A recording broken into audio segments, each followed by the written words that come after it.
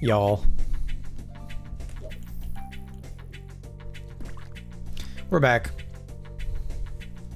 Thank you for waiting. Thank you for your patience.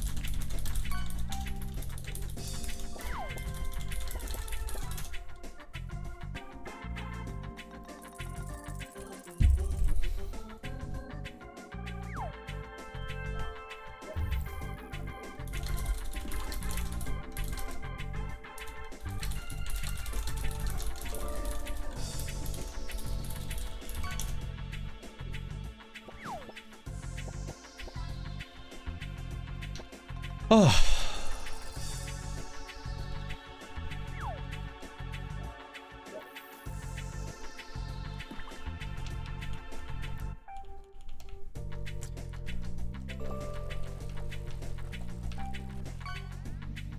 Auto counter. This is the moment of truth. Yeah, we're in business. Okay.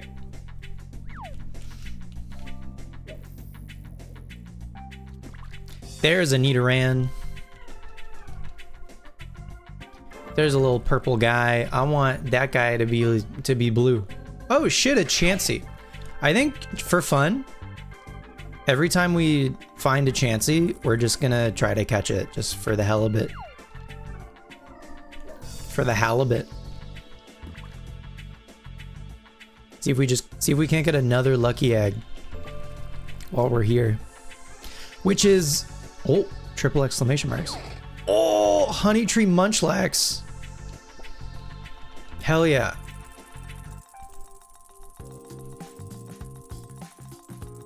In Fire Leaf Green? I mean, Fire Leaf Green is what I, that's the game that I made the video in, but it's just the same. It's illuminate Pokemon in the front of the party. Did I make that video as an excuse to show off Shiny Chinchou? Maybe. Who's to say? We've got illuminate Chinchou in the front of the party, and then I traded over a white flute from Emerald because you can't get the white flute in Fire Red Leaf Green normally. Hi Nidoran.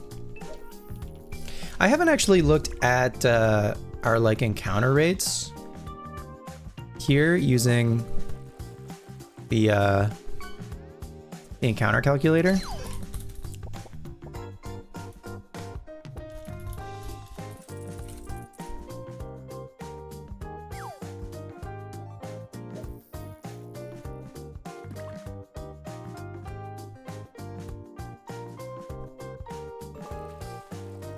No repels? Probably not. I think my odds of finding particularly Nidoran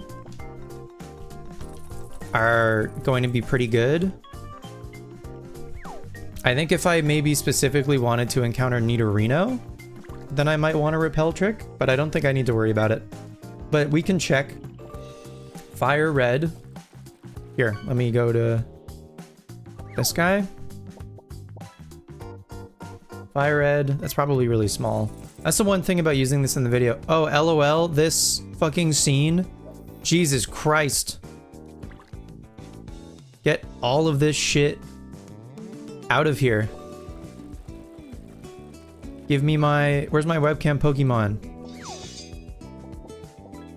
There he is. Where's my command? There it is. Gabby and Ty. Oh yeah, spoilers. That video's not even out yet. Oops. I did that last night. New video, not tomorrow, but the day after. Fire Red. Safari Zone. Safari Zone South. Walking. Go. We're at 30% for Nidoran / Nidorino. That's already pretty good. I don't think there's like a repel trick that I could do. If I specifically wanted Nidorino, then I could do a level 31 repel trick. And then it's mostly Nidorino and a third Nidorina. But I don't know. I think I'm interested in the opportunity for Chansey, Scyther, Venonat, Like, I wouldn't mind phasing on basically anything in here. Maybe Parasect, but that's unlikely. Maybe also Nidorina, but I wouldn't mind getting Eggs. I wouldn't mind getting Rhyhorn. I certainly wouldn't mind getting Scyther or fucking Chansey, but that's not gonna happen. I don't think I gotta worry about that. I think more likely if I phase on anything, it's gonna be like Eggs or maybe Venonat. Yeah, Eggs, Venonat, Rhyhorn even. Anyway, what is this calculator thing? It's called the Pokemon Encounter Calculator. It's great. Big fan, big fan.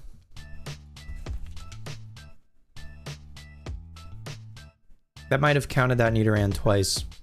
That's the one thing that I feel like I maybe haven't like figured out about the auto counter, is what to screenshot to like if I did like linger on a screen for an amount of time, then it wouldn't just like continually boost the counter. There's got to be something. Surely someone has cracked the code on what to screenshot. You've been using Shiny Dex?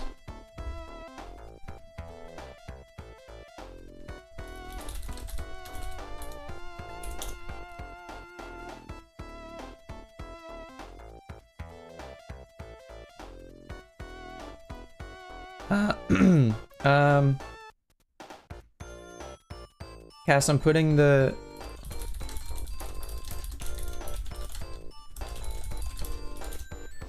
I put the link for the encounter calculator download in general Pokemon.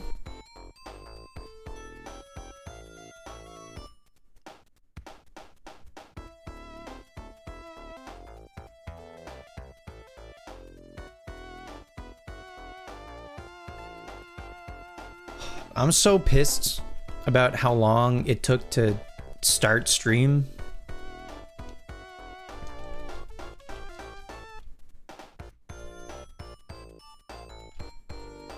Like, everything that could have gone wrong and been annoying went wrong and was annoying. Whatever, I'm gonna not be a Debbie Downer about it. We're here, we're shiny hunting. We're finding Nidoran 20% of the time and Nidorino 10% of the time. What's up, Matt Tim? Someone calls Zaboomafoo. It's the Caprio Twitch Pokemon Safari Week stream. Hell yeah, dog. Nice to see you. 29 months. That's a lot of months.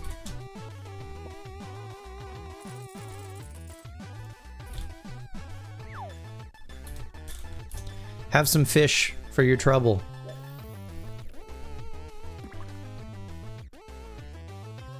$4 Scyther.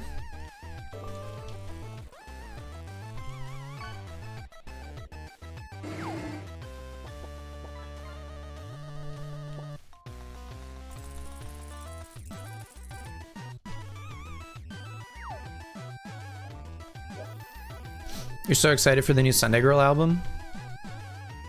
Friday.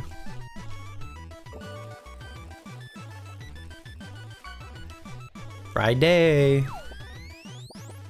Nice vape.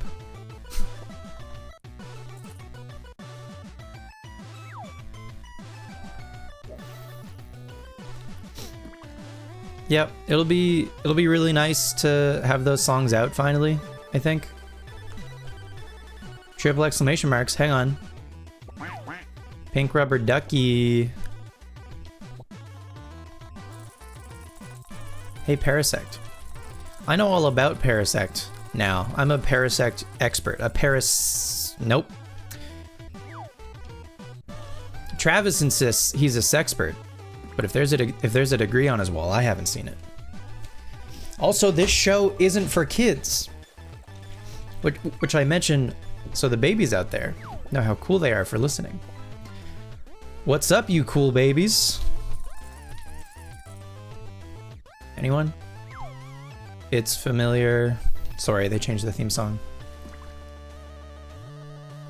It's a start. Something beautiful. All right.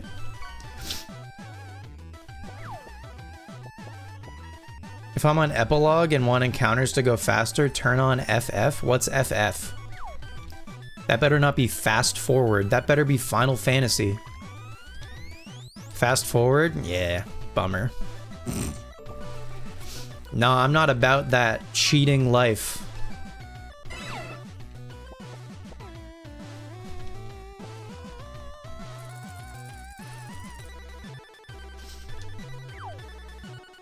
I'm here to enjoy the ride.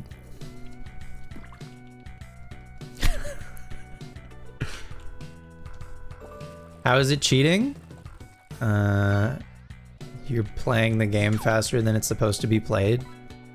Question mark. It doesn't matter. It truly doesn't matter. I don't give a shit. Do whatever you want.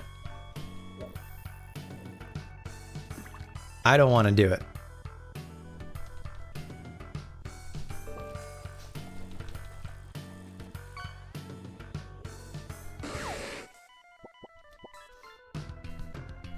Rip. Rip Chansey. It's been real.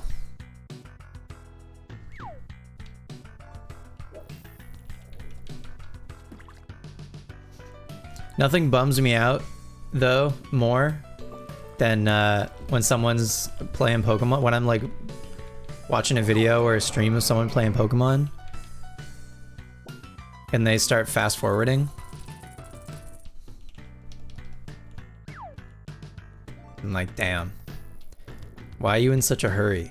And they're not even shiny hunting. They're just like playing the game normal. There's an entire generation of like emulation, like people who've only ever played Pokemon games on their phone, who like their default is playing these games at 2 times speed. Like, that sucks.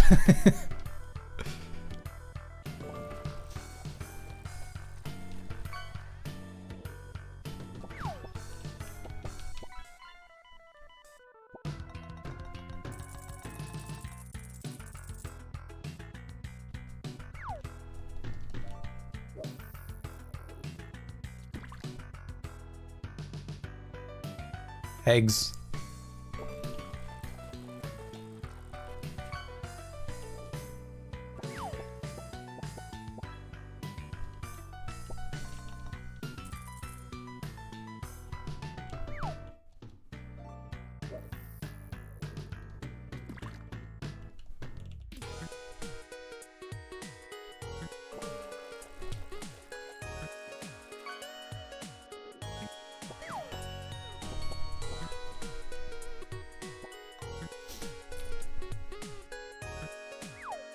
So either Nidoran or Nidorino would be fine if they end up shining.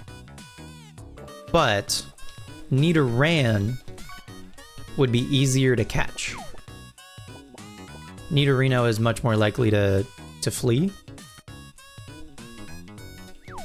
And luckily Nidoran is more common. So we are likelier, if we're going to find a shiny between the two of them, we're likelier for it to be Nidoran.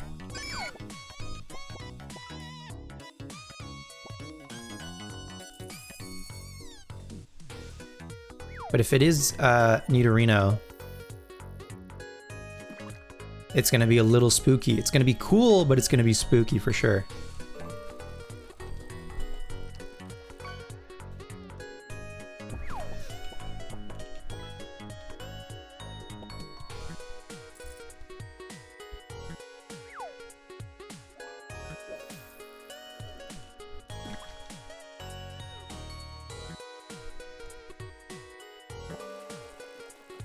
Scyther. 4% Scyther. Nice powder blue Tang.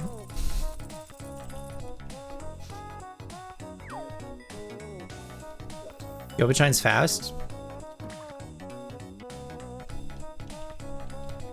I mean, we're pretty under odds. This counter is the counter that I had from Safari Week last year. So I just kept it. And then for the encounter video that I did, that also added another like 170, 180 something. That again, I just kept. There was a part of me that was hoping for that video that I would find a shiny for the video. That would have been cool.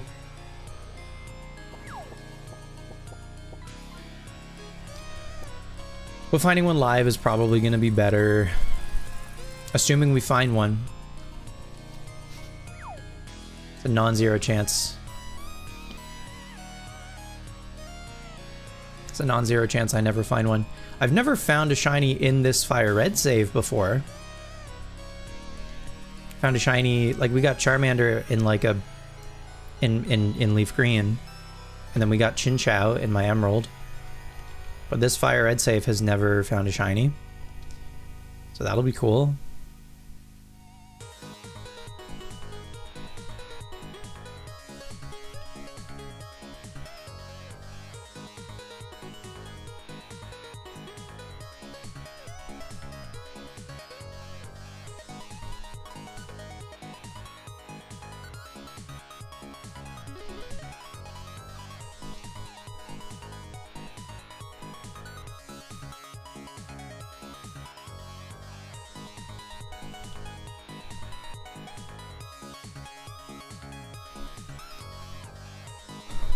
Everything is working.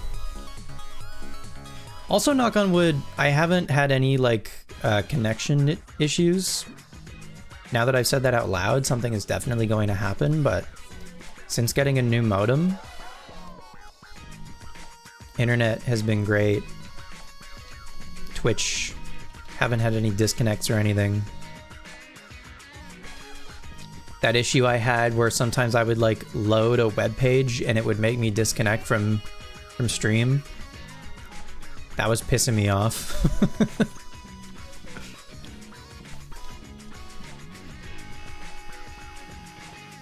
That's not supposed to happen.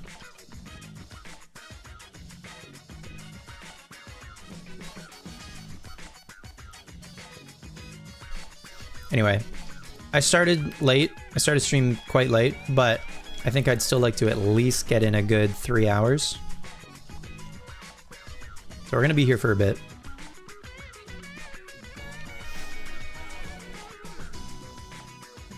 And then I was debating if I wanted to do two consoles at once.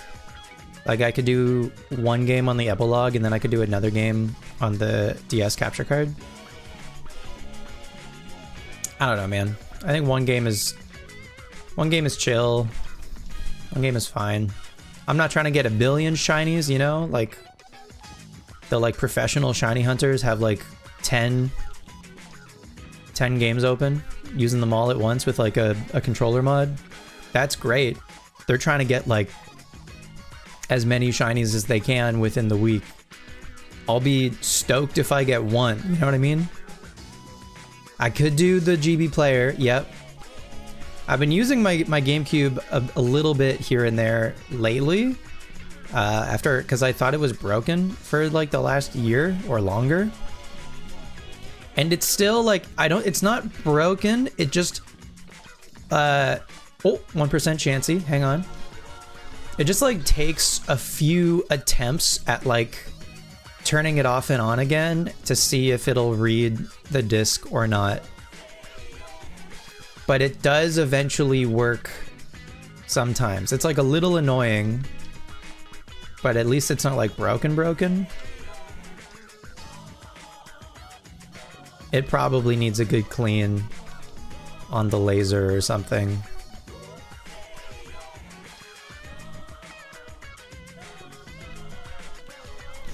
It feels a little bit like using a slot machine, just like keep pulling the lever or pushing the button until eventually the jackpot is you finally get to play Animal Crossing.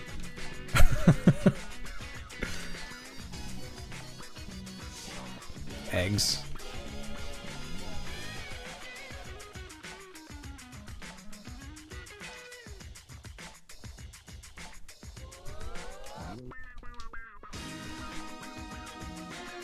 I guess I could, oh, I turned the Wii on and then I didn't do anything else.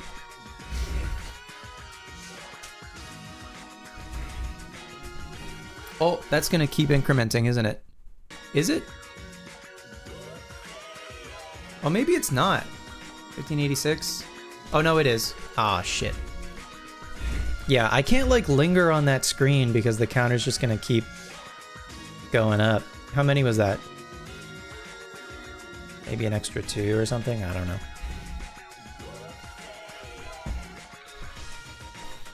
Okay.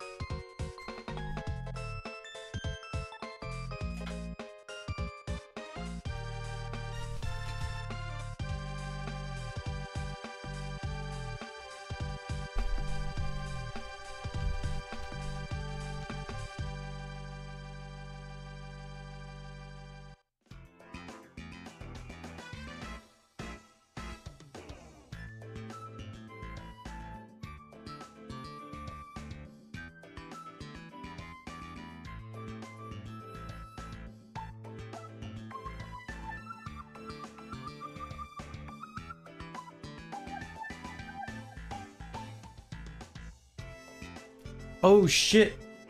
Due to the large number of Pokemon added, the level of the ranch has jumped from 15 to 18.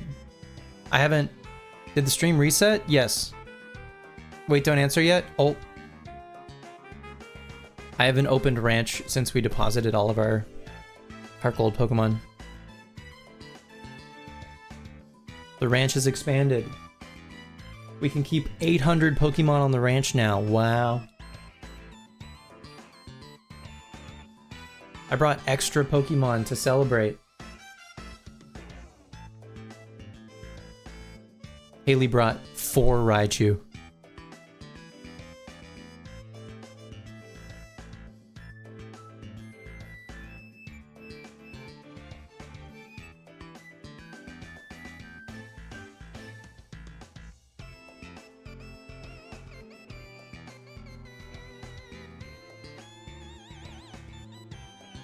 Sweet. God, it's so...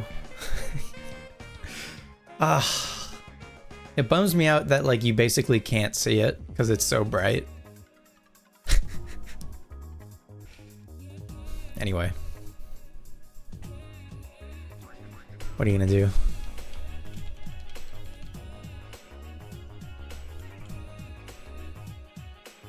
Would they help, though? Would the lights help?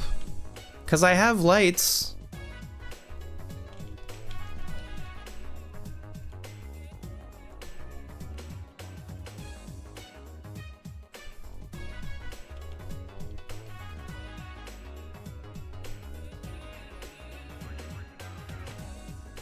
I think I just need to try to turn the brightness of the TV itself down.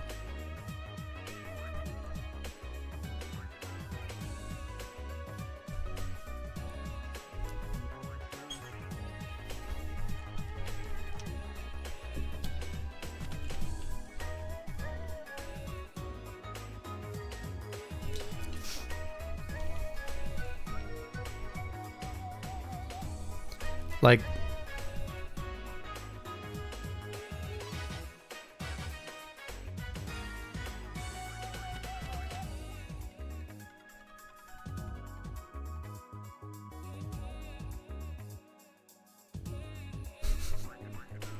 does that look good?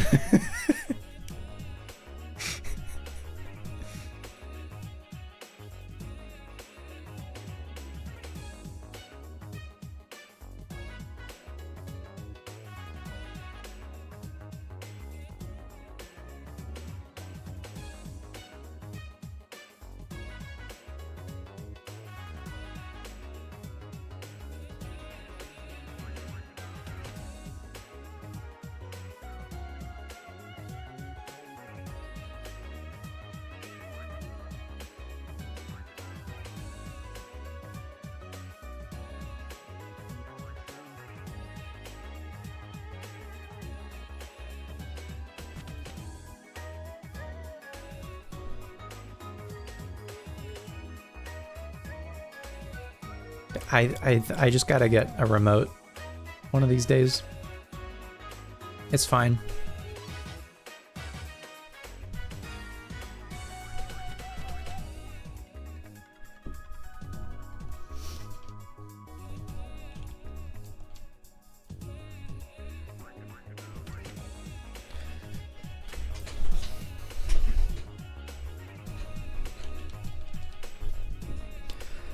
Oh, good old shiny hunting, good old safari week.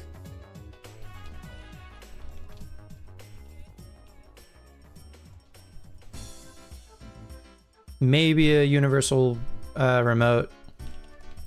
It is a Sylvania TV.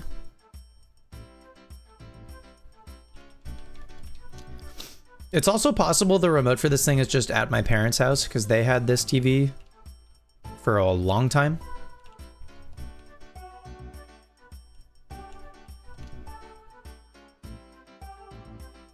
It's also probably more likely that that remote got tossed years ago. If I had to guess. But maybe a universal remote could do the trick.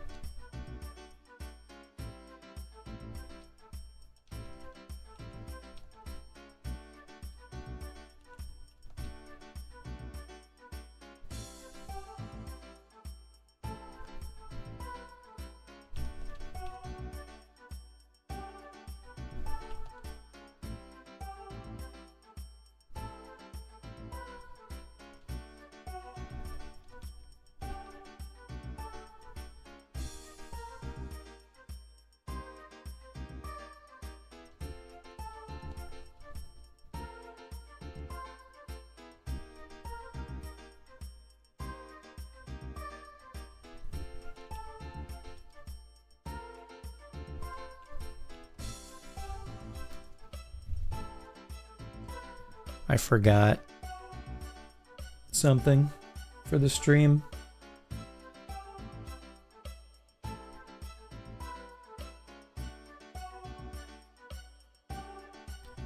I have it already?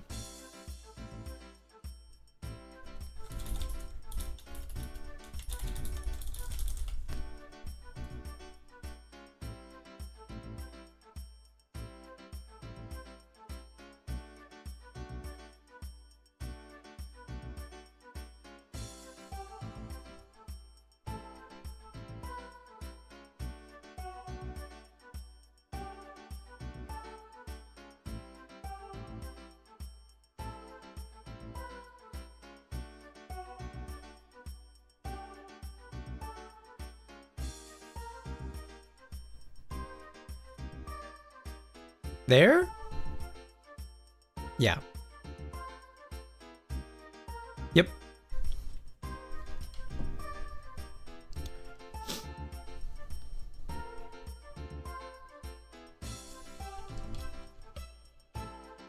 Did it just increment like a lot? Fuck, that's annoying. Did I make that? No, this was from Kaz Draws on Blue Sky. Hang on.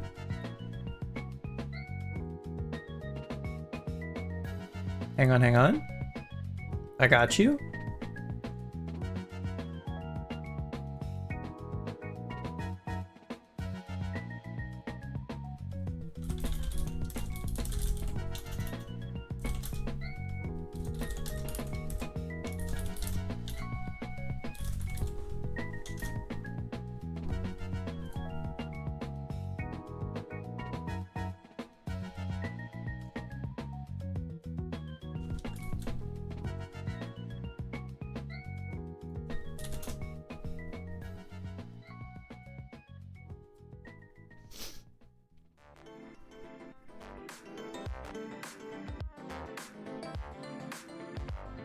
Was it 1607? Thank you for checking.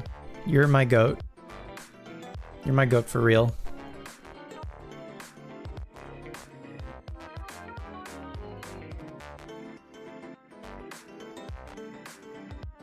Doing your mod duties?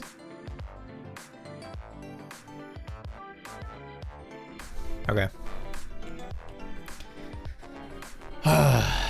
Yeah, I would love to figure out a different thing to screenshot or whatever to make so the counter won't increment. Right now I have it on the word wild.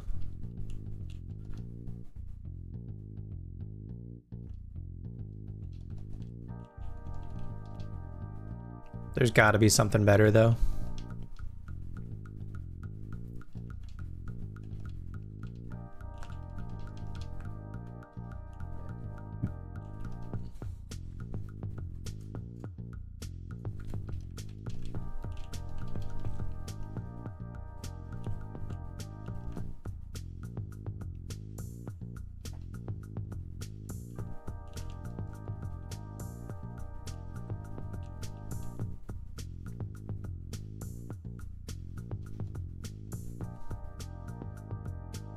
I just thought of it.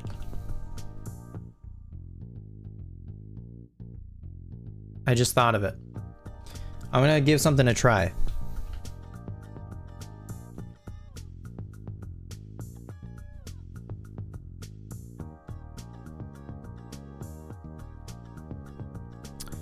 Hang on. End hunt.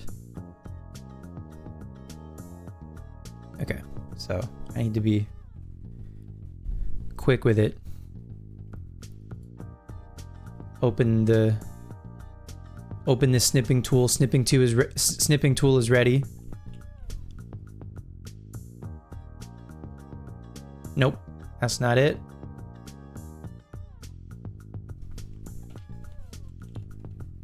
I gotta be quicker.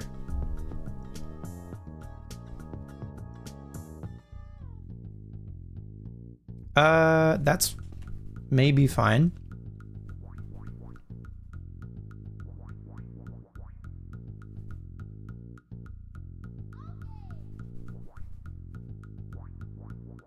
Okay. I screenshotted it as the black bars are opening, but they're like this far apart. I don't know if that's going to be like too specific for the thing. We'll give it a try.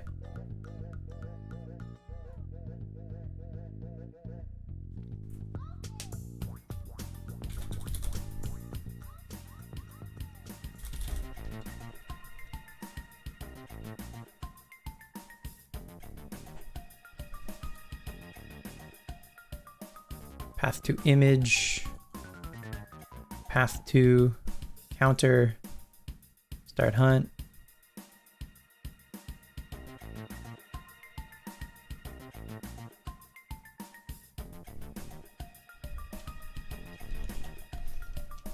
Okay, let's see if it increments.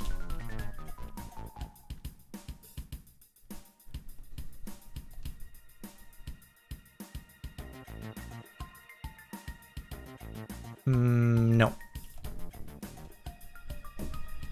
Try again. It might be too quick. Oh, it went there. Interesting. Hang on.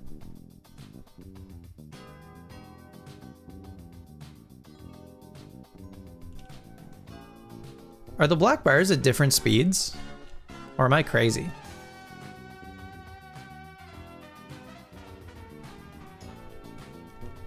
Oh yeah, it just like it seldom works, I think. Okay. That's not gonna work.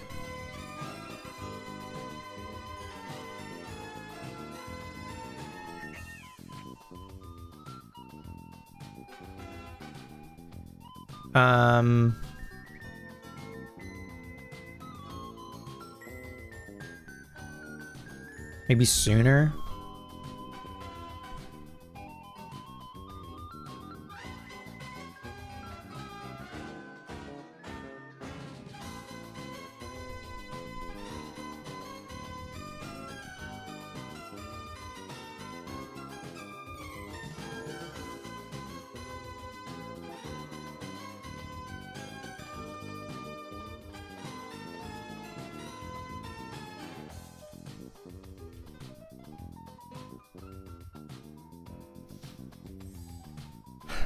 I don't want the image to be on any like static screen that I like could potentially linger on, which is maybe insane.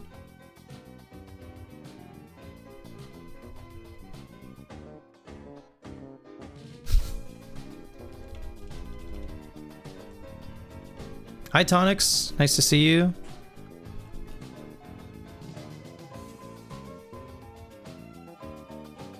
Is that any better?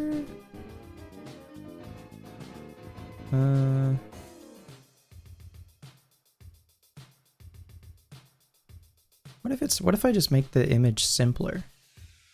What if it's just this?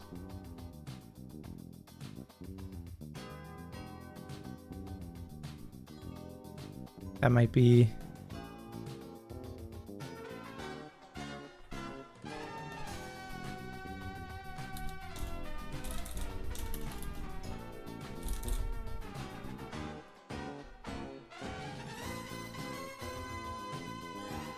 Any phases? No, haven't found anything.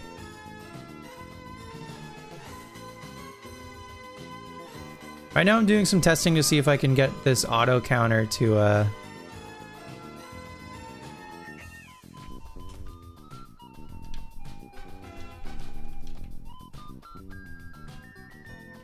work in a way that I want.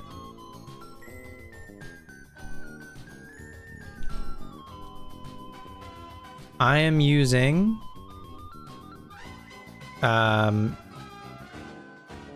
it's just called Shiny Counter?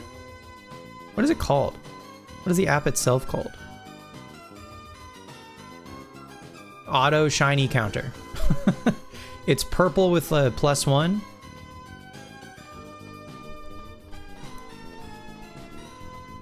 Hang on. Ooh, I might be in business. Do you want to see what I screenshotted to make this happen? This is so silly.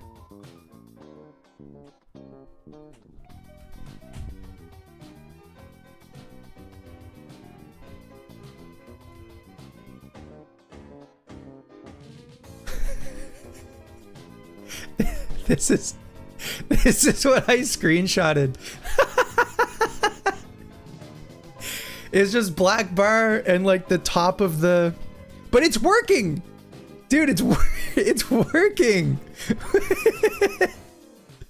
Isn't that crazy? And it won't. I can't possibly linger on that, and it happens like that. But it's recognizing it. I think the first one that I tried here, I'll show you the first one that I tried. The first one that I tried was too complicated. It was like, oh god, this is too large. This was the first one that I tried. Definitely like too much. Too much.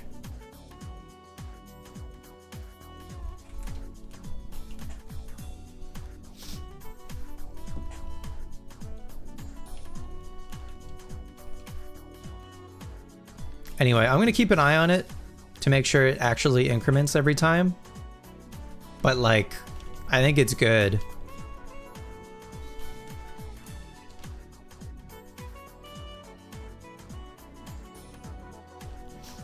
Okay, so I had screenshotted the word wild and appeared would also work. The issue I was having is you can unfortunately, you have to hit an input to get out of this screen. And sometimes if I'm like on my second monitor or whatever, I would linger on this screen and it would keep noticing wild and keep incrementing the counter.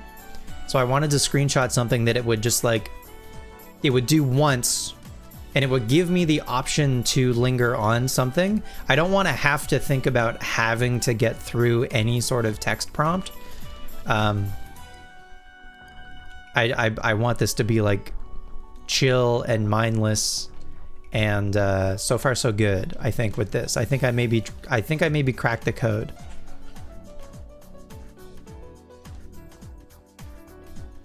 Because you're right. Every screen has a word that you could screenshot.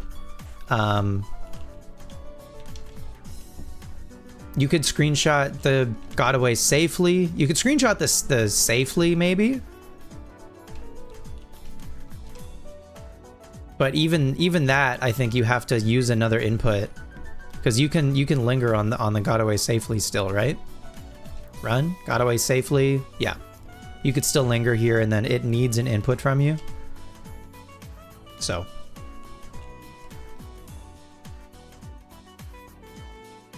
anything that you could linger on, I wanted to avoid. Anyway, this seems to be working.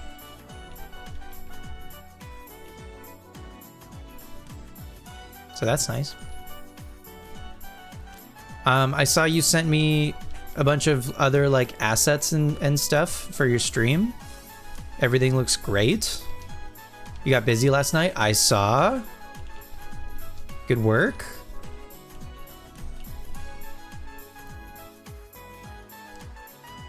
I mean, now that you ideally have all of like the basics set up, now you can get into the nitty-gritty of like making it look the way you want.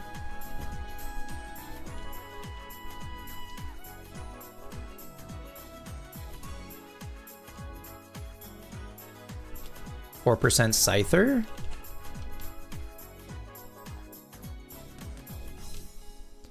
You made a non-Nuzlocke one without the team? Right.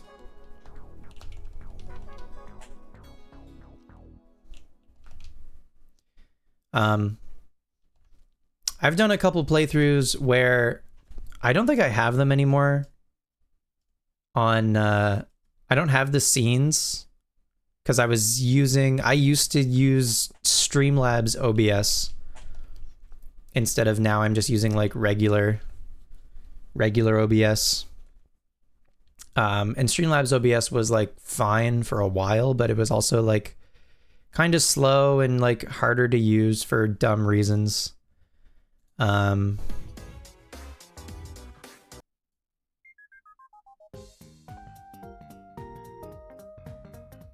I have a bunch of scenes still saved on that version of OBS.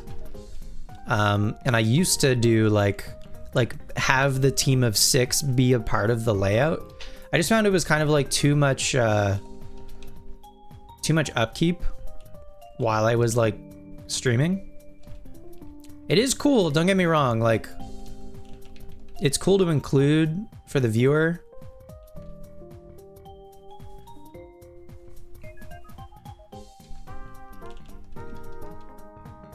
But I opted just to keep things a bit simpler for the new look. And I would like theme my layout like to the game I was playing. And some of those looked better than others. Honestly, I think the XD Gale of Darkness one kind of went crazy.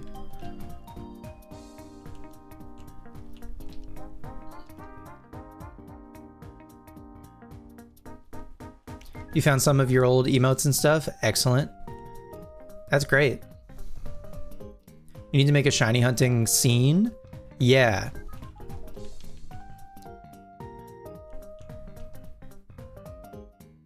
But it's nice to have the team one, honestly. I mean, if you set the scene up already, and just make sure, I think the biggest thing about if you're gonna have like your team be on your, and you have all of like the like 3D models and stuff downloaded already. So just like have that stuff on standby, and even have like to make them faster to find. If you're doing a playthrough and you know you're using like you're playing Emerald and you know you're using Torchic, have Combusken and Blaziken in the folder ready to go. You know what I mean? Like have everything that you think you're gonna use in the folder already. If you're nuzlocking, you're gonna need like a lot of shit on standby. That could be anything. You're gonna need the entire regional dex on standby.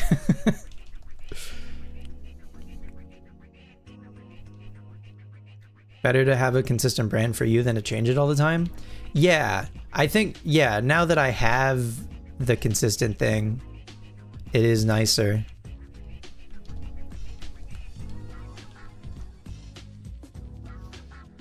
It was kind of fun to theme things, but it was also like more work. It was annoying to change your members out. Yeah. Yeah, especially if you're doing a Nuzlocke, that's something, especially like very beginning of the game, like first stream, you're gonna, your party members are gonna change so frequently.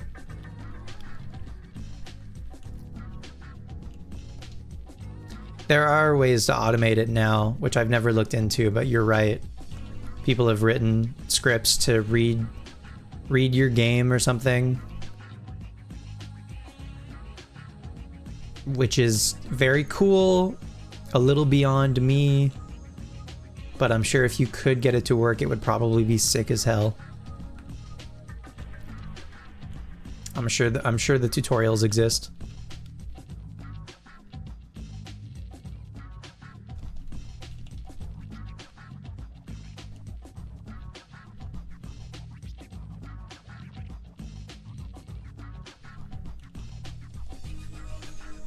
Actually, there's a guy who streams Battle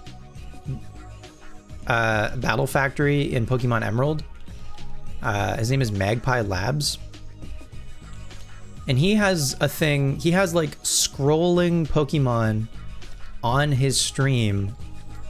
And it is like live, like, I don't know if it's like the Pokemon that he has, that he's using, or if it's like the Pokemon that he's like playing against, or the Pokemon that are available in the draft that he has, or what. But like it is reading and then showing the Pokemon on stream from whatever is in his game in real time, which is crazy. Do you keep your epilogue up and resume hunting tomorrow, or shut it down and bring her to bed?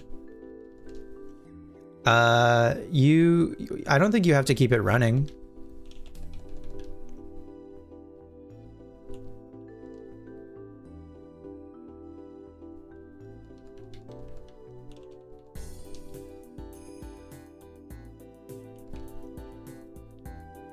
Why do you need to keep it running?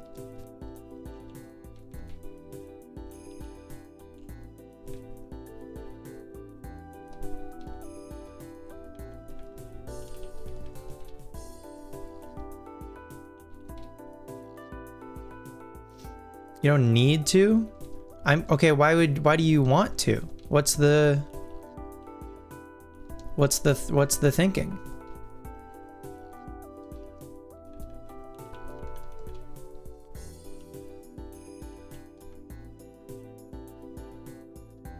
Save you from restarting the game, getting into Safari Zone, getting set up? Does that take that long?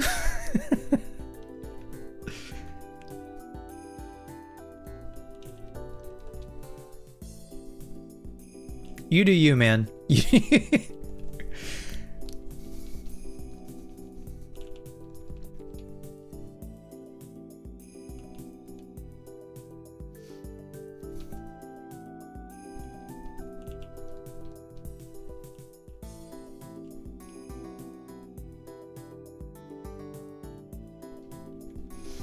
What's your number for hound hours so far? Or I guess not specifically, just like what are you at for encounters? Maybe play Diamond for a bit? Yeah. Well, by all means, if you want to do more encounters like on your Game Boy, fill your boots. I feel like you might feel a little sad if you find it not on stream, maybe? You might be like, damn, I wish I had that clip.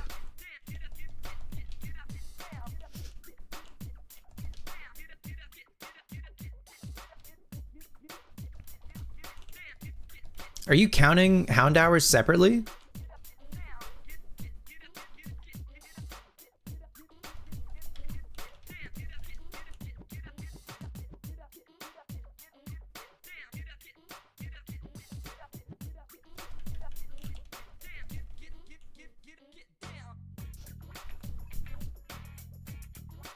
Are you doing that manually?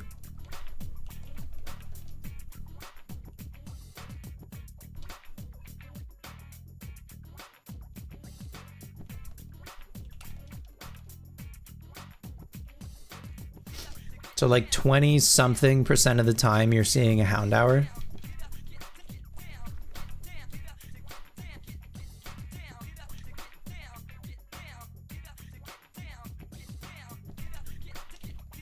That seems better though. Didn't you say it's like a 5%? So you're doing, you have 2 hunts active in Shiny Dex and you have 1 just counting hound hour. That makes sense. That makes sense. It's a 5%, but you've made it like a 20% with a repel trick, I assume.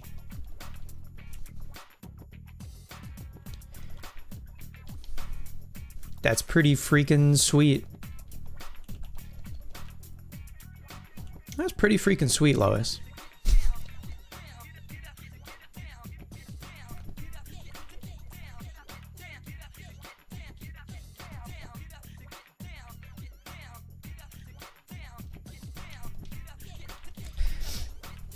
I feel like it's worth pointing out this whole time, I've got 88 steps left. This whole time has been a single, like, session in the Safari Zone. Is very, very, very few steps between encounters. That should have been the thing that I like really tried to drive home in the encounters video. Is that you're just gonna you're gonna ding dong way less. That's the official term, by the way. You know, people in the biz, they call it ding dong, ding donging.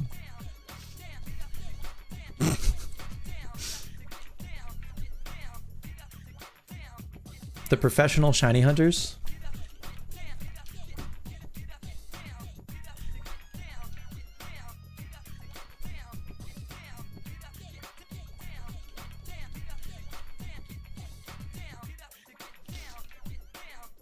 Acrobike hops forever, true. You just gotta hold the B button. That's crazy. You don't even gotta move left and right. Damn, Daniel. Meanwhile, people in Heart Gold and Soul Silver are like, we don't know the meaning of a ding dong. What could you possibly mean by limited steps? Could not be us over here in the Heart Gold Soul Silver Safari Zone.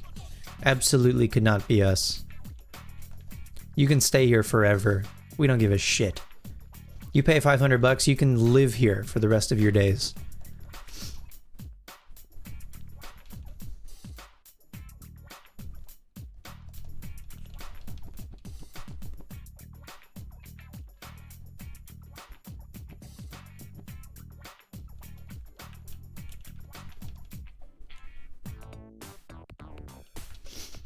You've got a Pokeblock and a feeder, and then you hop, and then hopefully when dog shines, you will keep it. Does the Pokeblock make it more likely to catch? Or something?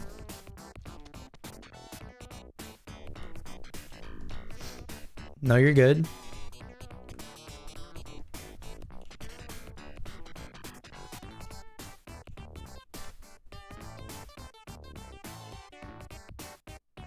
You can make it not escape at all. Okay.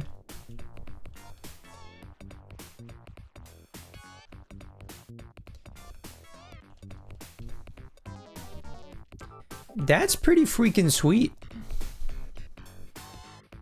On 46X by 87Y?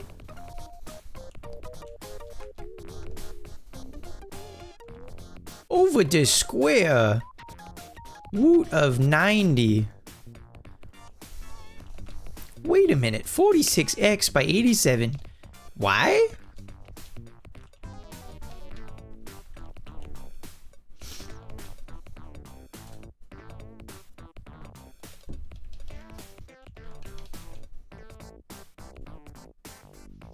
Welcome back.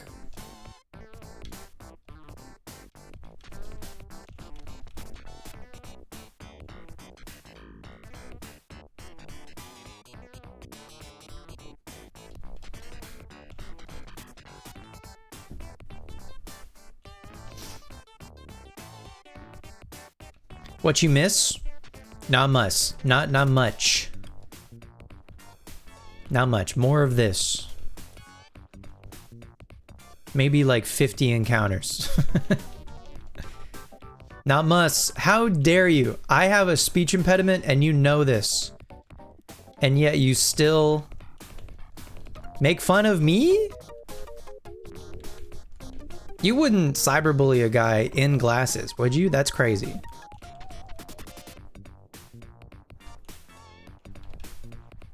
You done it before, you'll do it again? That's crazier. Repeat offender. Glasses are for cool kids? That's what I'm saying.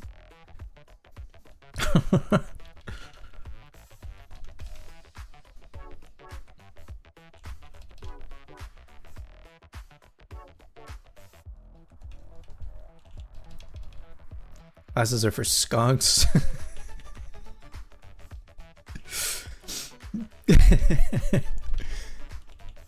What was it? It was, what fucking animals were it? It was like capybara and like wombat or some shit, and you were like, actually secret third option, skunks. And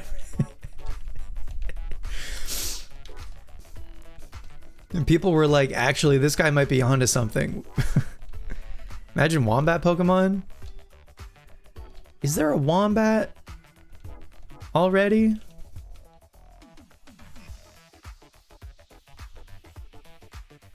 Is there not a wombat? I'm trying to think. My Safari game is over. Rats. We go again.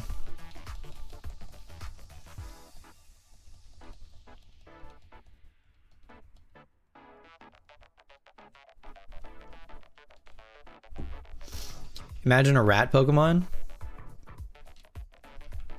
They would never do that. People from New York would be like, this is fucked up. How dare you put a rat Pokemon in my comfort game?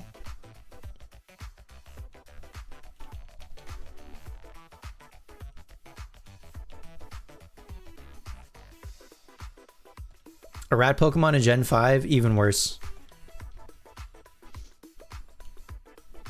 There we go. How dare you put a rat Pokemon in the region that is based on my home?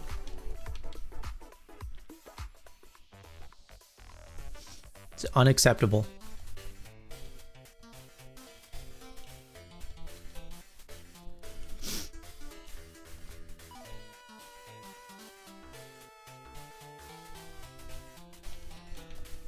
Man, if they ever do a Unova remake, they better fucking put a trainer in that game named Zoran. Or, Zoran. That would go crazy.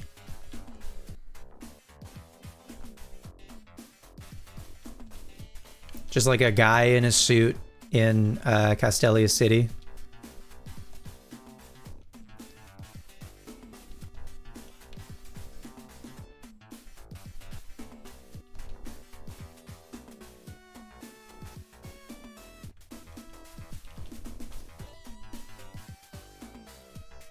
Honestly, Gen 5 was very... I'm on the edge of my seat. Very what? This is a safe space. It's okay. You can speak your mind.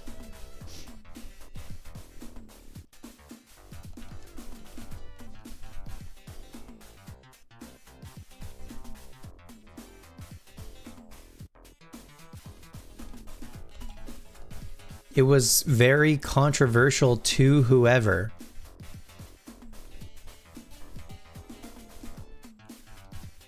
Who is it controversial to?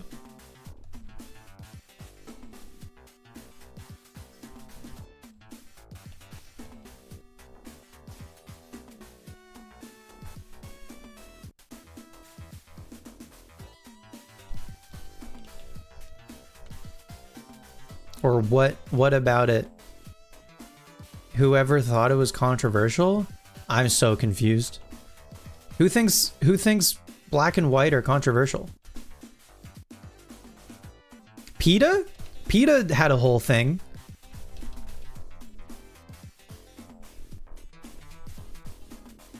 There was like a Pokemon Black and Blue ROM hack or something that like might have been affiliated with PETA.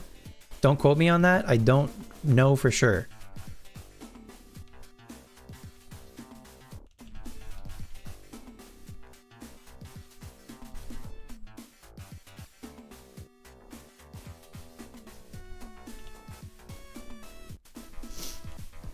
But I remember that.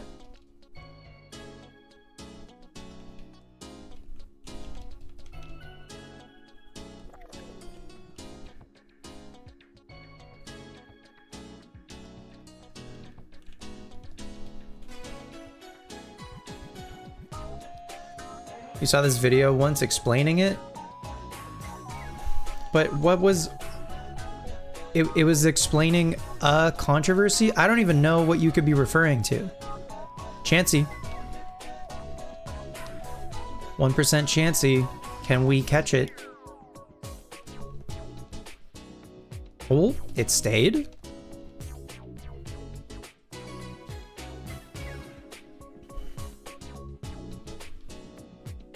It stayed? Hi, Liv. You been doing stuff? No, you're good. You chill.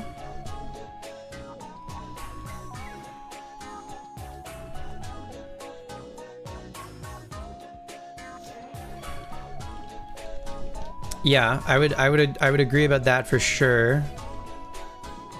When they came out, people hated black and white because they hated most of the Unova decks, and also that they couldn't use Pikachu again. And then they were like, okay, fine, here's Black and White 2. You can catch Riolu and Eevee, okay? Are you happy? Okay, you can catch, basically from the beginning of the game, you can catch a Riolu, all right? Are we chill? Everybody chill now? Everybody relax? Hey, another 1% Chansey.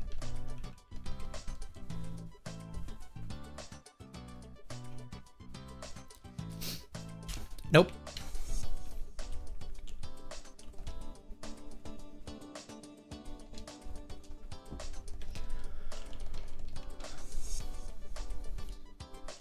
I'm so pleased that the auto counter works the way that I want it to work, and I don't have to stress about it. It's just like, it's truly truly automatic at this point. I don't have to think about it. I don't have to check on it. It's so nice. You personally love those two things about black and white?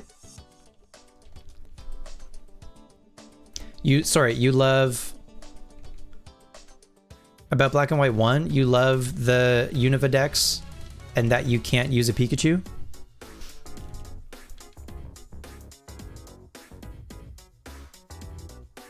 Yeah?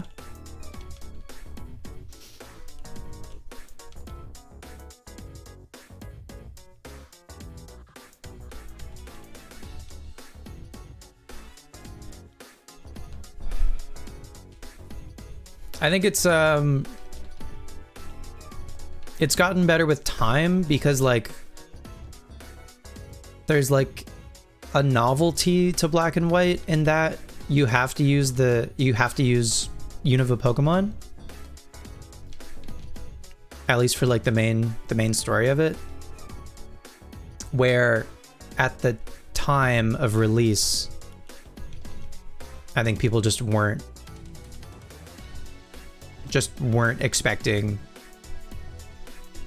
to not be able to use Alakazam for the 5th time.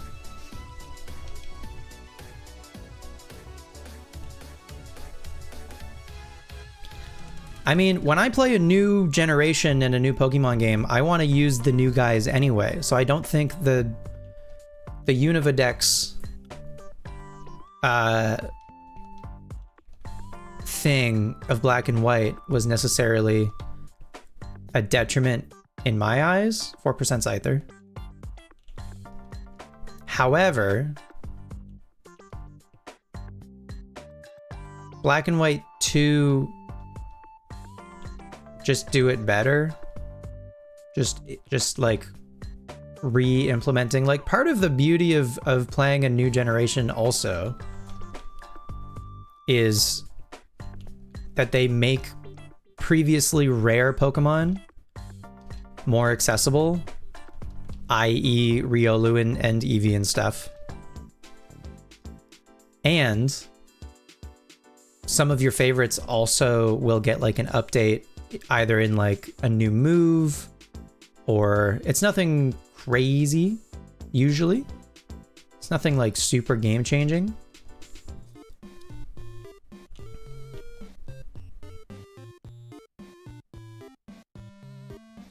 I think Wind and Waves having 300 new Pokemon is a bit too much. Is that just a rumor? Because I think until that gets confirmed, I'm not going to put a ton of stake in that.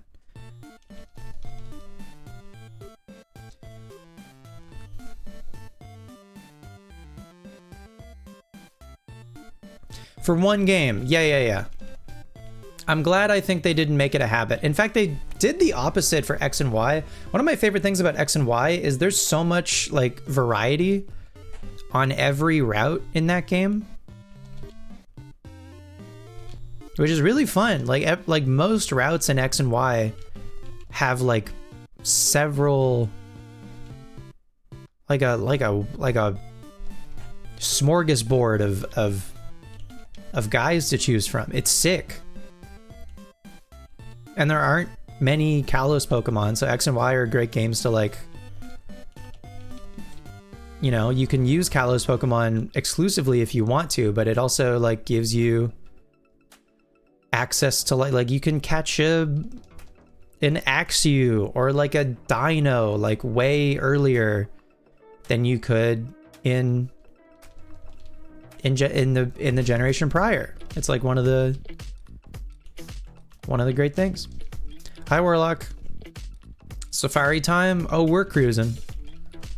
No shinies yet, but that's fine. We're not even a quarter of the way to odds, so I don't expect to actually see a shiny tonight.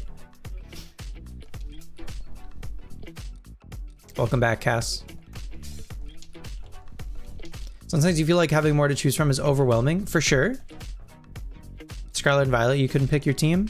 Yeah, I get that. Yeah, my first time playing through Scarlet, I was like, wow, there's so many cool new guys that I want to use.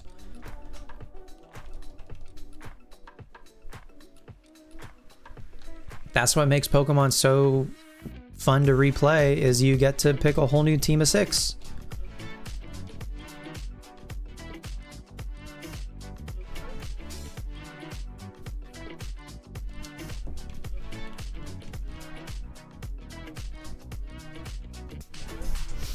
That said, even if I play through, like eventually when we start to play Gen 5, like, I don't know, 3-4 years from now, when we play Black and White 2, I'm absolutely only going to use Unova Pokemon. Because, like, we're going to get 4 playthroughs minimum. That's 4 teams of 6. That's still only 24 Pokemon.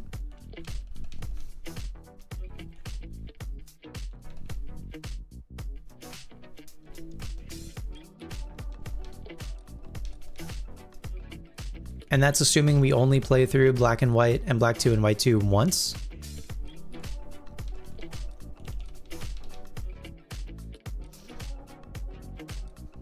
You have a confession to make, and you have been really enjoying Palworld for different reasons to Pokemon. It actually has a lot of good mechanics that other monster tamers could benefit from. That's fine. That's fine. You're allowed to enjoy things.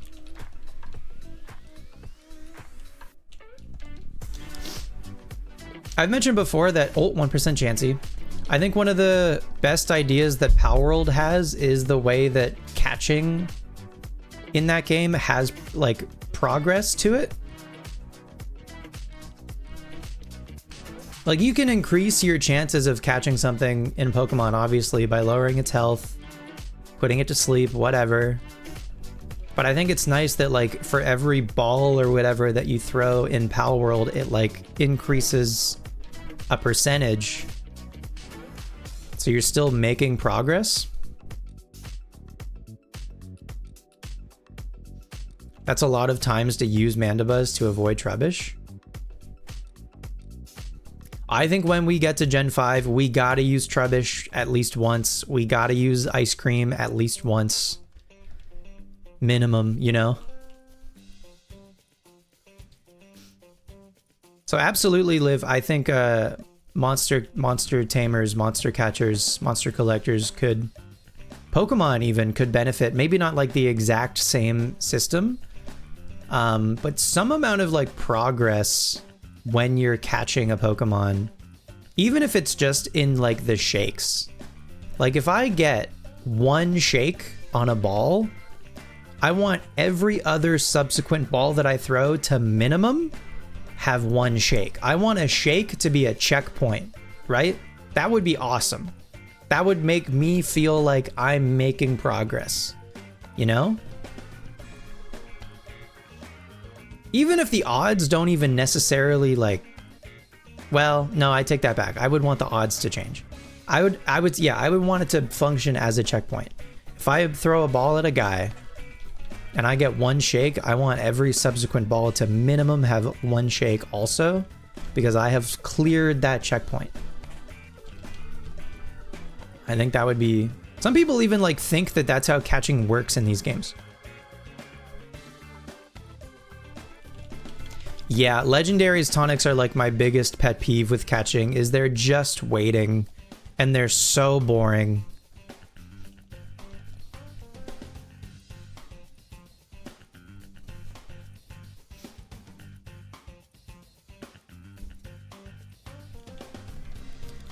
They could even like keep the catch rate or whatever identical to what it is currently. But I think they should increase how effective getting a Pokemon to 1 HP and putting them to sleep, like how effective those things are. Like if you're going through the trouble of using False Swipe, putting them to sleep, whatever, the bonus that you get should be higher maybe than normal, because that's you affecting the odds, and they should reward you more for doing it like well and properly.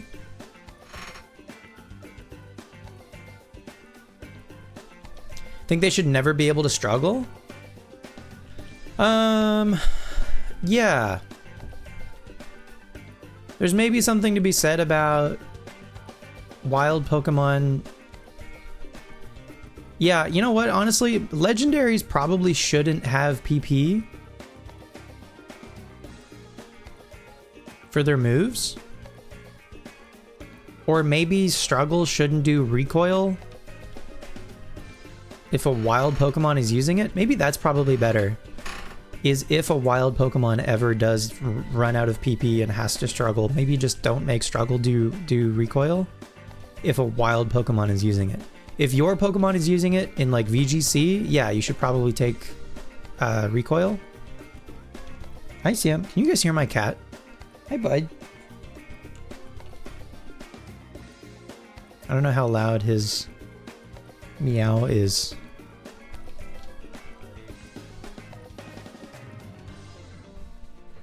Hi, bud. What is it? I brought a chair in here for you, but I don't know if you trust this chair or something. You want to come up here? Come on. No? Okay. Alright, he's just gonna hang out until he inevitably starts to bite some cables. Hey, bud.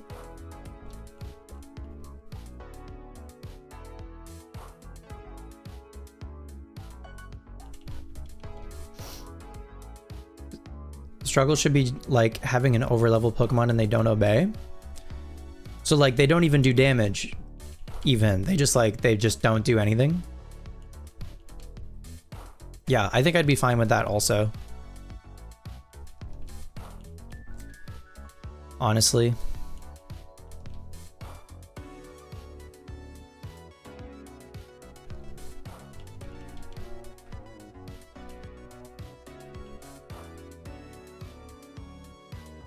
Oh.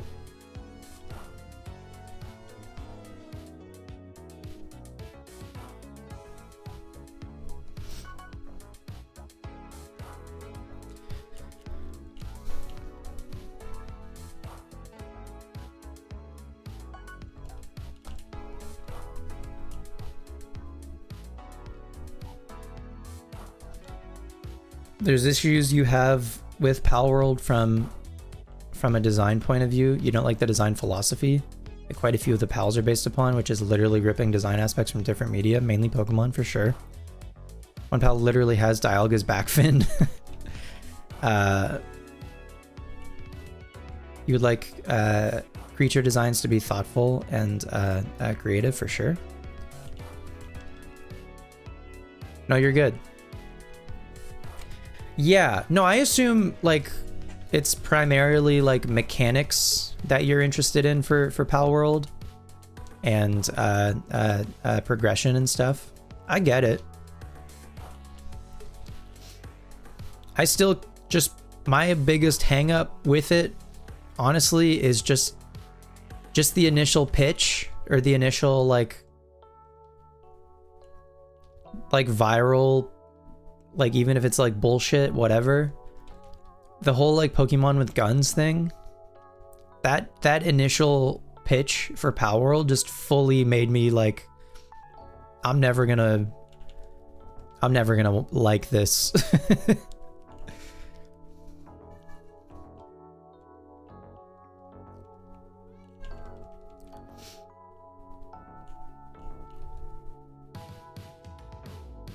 Not just exist to solely look like another, like to look like an existing thing,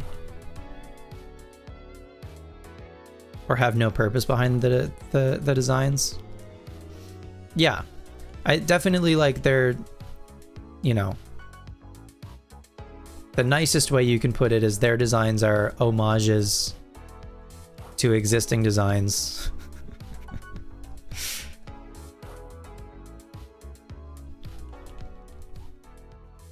So I think like enough of the game is based in bad faith that I just could never get behind it. But I recognize it at least has some interesting ideas about ways that the genre itself could improve. So it is not valueless.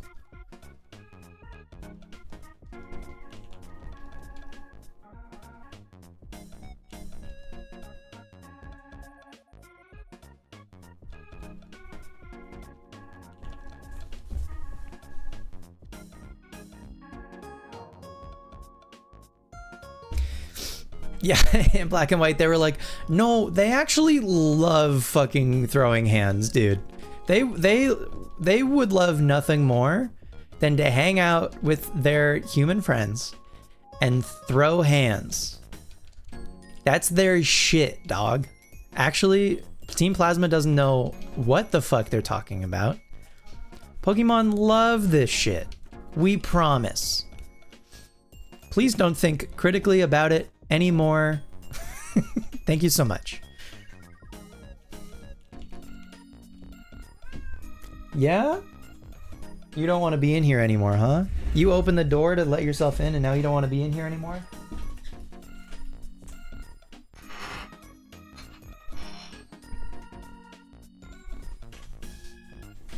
Classic cat behavior. Wants more than anything to be in the room. Sammer the scammer. I'm using that. Dibs claimed. Patent pending. You owe me royalties now. You better lawyer up.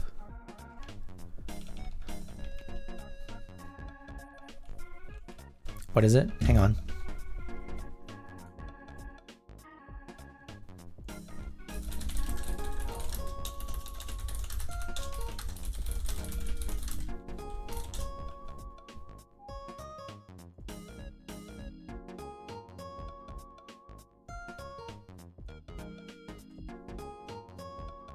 You better lawyer up, asshole, because I'm not coming back for 30%.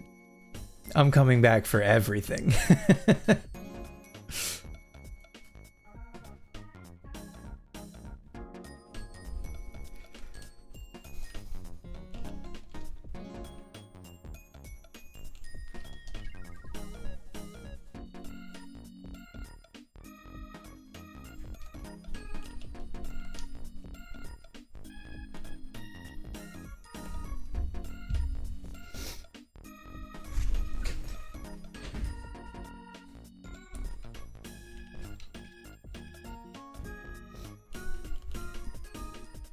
Ooh.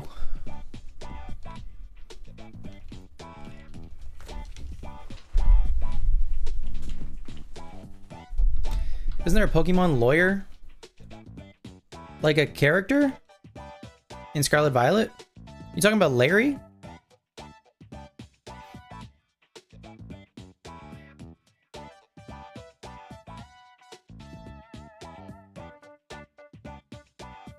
I don't know that Larry... Yeah, he's just a sad businessman. I don't know that he has, like, a profession outside of being a gym leader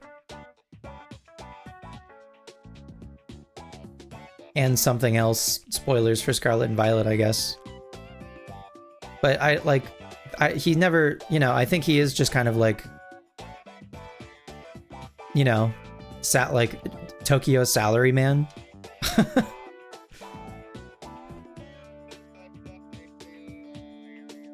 Larry's awesome.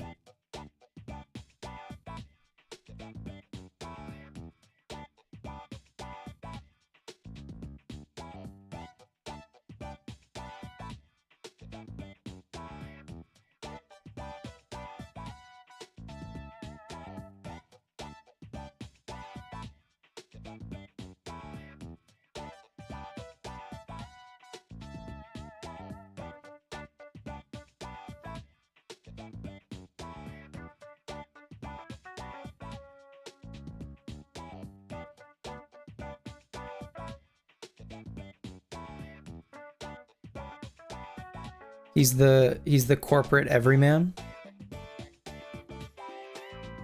Yeah.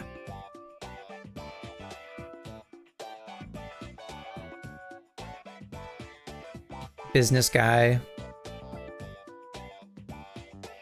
Mr. Business.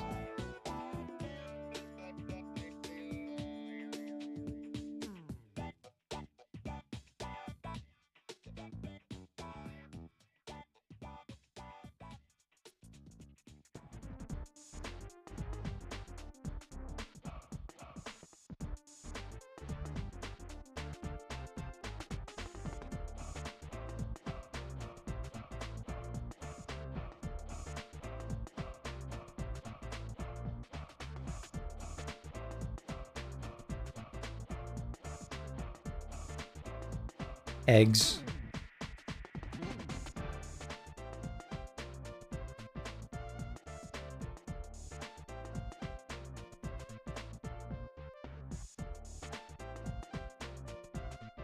If he's everyman, then he is a lawyer? Oh shit, because he's every man. He's a lawyer and a plumber and a doctor.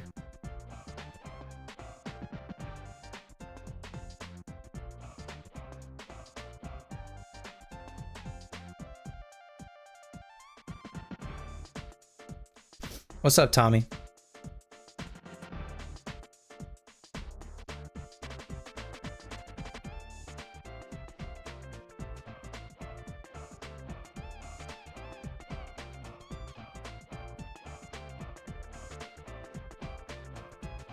Eggs.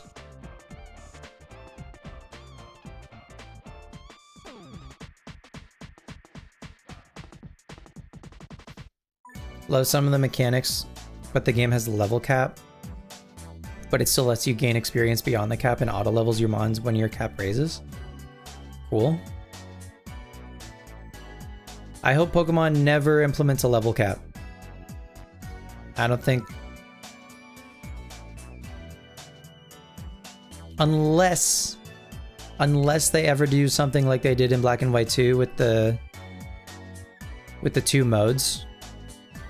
And then the hard mode or whatever, that could include a level cap. But for just like regular Pokemon, it doesn't need it.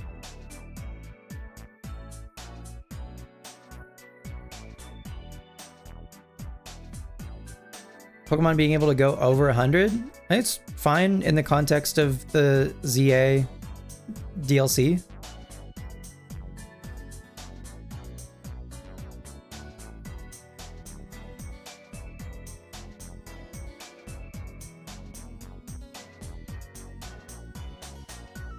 What do you mean Pokemon shouldn't have a level cap? I think the choice is, if you implement a level cap, you take away the choice for someone who is perhaps struggling to take the time to grind above the level of the boss that they're having a hard time with. That's like... Yeah, per gym, not like level 100. Yeah. Yeah, so I'm like some ROM hacks, and then also apparently Pal World, just like for whatever boss is next, it doesn't let you level beyond like the highest level of the gym leader's ace or whatever. That's fine if you're doing like a challenge run or whatever, because that's the point. That's the whole, like, you can self-impose that yourself just playing the game normally.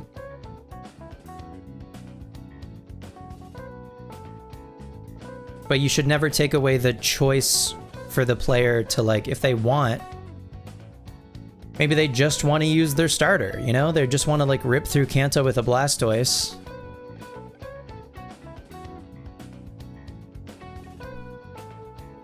Or like speedruns or whatever, you know what I mean?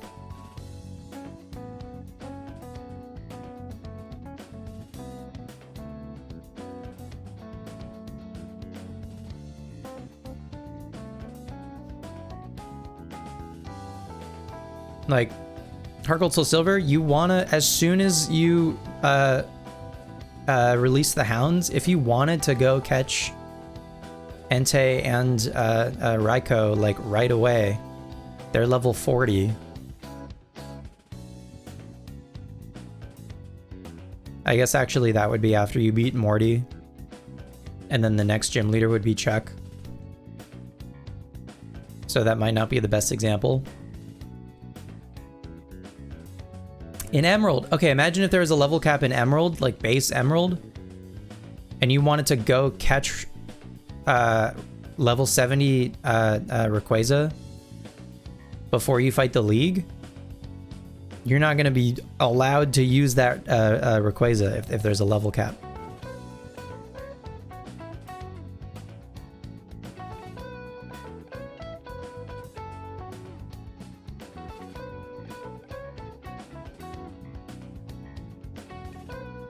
Level 46 Cleffa, and the rest of the team is in the 20s.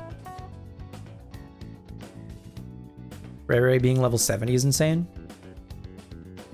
I mean, if you don't use your Master Ball, trying to catch Rayquaza before beating the League is a task. It's no joke. But if you choose to use your Master Ball on it, then it's free, obviously. But that's up to you, you know? Personally, I'm saving my Master Ball in that game for whichever roaming Lati I want to catch.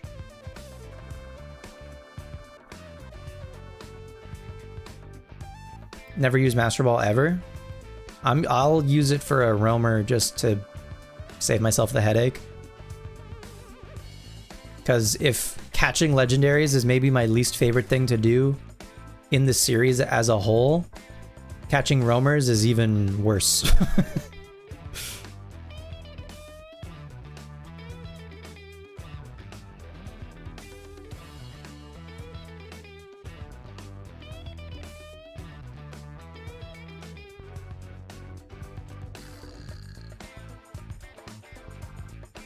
Ah, but save stating? I mean, you're effectively doing the same thing.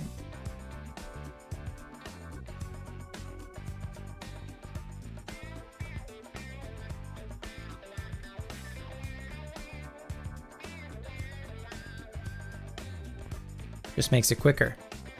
Exactly.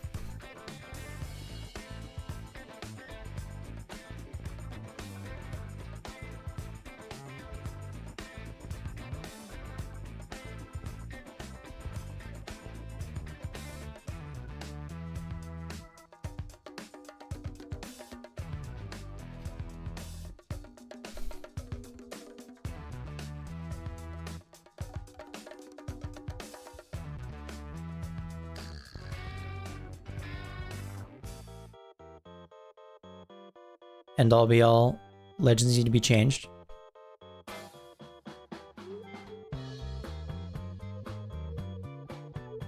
I feel like a way that they kind of attempted to make, I mean, both just like catching Pokemon in general, but also I think catching legendaries. A way that they like attempted to make it a bit easier is just by introducing, particularly like the Dusk Ball comes to mind.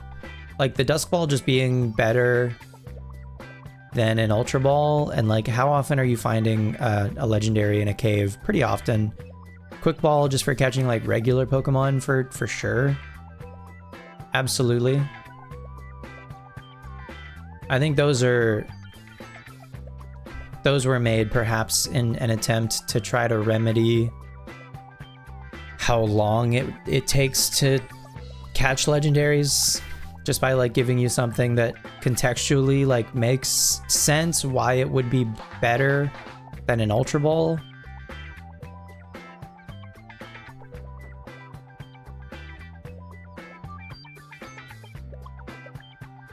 But still trying to maintain some amount of like challenge to it, I guess. But I don't think it's challenging. I think it's purely just like a test of patience. That's most of Pokemon. Most of Pokemon is just like how much time you got. How much time you willing to dedicate to this shit.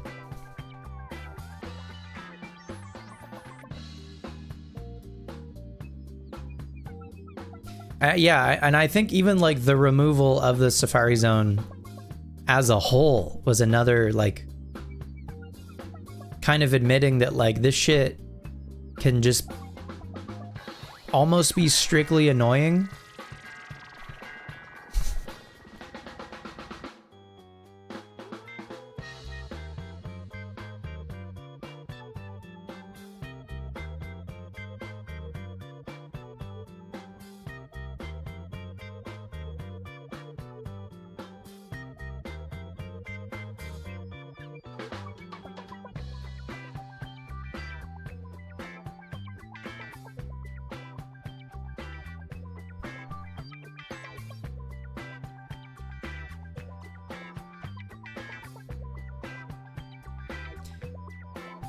How long is Safari Week? It goes until July 26th. So it goes until this Sunday.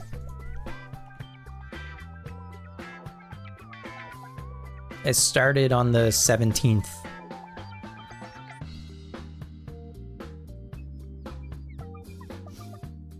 I would have liked to have started it sooner than I did. Like even last Friday, but I had some other stuff on the go. If you don't find the shiny, do you just move on? Yeah, pretty much. Like I'm only gonna shiny hunt here during Safari Week itself because it's like fun to be a part of and participate as like a community thing. But that doesn't mean that like, you know, people are shiny hunting in every Safari Zone year round. I think the original reason that Safari Week was maybe like created was because like it felt pretty daunting to try to shiny hunt in the Safari Zone because you would put in so much time in trying to find the shiny. But there's a like, even if you find it, there's no guarantee that you're able to catch it. So people were, I think, like avoiding the Safari Zone. And then now with Safari Week, it's like, okay, as a community, we will suffer through it together. But it's going to be really exciting and fun, and people can hang out and support each other and share their shinies if they get them, or share their fails if they find one and it runs away, and everyone can kind of commiserate in that together. And it's Pokemon fans love to suffer, yeah, big time, but they love to suffer together, so that's nice. And it's also just it's a fun thing, I think, particularly for like folks who primarily shiny hunt. It's like a big event that they can like really look forward to every year. You know, they've got their own hunts that they're doing through the year, but then they can all kind of like come together. A lot of them like hang out in person and do safari hunts together. And it's just fun. It's you know, there's some like exceptionally rare shit to find in the Safari Zones. Like Chansey is like the holy grail for Fire Red Leaf Green, shiny Chansey, because it's like such a low percentage to find, and then it's such a low percentage to actually catch. Like the amount of folks who've found shiny Chansey but not caught it, but simply finding it is like a, you know, a noteworthy thing in and of itself. And every year Safari Week gets bigger and bigger and bigger, and it reaches more people who just like want to get involved. It's just fun. And it's a good excuse for those of us like myself who don't shiny hunt all the time. It's kind of a good excuse to just like do it for like a week, and then once the week is over, go back to my regularly scheduled, like once we're done with Safari Week, I'm going to play Ranger. You know? It's kind of a nice like off ramp instead of just kind of shiny hunting forever. I don't know, until you find the thing that you're looking for, or you don't. Did I like Conquest? I did like Conquest. I haven't played Conquest since it came out. So I think I'm next time I play Conquest, I'll probably stream it. But I think that'll be a fun one to play again for the first time in like 15 years, longer.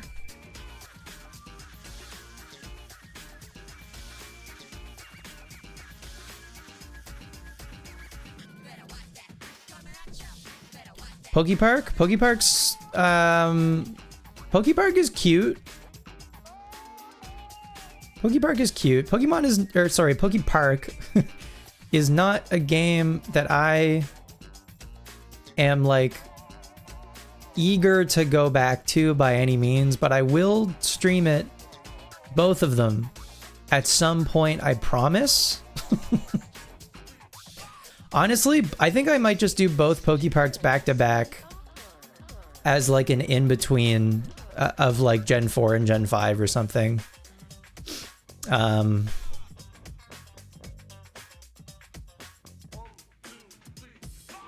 No, I've never beat them. I've only played Pokepark 1. I've never played 2. And the bit that I played of 1, I was like, okay, this is... I'm missing out? I don't know about that. I think they're cute. I don't think they're, at this age, I don't think they're for me. I bet if I had them as a kid, I would probably think more highly about them.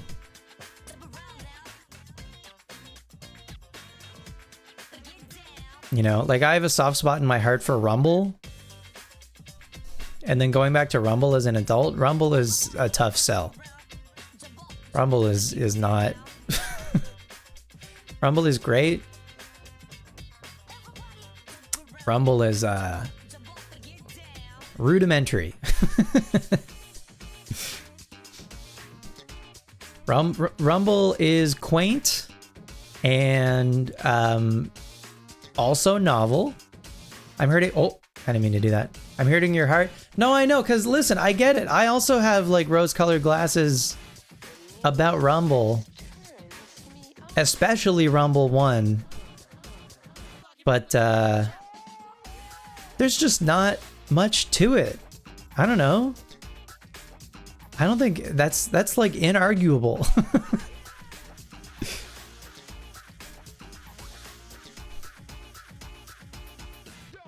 It's like the most bare bones Diablo game you've ever played. You're not a fan of Snap? And that's crazy, because Snap is awesome.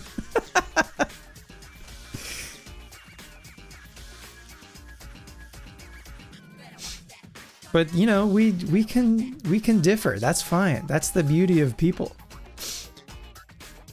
Rumble U is what got you Amiibo, so you owe Rumble about 20% of your personality. Amen to that.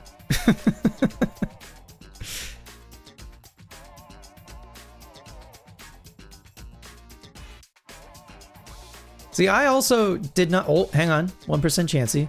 I also did not play Snap as a kid, but I played it just in the last couple of years for the first time. And I had a ball. It was delightful.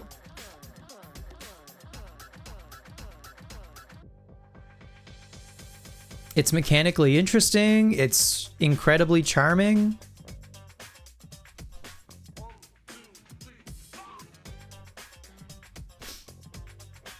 Has some great like problem solving.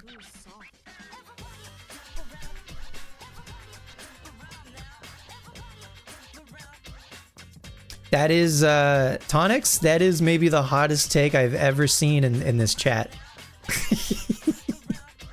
I don't think anyone has ever been that brave. That's crazy. But you know what? I respect the hell out of you for saying it.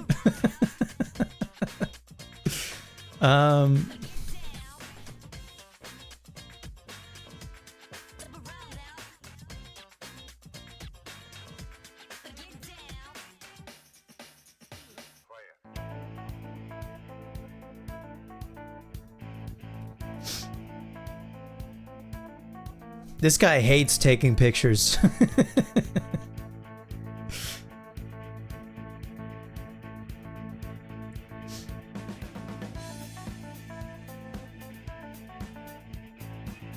Oh my, wait a minute. Never mind, it's the coldest take I've ever seen.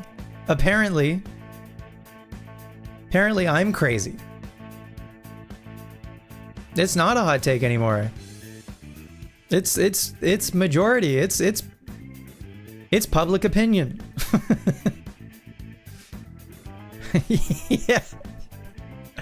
Yeah. Honestly, yeah. I'll take it just because it is a fun rare hill to die on. It's a largely harmless rare hill to die on. That's so funny. One of the only good N64 games is crazy. Speaking of rare hills to die on.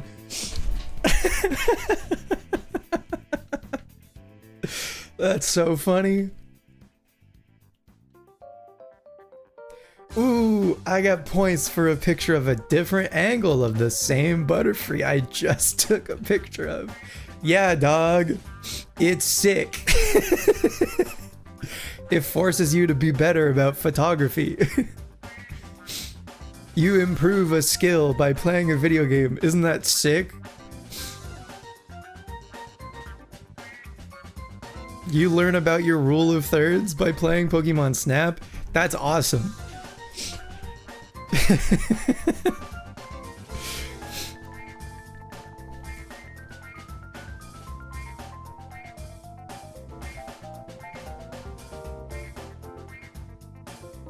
Now, can you do anything interesting compositionally and be like rewarded for it?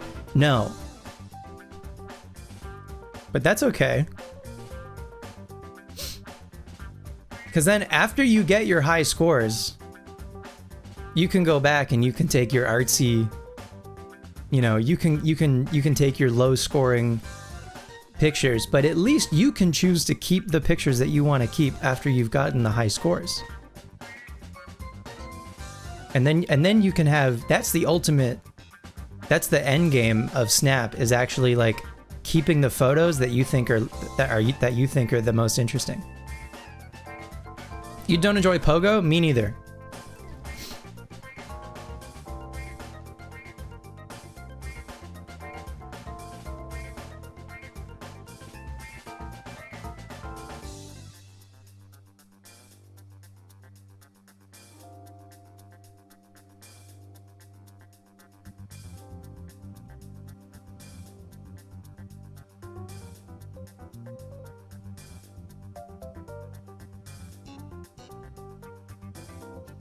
Is dumb you have to play it to get certain Pokemon? What do you need? Yeah, what for what? Meltan and Melmetal? That's kind of it. You kind of just have to. Snap is good. Yeah, no, we agree. Shiny Genesect? I mean, that's a shiny. I guess so. I mean, there's a... You can DNS exploit in Gen 5, I think, to get a Mystery Gift Shiny Genesect. But I suppose you're right. Officially, Pogo is the only way to get Shiny Genesect. Unless they added Genesect and it isn't Shiny locked in the ZA DLC. But I don't know about that.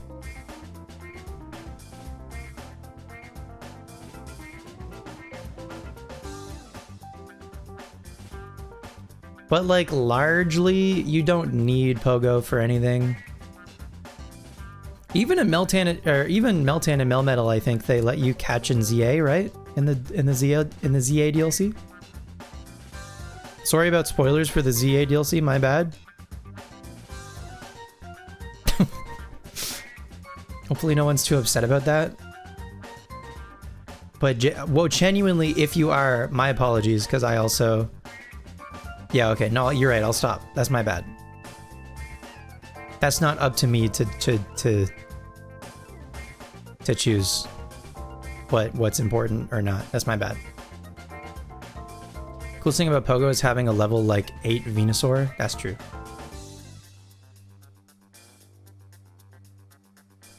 Yeah, that's pretty fun. You can finally trade level 1 mythicals on the GTS by playing Pogo. The future is now thanks to science.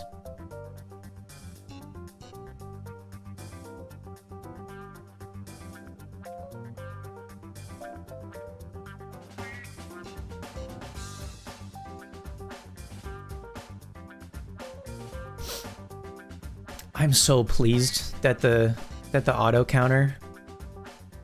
I'm so pleased about the auto counter.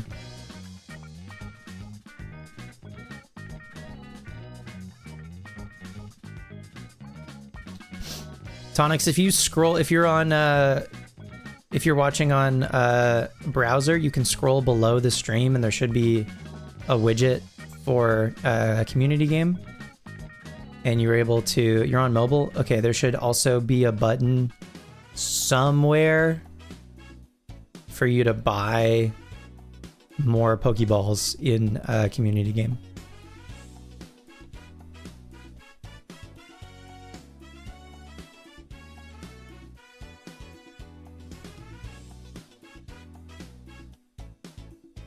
You had to keep scooting yours over? What do you mean?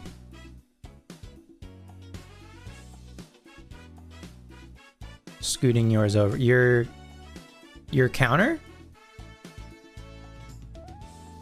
Don't like how grindy Pogo is? Totally. Takes way too much of your energy to achieve anything? Yeah. Absolutely.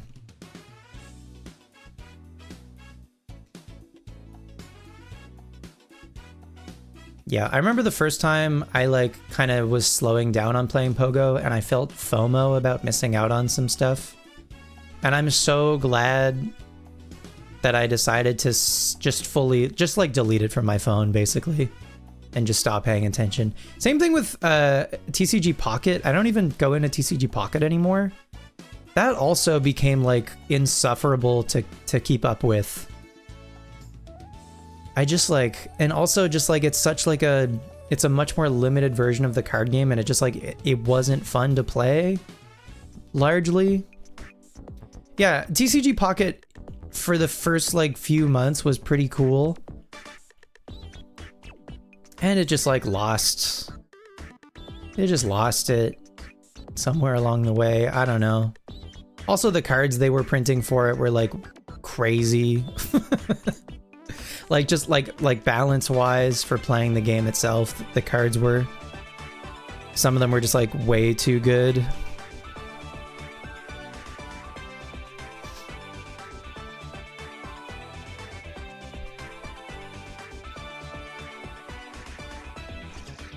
Oh, you had to like, Warlock, you had to scoot over your counter in like on your layout. I see what you mean. Tommy, you have 3 cards at BGS right now. Which cards?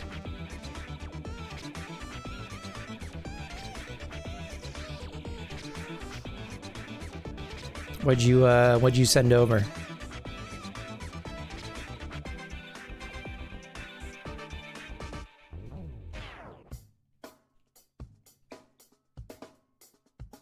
The Mets? The Mets got Bo Bichette from the Blue Jays, and you were like, I don't know what to think anymore. Big Raider Society. It's a cult. Mega Dragonite. SIR from Ascended Heroes. Boa SP. Boa. Boa. Boa. Boa. What is Boa SP from OP? I don't know what that is. And a Booba card from Weiss? Oh, from OP, One Piece. Aha. I was like, which Pokemon is Boa?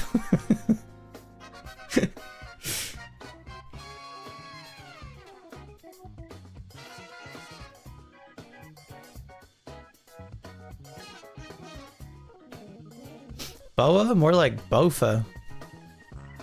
AKA a One Piece Booba card? Awesome. Get that money. Get that money, Tommy. Hell yeah, brother.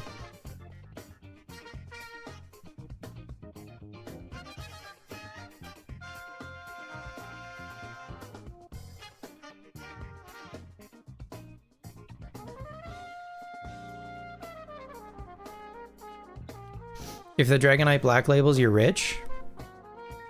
Fingers crossed, my man. Fingers crossed they don't tear it in half accidentally. I guess you didn't send it to PSA, so hopefully that won't happen.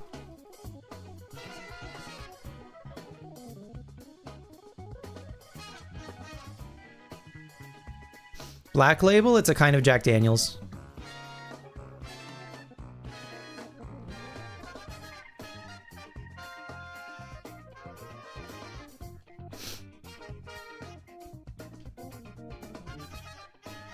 Teehee.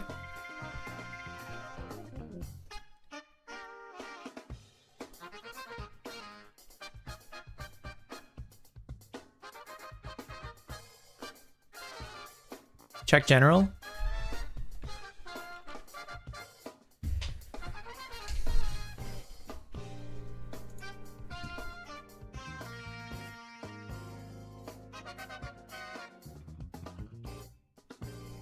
Hell yeah.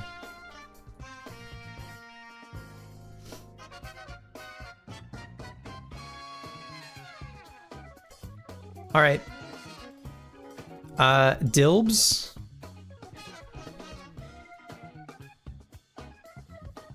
The Me of Dilbs. It's been an honor. Thank you for gracing our layout.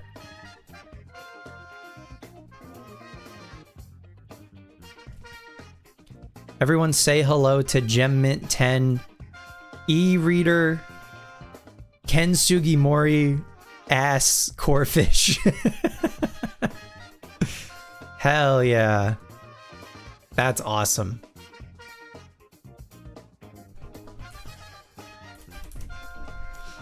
It's so tall. It's so tall, and now at the size that it is, it's like illegible, but that's fine. We know what it is.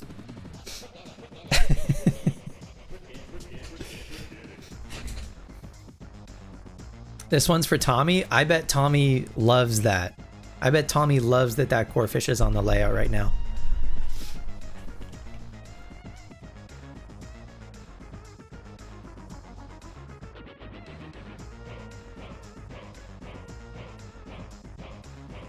It's for hiding on a shelf. You're right. You're right. It is for hiding on a shelf.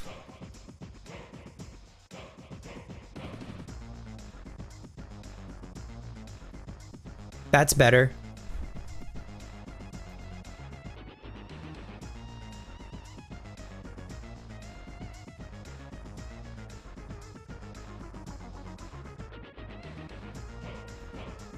Do you guys like my Gem Mint 10 e-reader core fish? The reason that it's brighter than everything else in my room is because I have one really specific spotlight in the ceiling pointed directly at it.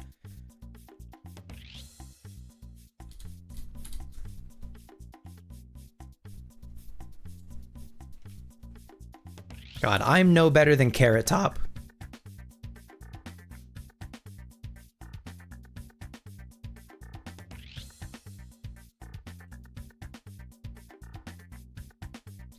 One of your favorite cards, and when you say fave, probably in your top 100 for Scarlet Violet, is the Lana's Aid that has a core fish and a Surskit.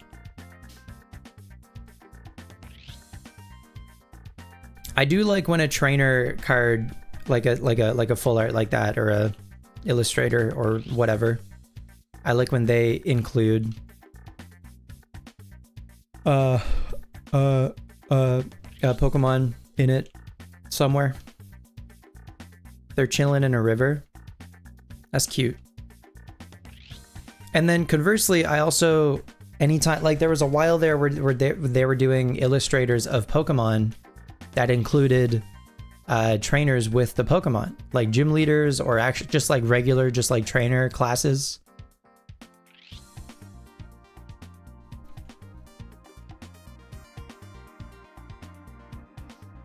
Those are great. They brought it back with a Journey Together, true.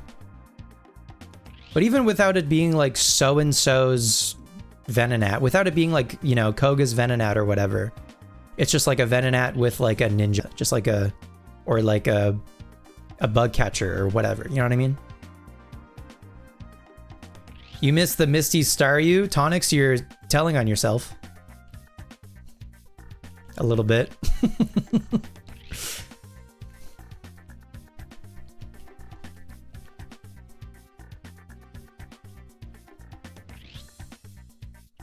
Yeah, you did. You did show us the Bugsy's Orbeetle. That's a great card.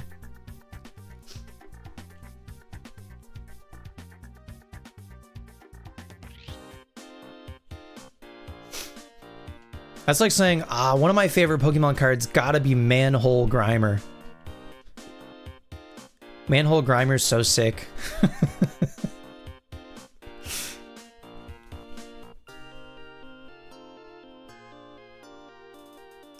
What was the thing about Pokepark again? What do you mean, the thing?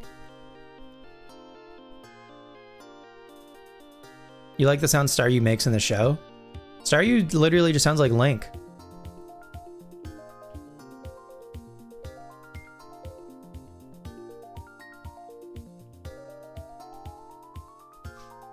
Staryu's just like, yeah.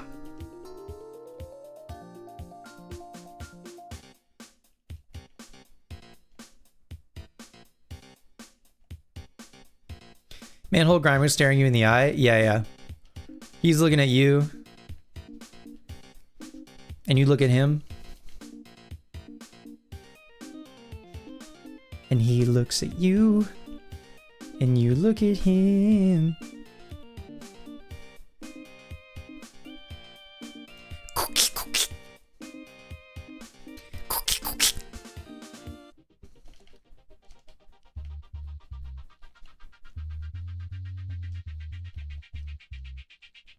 Electabuzz?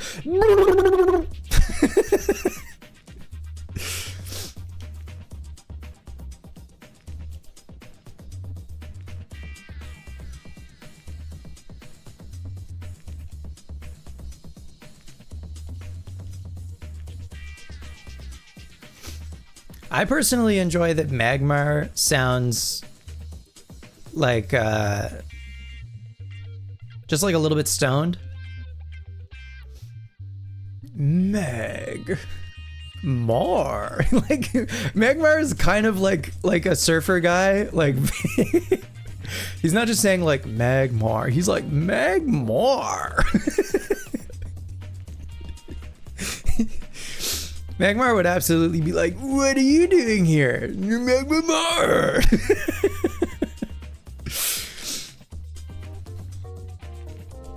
They did. Yeah. They did. They did a great job. Magmar.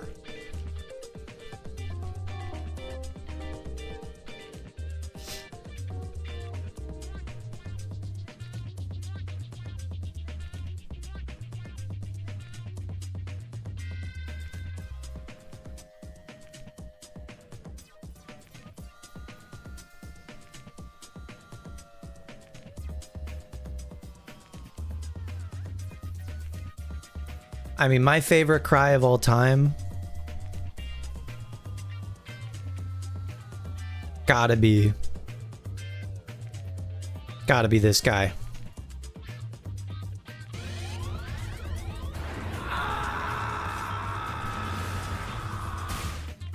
Just the best.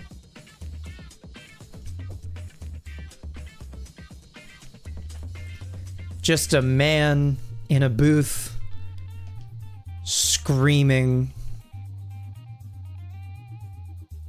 You can't get any better than that.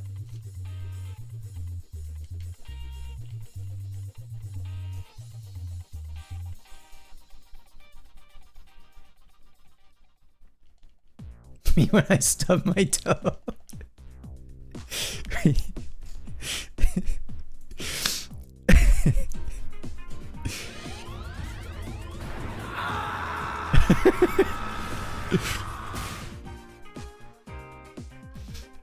What about the Reggies?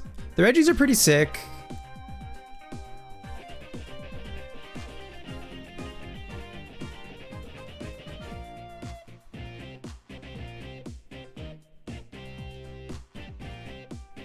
Gyarados and Onix?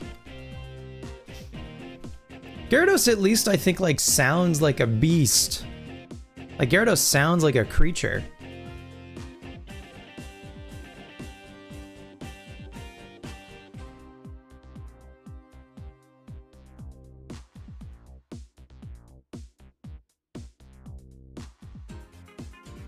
What are we listening to? This is...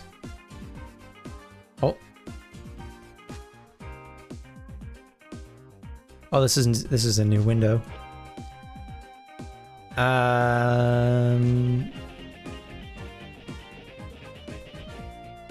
This is the Mirror Bee battle theme from Pokemon XD Gale of Darkness.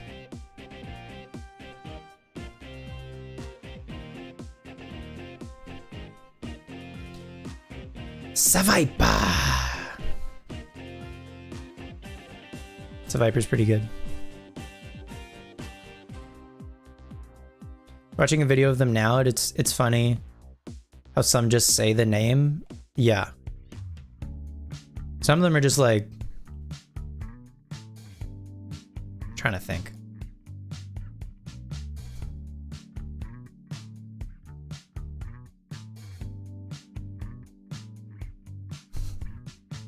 Yeah.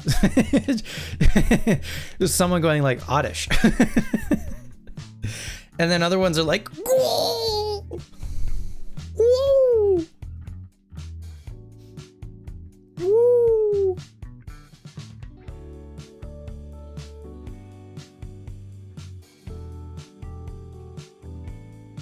Slow poke.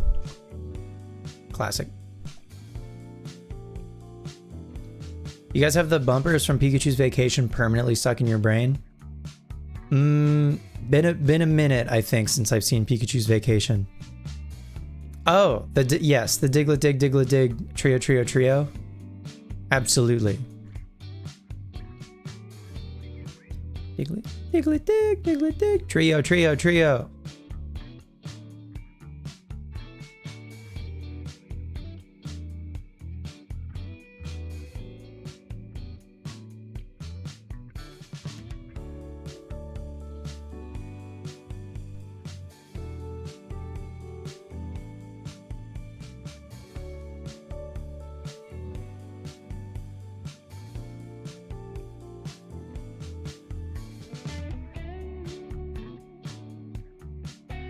The Kingler sound is literally the same? Same as what? Is that just back-to-back Scythers? Same as Krabby? So Krabby's like... And then Kingler's like...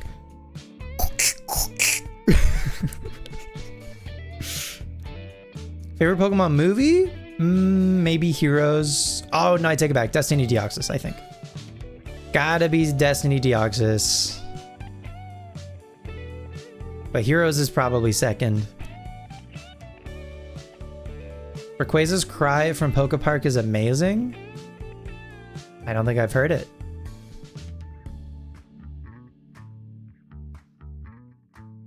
Pokemon the Movie 2.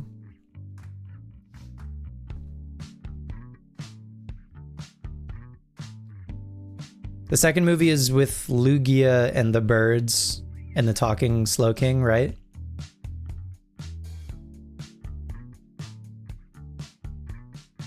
Yeah, Pokemon the Movie 2000.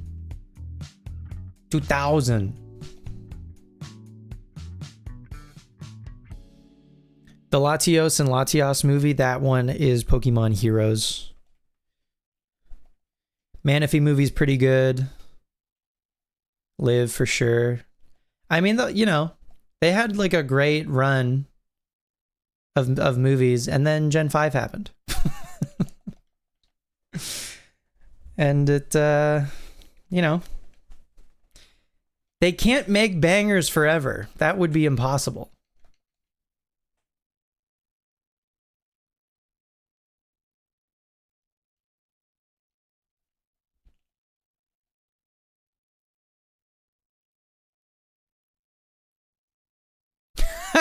Yeah, you can't just have the postcard. It's got to be a graded PSA 10. Otherwise, do you even really have the postcard if it's not a graded PSA 10? The answer is no.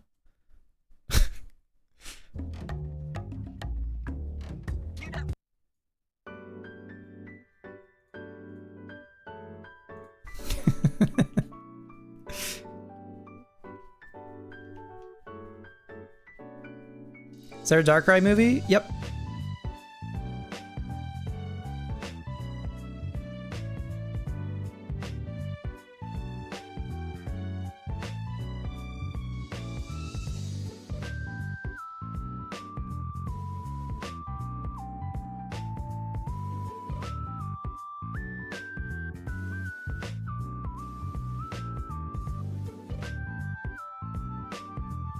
Main thing you don't like about the Keldeo movie is Kyurem transforms into its two forms without Reshiram and Zekrom being present. What in the continuity or lack thereof?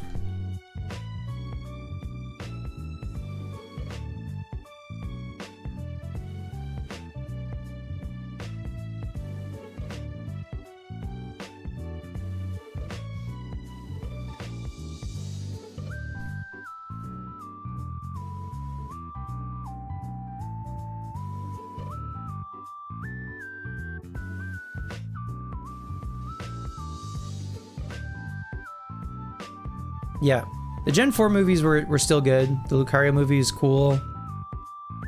Kind of a sick premise. And like the Gen 4 going into Gen 5 was the Zoroark movie, and that's when they did the distribution for the shiny Entei, Raikou, and Suicune. That was maybe like the last good movie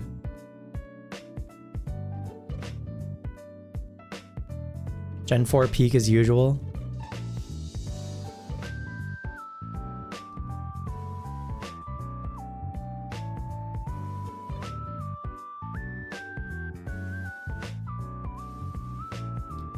The Zarude movie? I mean, what if I told you I haven't seen it? I don't think I've seen any new movies.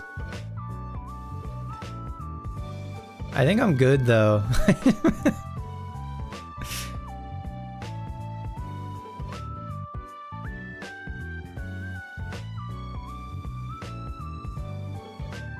Discord watch party?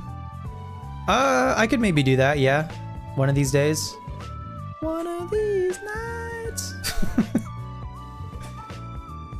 We could maybe do... We could do Pokemon movie marathon.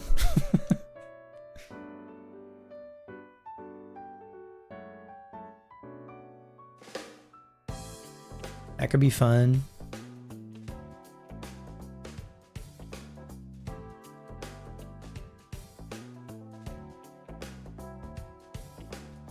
I'll think about it. No promises, but I'll think about it.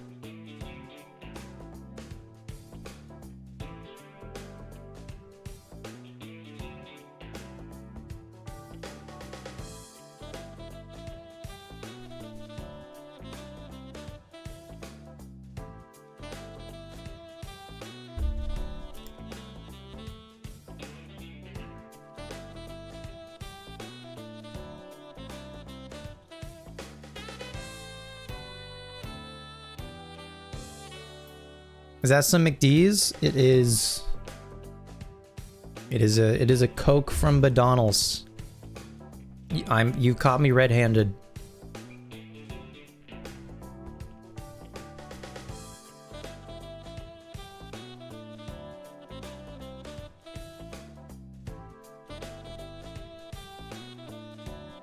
Badonals? Yeah, Badonals. You know Badonals. Not a Badonals Dr. Pep? Does Badonals do Dr. Pep? You haven't had fast food in like 2 weeks? Hell yeah, good for you.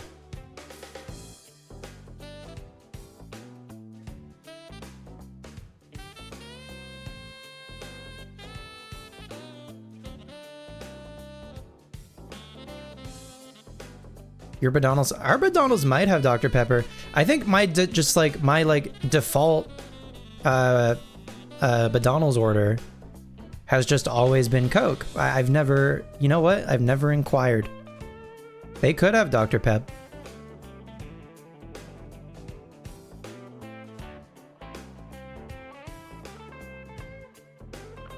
Your Badonals never gives you what you want? Yeah.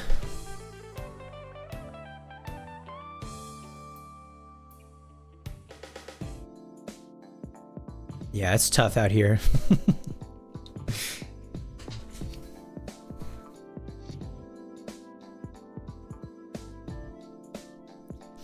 You ask for pancake and you get fry? Yeah. That's probably someone else's order.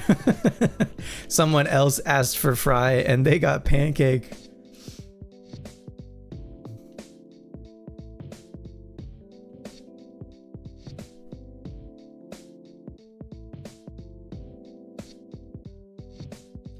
Your Badonals order has been 2 McDoubles, no yucky stuff on it, and a Dr. Pep for years. What qualifies as yucky stuff? You call Badonals Macca's? Hell yeah. Badonals?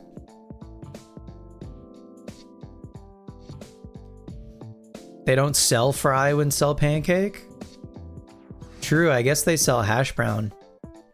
When it's pancake o'clock, I guess they would sell hash brown, wouldn't they? That's pretty impressive then.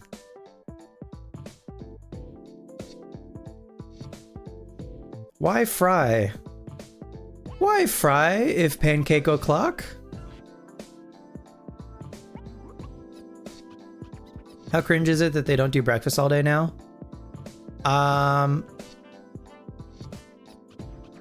Tommy's select locations here will make you some breakfast items but you gotta wait for them.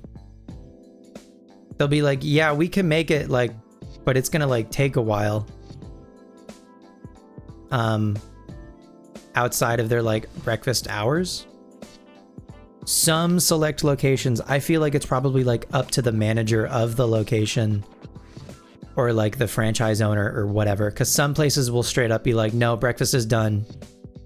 You can order a burger and fries if you want. You may not have a muffin.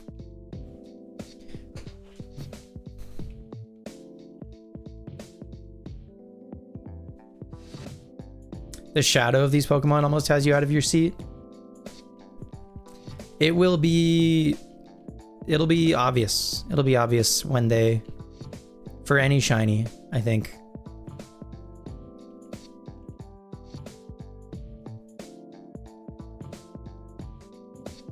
Just want your hotcakes. I want hotcakes at 9 p.m. Damn it.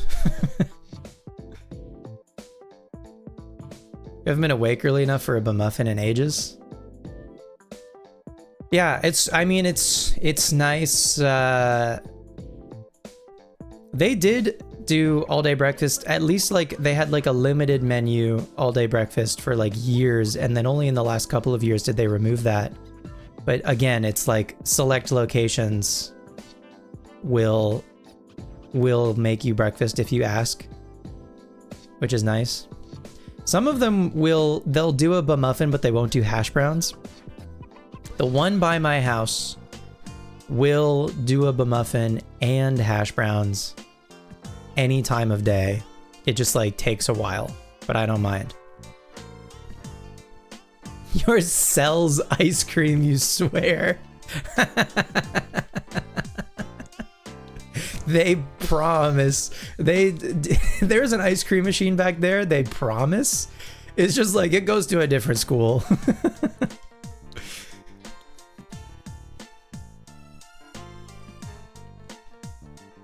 Hotcakes used to be 24/7 regardless of time.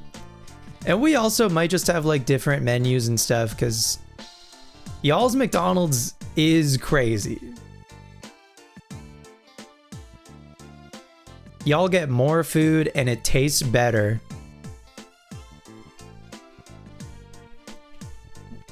We get less food and it tastes fine. I don't know, it's McDonald's, but like yours is like, they don't hold back. There are fewer regulations, so it gets to taste better.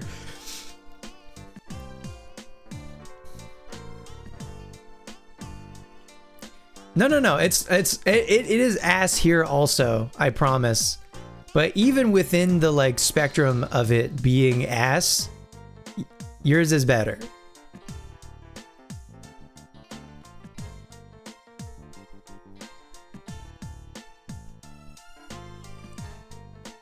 Yeah, I mean, we just have like different health and like food regulations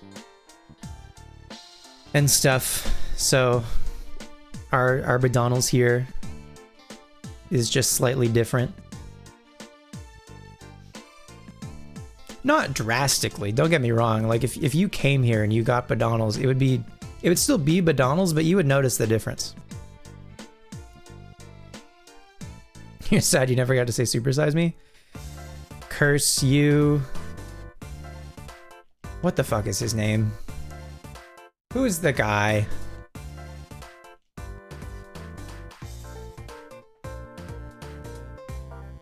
Michael Moore. Curse you, Michael Moore. It's Michael Moore, right? Let me...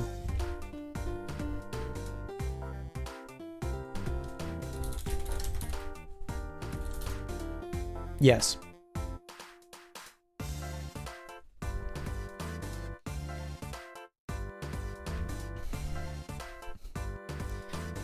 Didn't that guy die recently? Michael Moore, or like the guy in Super Size Me or whatever?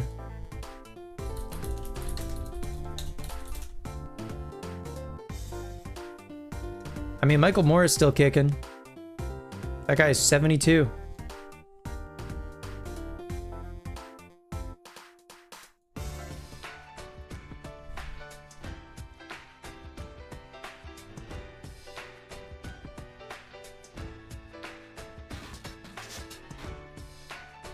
Liv, I think you're right. I think Australian Burger King.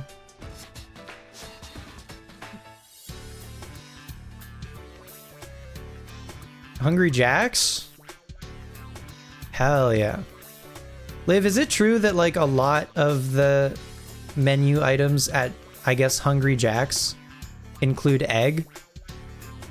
Is there egg on a lot of the stuff on that menu?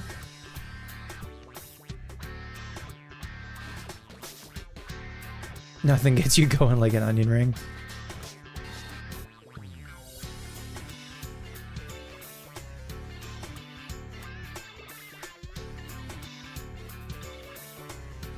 Burger King ruined the matzo sticks.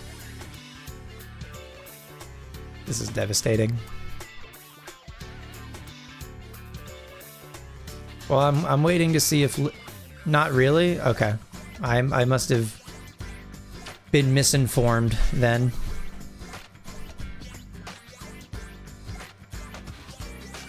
The best boiga topping is just a fresh yolk.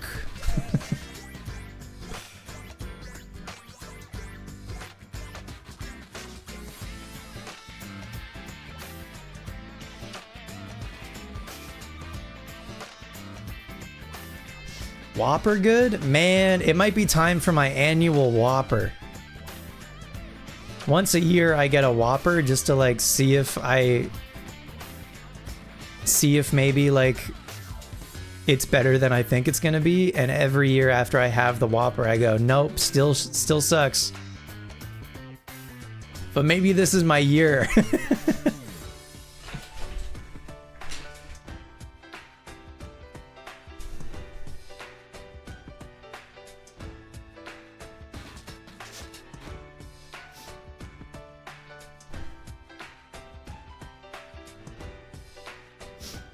When I was in like maybe high school, Whopper Jr. was like my burger of choice.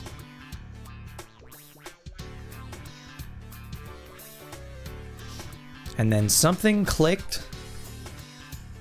/ I think I had a horrendous time in the bathroom one night.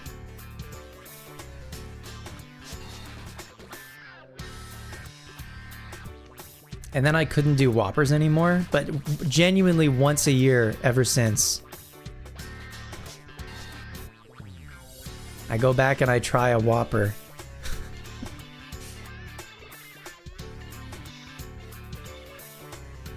Whopper probably best fast food burger?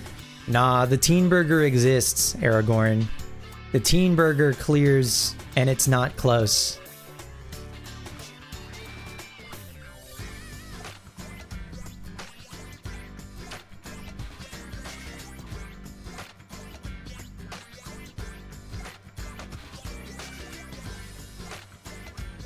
McDonald's Quarter Pounder Cheeseburger was the last meat you ever had when you were 11? Tommy, are you vegetarian / vegan?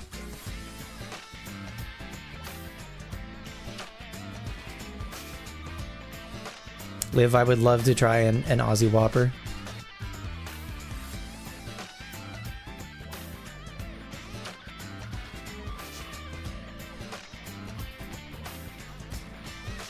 You don't think there's a best fast food burger? I mean, just like within the category. Just, you know, category is fast food. One of them is gonna be the best.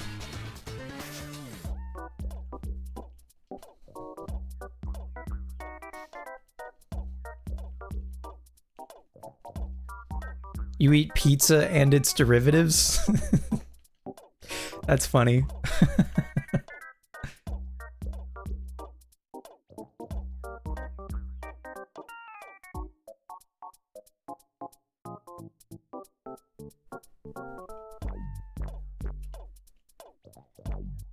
Oh, it's Jack's? I assume Jack in the Box, maybe? Or is Jack's not Jack in the Box? Not Jack in the Box, okay. Hungry Jack, it's Australian Burger King. Does not eating meat make up for burning the world down with AI? I don't know. I guess it all works out in the wash, doesn't it? Don't know Jack in the Box there? I mean, me neither, but I feel like for a different...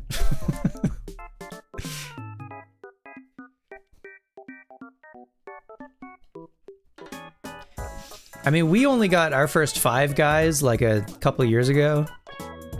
Trying to think if there's anything else. Oh, we're getting a Dunkin' Donuts, I think, kind of soon. I know that's not burgers, but that's not... Dunkin' is not something that we have here, like, at all. You guys have White Castle? Nope.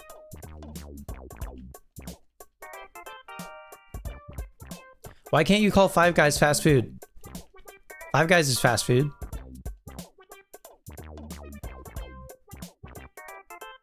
Do not do Dunkin'? I mean, I gotta do Dunkin' once. At least. Just to see what all the fuss is about.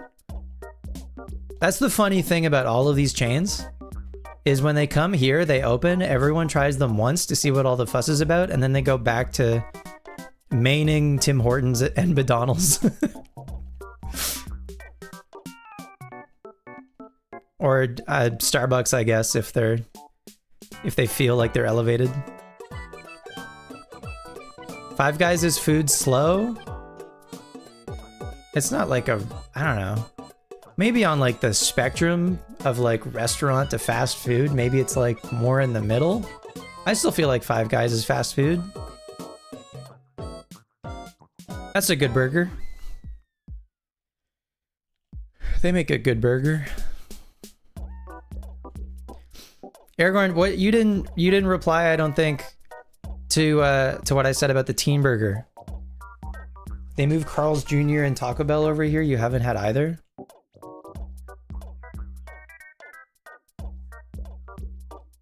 As an ex-Starbucks barista, it's also way worse than Tim Horton. Tim Horton has the best basic ass coffee. I don't know about that.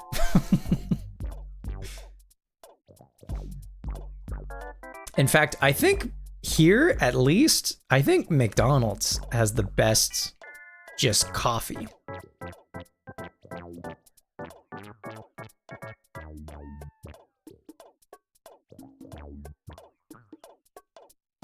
Tim's is like, for my money, Tim's is like a very utilitarian coffee. McDonald's is best coffee, yeah.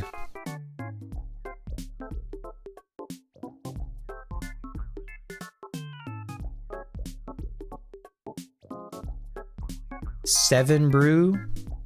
I don't know what Seven Brew is.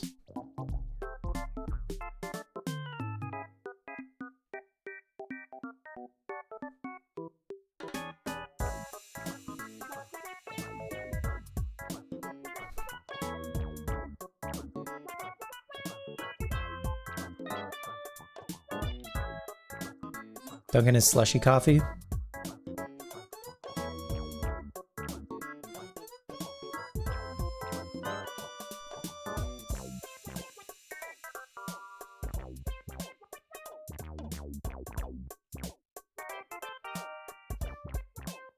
Yeah, local coffee is definitely... Local coffee is absolutely going to clear every fast option.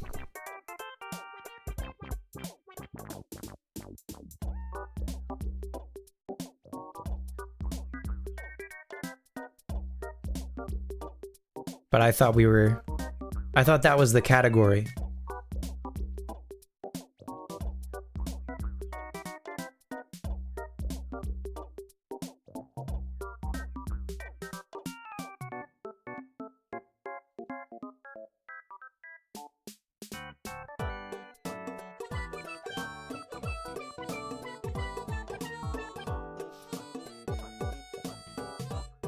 Dunkin' is literally sugar in a cup.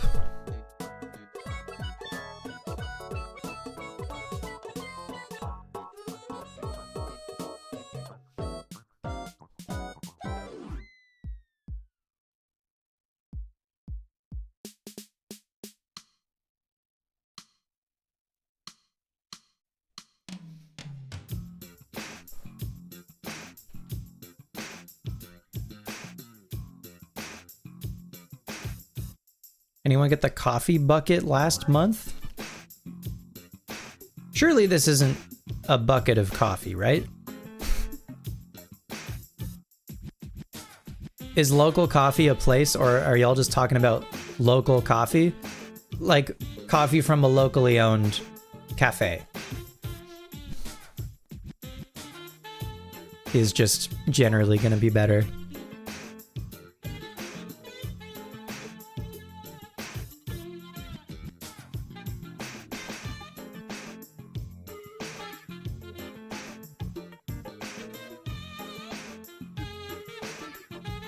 It's so expensive? Yeah.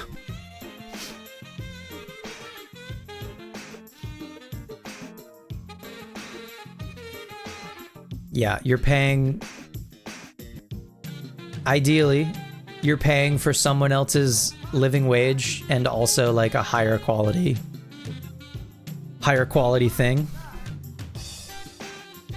I would argue that like the prices at local coffee places are comparable to Starbucks prices though. So I would if I'm going for it, if I'm gonna get like a nice cup of coffee, I think I'd rather pay at the local place than at the Starbucks.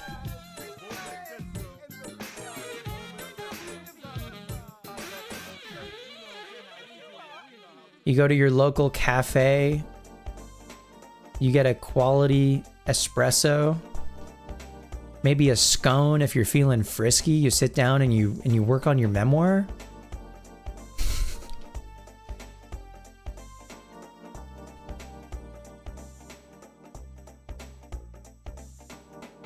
That's the life, brother. That's the life.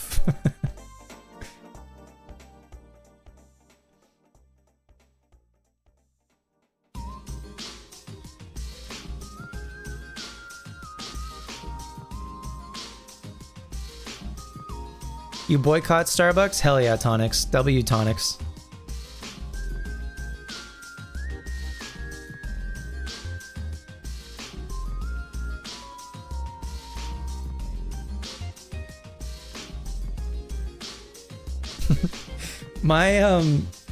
My dad boycotts his local Tim Hortons, but not for like any sort of like ethical or moral reasons. He feels that they personally wronged him when they overcharged him by like $1.50 or something, and he's my hero. He refuses. It's been like 5 years and he refuses to go to that specific Tim Hortons location. It's awesome. He's my hero.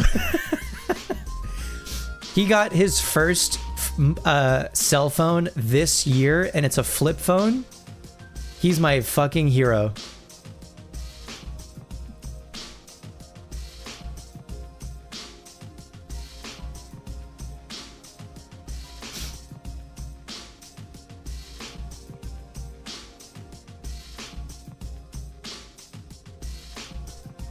I remember one time I was like, I don't know.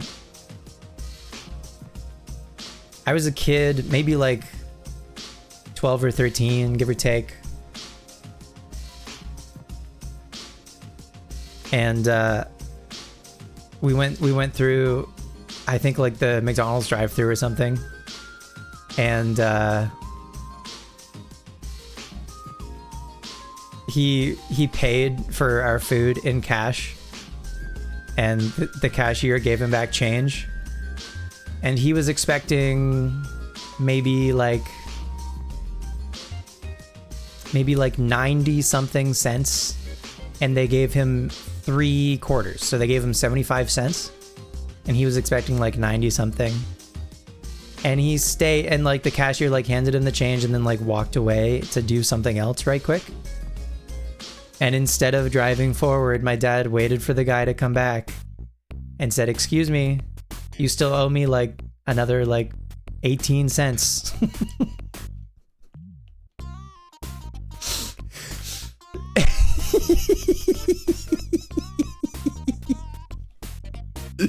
And I was like, "Why does that matter?" I was like, "Why don't?" I was like, "That's nothing." And he was like, He hit me with the certified dad classic. You probably already... he was like, it's the principle of the thing. And I was like, oh, my, even at that age, I was like, you gotta be kidding me.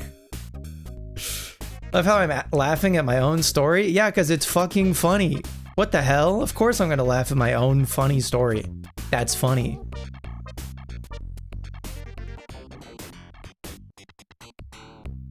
I can give myself joy. I can amuse myself and be amused. You said you love it? Okay, no, you're right. Sorry. I'm conditioned to be defensive on this website. That's my bad. I'll work on that. Nothing better than a good black cold brew at the little local spot. They're spinning jazz records, and there's always a book club happening. Such a good vibe for hiney hunting. Hiney hunting? You on patrol? You on the hunt? Honey hunting.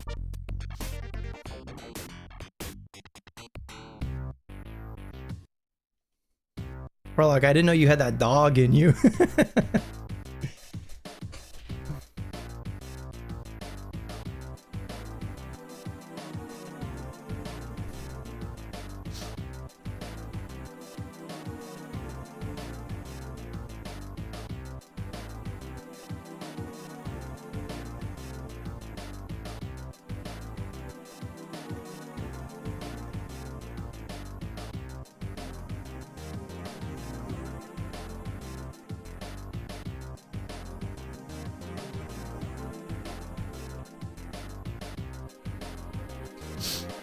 Without putting anyone on blast, this is a safe space. What percentage do y'all tip? Say at the cafe, 2%. Say you go to the cafe. 2% is crazy. Say you go to the cafe. I don't know. You get a coffee. You get a snack. What percentage are you tipping?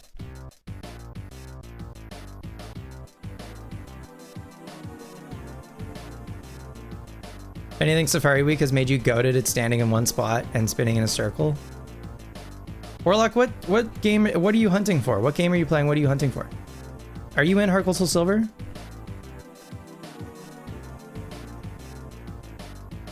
$20 and rounding off the dollar? Goated.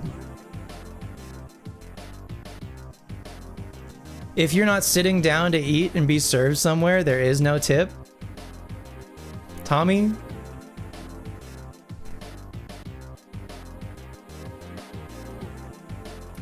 That's one way to do it, Tommy.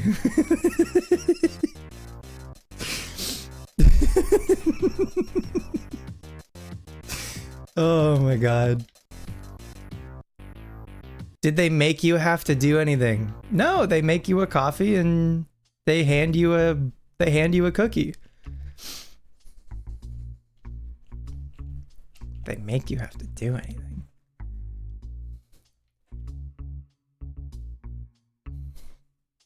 You don't tip here? Yeah, that's probably also the better way to do it.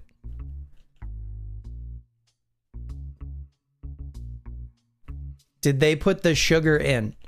Yes. They made the coffee the way that you asked for it. So if you wanted cream and sugar, they put the cream and sugar in there. 1%. People actually get paid proper wages? What a concept. Confused by what you mean by cafe. Are you leaving with the stuff straight from the counter? Regardless, whether you stay to eat it or you take it and leave, are you tipping? And if so, what percent?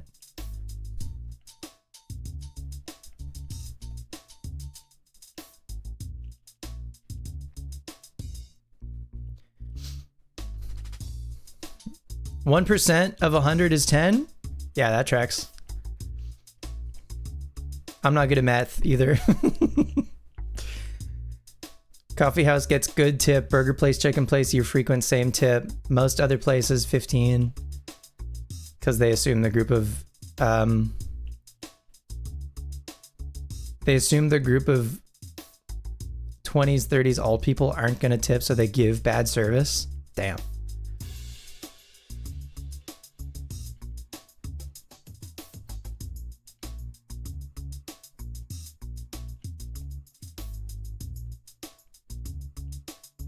They put up the tip screen at places like Moe's.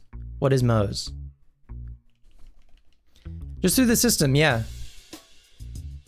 Like when you go to pay at a cafe, I'm not saying for fast food. Like, I mean, if I have cash, I'll tip if I go through like the Tim's drive-thru and I have, you know, my breakfast is like $7 and I have cash and I give them like a 10, I'll take the toonie and they can keep the rest. You know what I mean? A toonie is a $2 coin for the uninitiated. Anyway.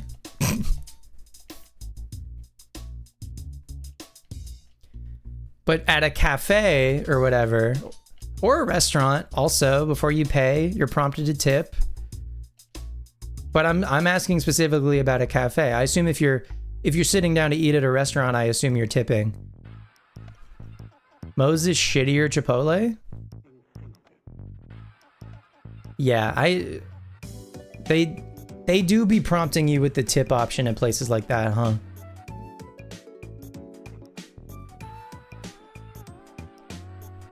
You normally do 20%, right? Chipotle is shittier Moe's? Damn. Factions are forming?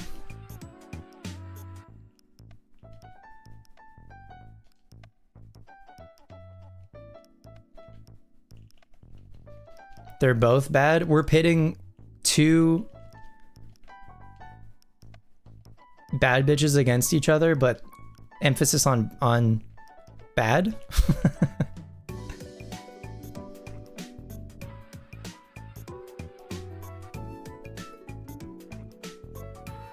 And Poke Park is better than Snap? Whoa, whoa, whoa. Let's not get carried away.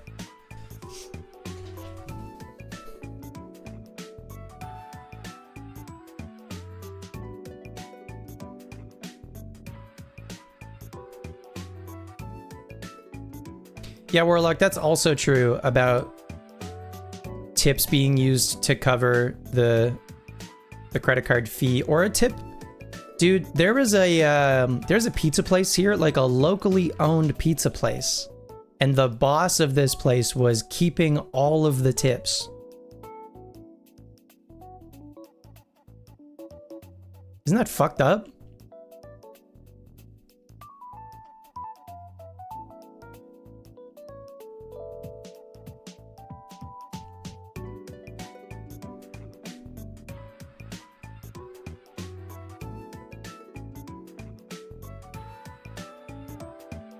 Like, if people were tipping with cash, I think the employees would just like put it in their pocket immediately. But then if anyone was paying by card, all of those tips were being kept by the boss. And most people are not paying with cash anymore. Create a poll right now, I dare you. What, for Poke Park and Snap? Or Moe's versus Chipotle?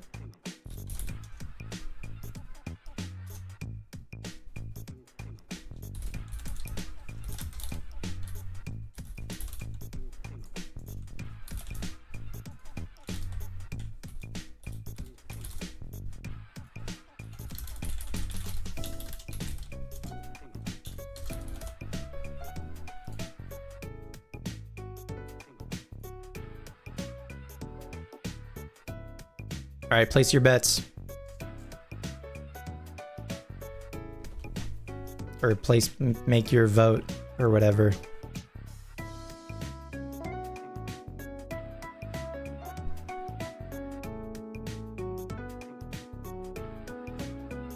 Tip shouldn't exist unless it's on top of what servers or places are earning. I don't care, it sucks so much you can't fathom leaving a portion of your pay every shift, or however it works.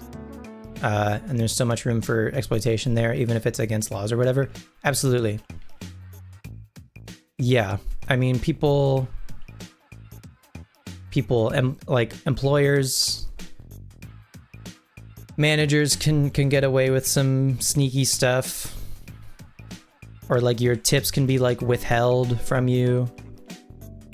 Yeah, it should absolutely just, like, tips should not be used to subsidize a living wage. You should just earn a living wage, and that's that.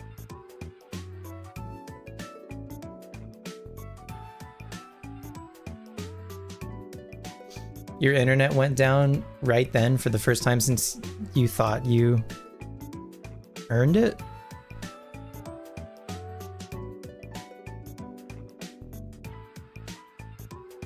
Forcing a tip feels like they're itemizing your bill. Like, just charge more for the food and pay them more. And tell you what part of it is the tip.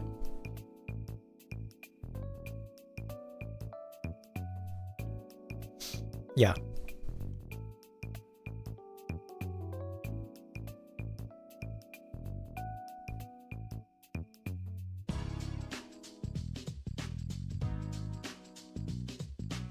I mean, there's a lot of people who simply choose not to tip. Regardless, no matter where they are. They just won't. And that's their right, that's their choice. But then, like, the worker is the one who loses from that.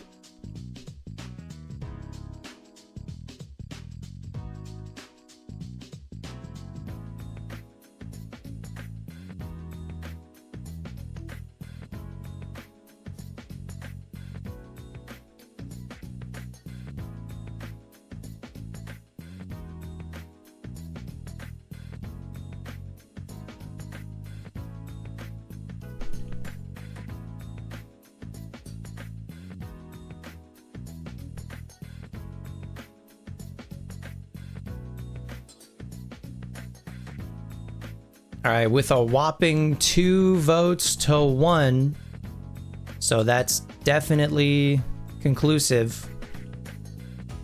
Moe's is better than Chipotle. That's a large enough sample size, right?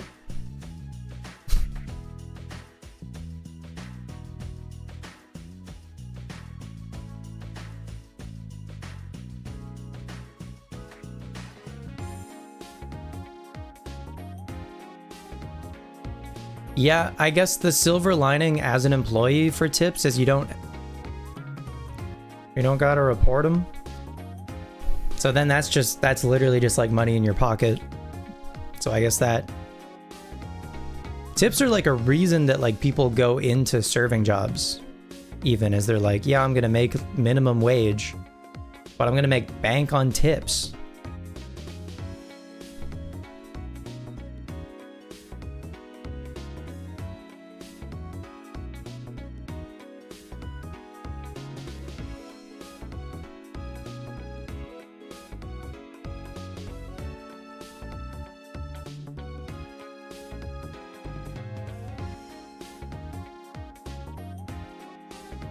But there were no benefits. I mean, I guess at that point you'd have to pay into your own benefits.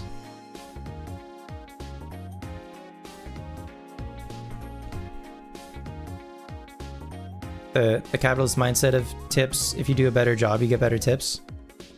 Like, based on what? Judged by who? How much room for discrimination and prejudice there? Right.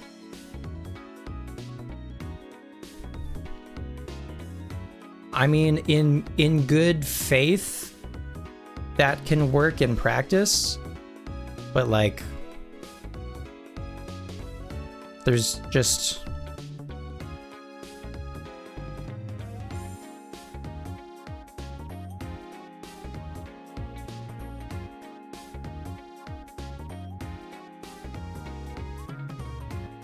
If someone's having a bad morning, you just like won't get a tip, or you'll get like, I don't know, they'll do like 5% instead of 15 or whatever, just because they're in a bad mood.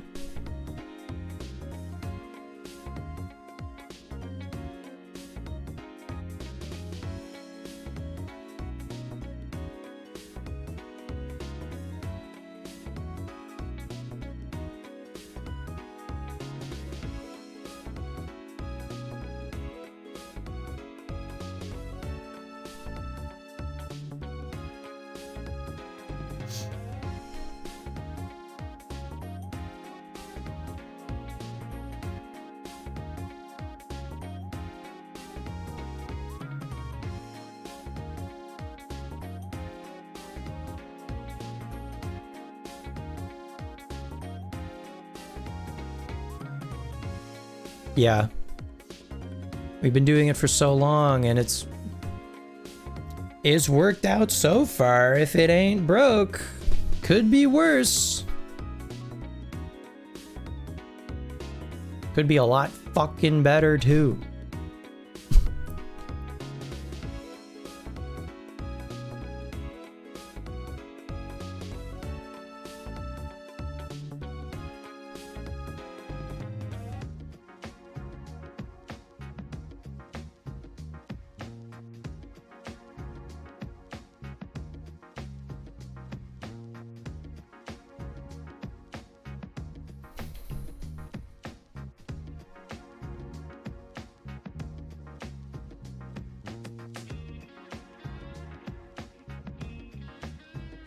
Not a tip, but somewhat related. You love leaving a Google review for places where the employees ask.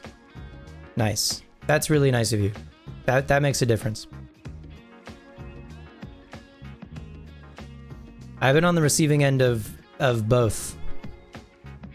When I worked at a game store, and I got a Google review that named me, that roasted me and hated me, and I got the polar opposite. And they were both, like, when you would search our store, they were both at the tippity top.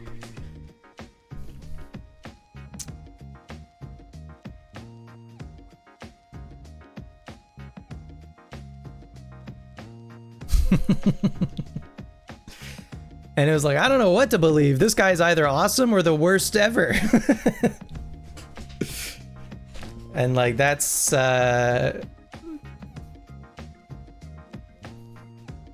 how pissed you have to be to leave a hate review like that. I don't know, man.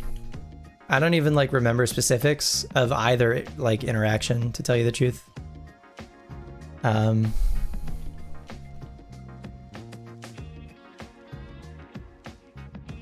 What did I do to that poor soul? I wish I knew.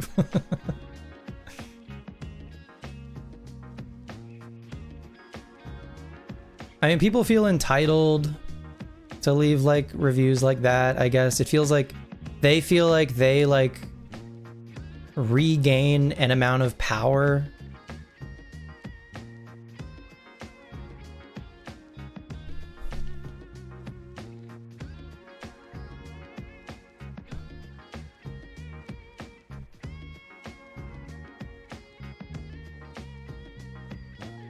One of your reviews from a few years ago has like 5,000 views for your dentist. That's great. You probably got your dentist some extra business.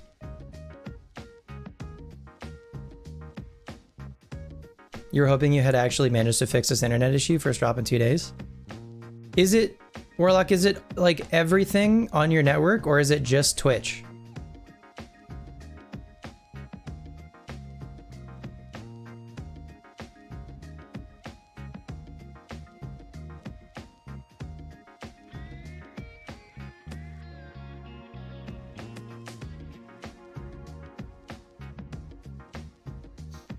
They added 2.1 stars, which you thought was crazy.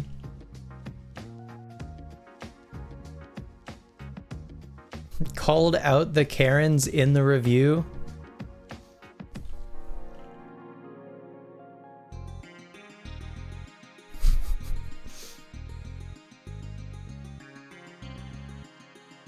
You only ever left one Google review for a vet who declined you service. That's equally important.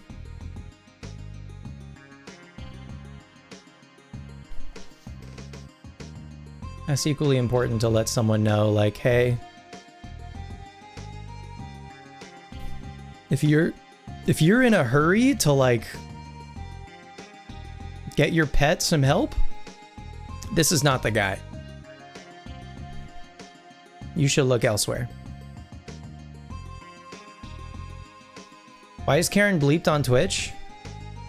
Wait, what do you mean? What do you mean bleeped? Is it like censored for you?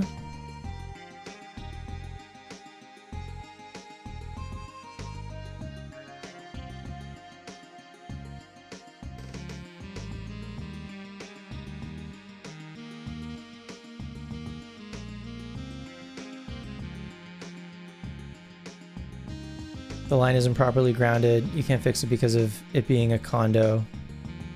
And your name isn't on the service, so you have to rely on your sister-in-law to connect. Yeah. What's up, Gastrodon? Welcome in. Happy Safari Week.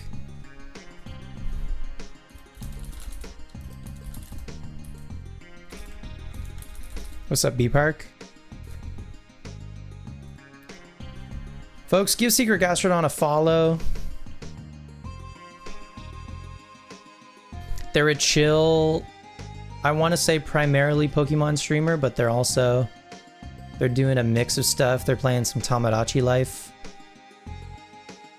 But it's a great time over there. You should check them out.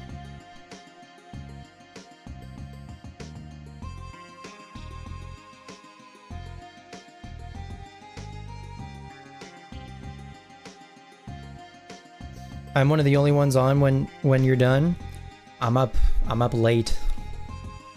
I started later tonight, and I think we just passed the 3-hour mark, but I'm good to keep going. I'm feeling good. I wanted to hit 3-hour minimum, but we can keep going for a bit.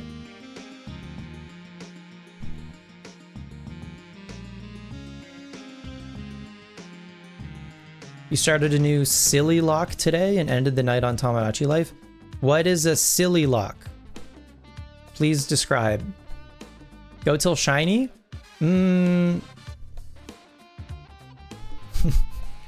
don't know about all that.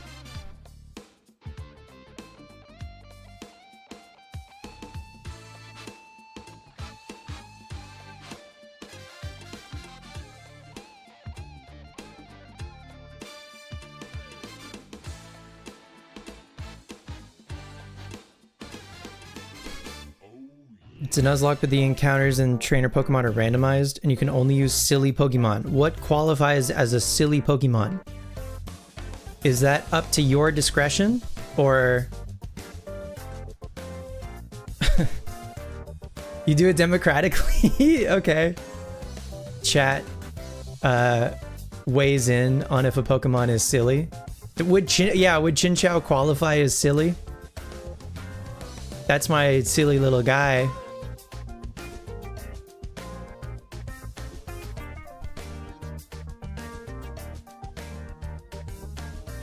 Gliger's literally sticking its tongue out. Absolutely, Gliger is silly.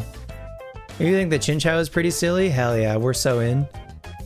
What's an example of a non-silly Pokemon? What's a serious Pokemon?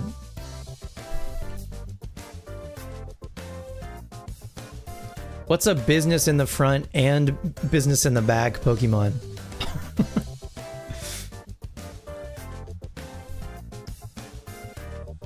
Larvitar, yeah. Larvitar's a pretty serious, unsilly Pokemon.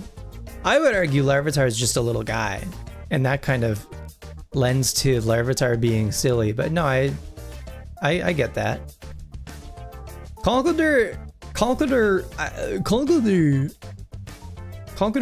is so silly, because what do you mean he's carrying around 2 giant concrete fucking beams? Any Pokemon that's holding anything or wearing clothes, that's fucking silly. Legendaries are not very silly, for sure. You ran into a Raikou today, and that's very serious. Yeah, no, for sure. Imagine having to convince your chat that a wild Gyarados is definitely a silly guy. Gastron, I think you have a winning formula on your hands here. This is a great idea.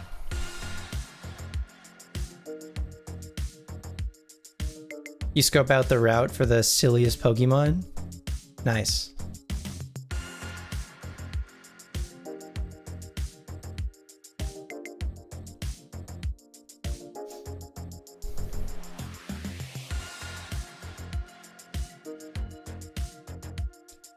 Mew is silly? Mew is extremely silly.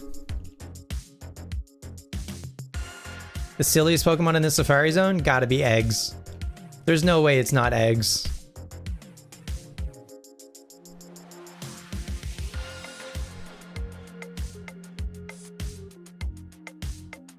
Runner-up, maybe like Doduo.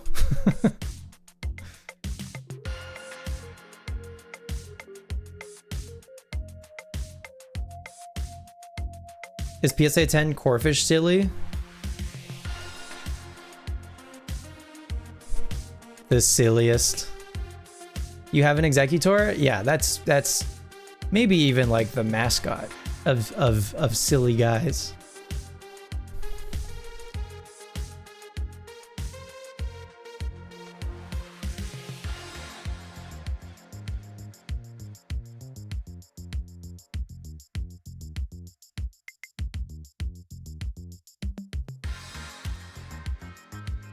So Gastrodon, is the Silly Lock your own invention?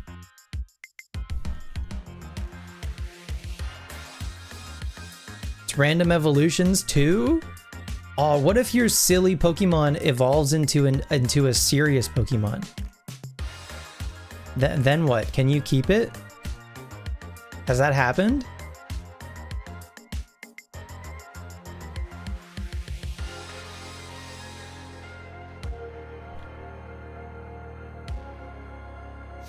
Silliest Pokemon you can think of?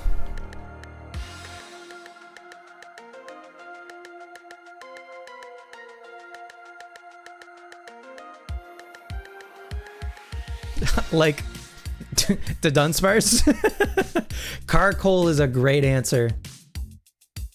Mostly your own idea. You kind of got inspired from watching some randomizer gameplay, but you added the silly restrictions. Yeah, I think if the silly aspect of it, the silly lock, that's 100% your invention. That's a great idea. Totodile's pretty silly. If a silly Pokemon evolves into a non-silly Pokemon, they must be retired. Damn. That is a gamble.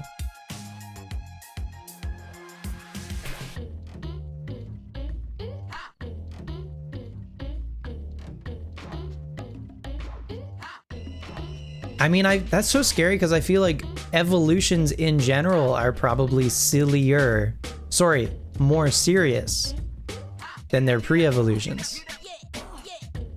Right? Like as a Pokemon evolves, it like gets like angrier or whatever. And that's no longer a silly guy.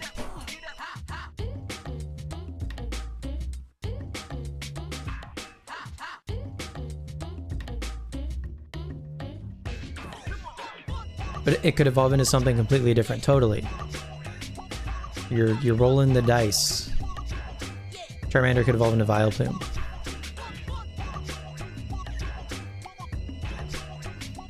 Is Charmander silly?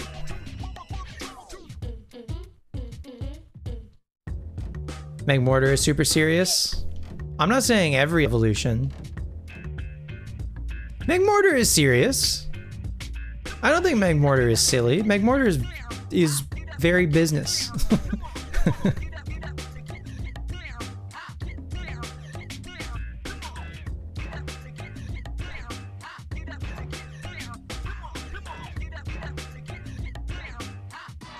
Look at his lips. Don't tell me to look at Magmortar's lips. You don't know me that well. Charmander's silliness could depend on the other Pokemon on the route. Sure. If the rest of the Pokemon are...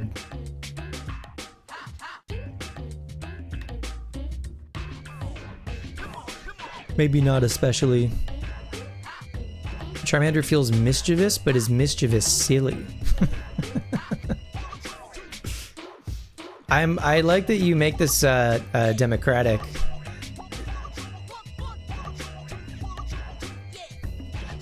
Is Mr. Rhyme silly or scary? I think Mr. Rhyme is pretty silly.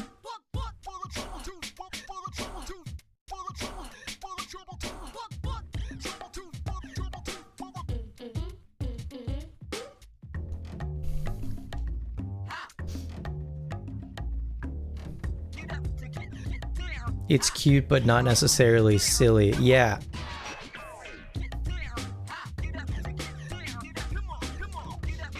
What's the most non-silly Pokemon? The most serious Pokemon? Genesect.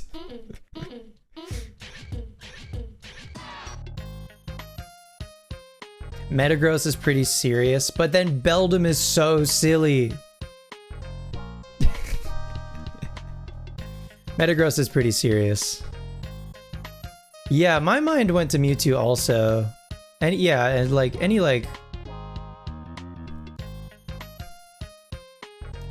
evolution you can think of that's like cool. I feel like Dragonite would actually be kind of silly, but then most other like pseudo, like fully evolved pseudos are serious. But like Dragonite and Goodra, yeah, those are some silly fellas. You've not seen how this guy walks. We can't possibly take everything into account, but I guess you could, if someone really believes they could, you know, state their case.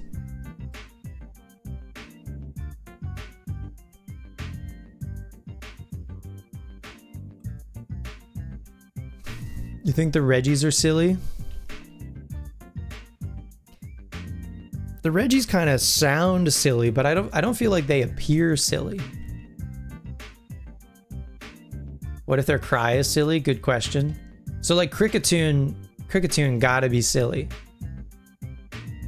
Kricketune gotta be a silly fella.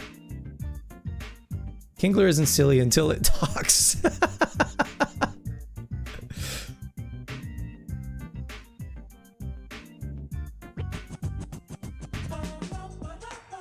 You're trying to determine if Crawdaunt or Eevee is more silly. I'm leaning Crawdaunt, I think. Eevee is cute.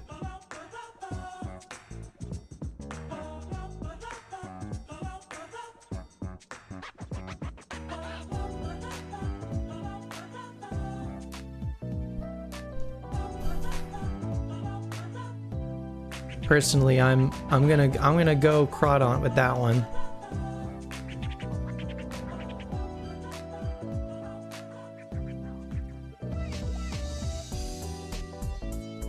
And like, if I could do just a little bit of metagaming, Crawdaunt's not gonna evolve.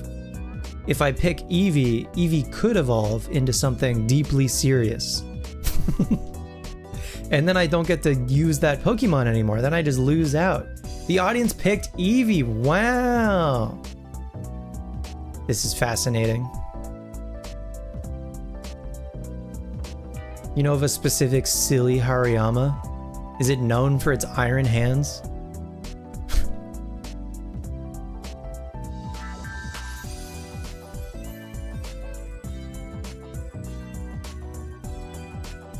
Pardon me, sorry.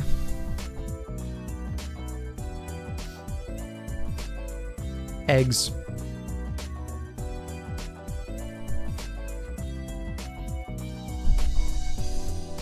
Oh, sorry, I thought you were talking about iron hands.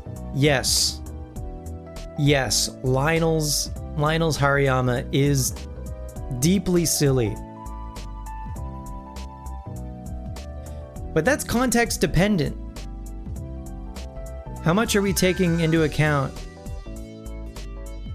when judging a Pokemon's silliness?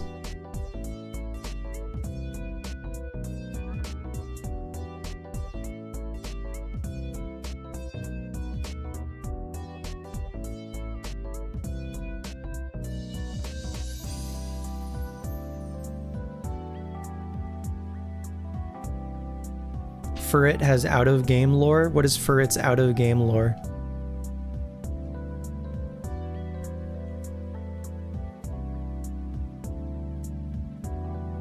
You completed your case. Absolutely. Yeah, I think that's a great way to like make chat involved. Not just in just like picking a Pokemon because they like it, but on this specific subjective criteria. That's a great idea. Well, folks, I think it just means that you're going to have to follow Secret Gastrodon and catch them next time they do their silly lock. I think that's all that this... That's the moral of this story, is you're just going to have to watch Secret Gastrodon.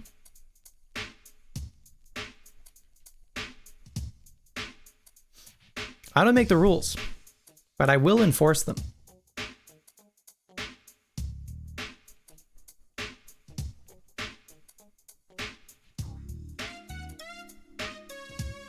Oh, the treadmill? Of course. Right. Probably do another Silly Lock stream Friday evening if you guys want to join. Hell yeah. Oh, and in the best game? Even better.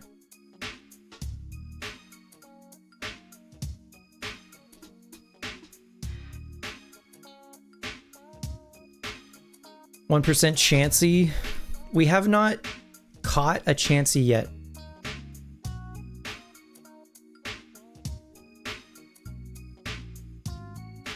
Granted, I'm not doing the bait trick because I don't care that much, but like, still.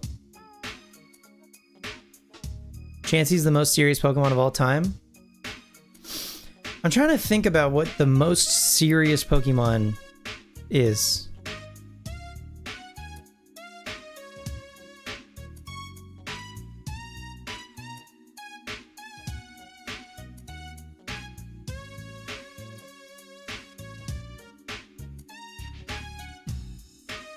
Nidoking? Yeah, like that's the thing is like Pokemon that are like cool. Pokemon that a 13-year-old boy would find cool as fuck has to be the opposite of silly, right? Like Lucario?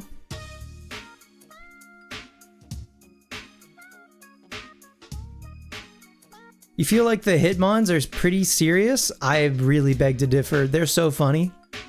Are you kidding? I know they're just like guys, but that's what's silly about them is they're trying to be guys.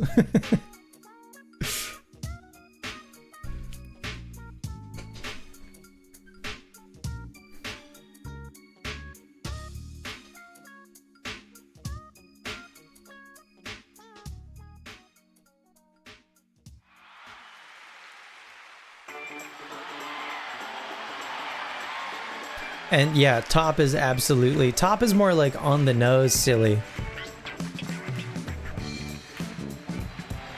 We use the most unserious design. Exactly. What about Mewtwo? Hi, Scott. Yeah, Mewtwo was one who definitely came to mind initially when I was thinking about a serious Pokemon. But then, like, Mewtwo's got those wide hips. That's kind of silly. No shinies yet. Just started today. Although my counter has carried over from the last time that I did Safari Week last year. So this is my first Safari Week stream for this year. But nothing yet. Yeah, I don't know. Mewtwo feels like a good pick if I can't really think of anything else.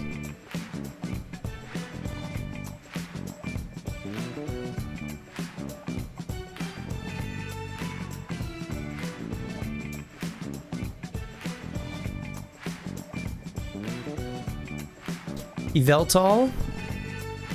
I mean, he kind of looks like bacon strips.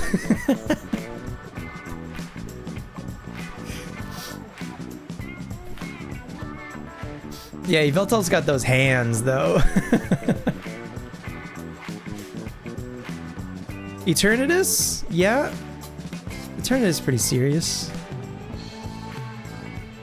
He's also a big Y.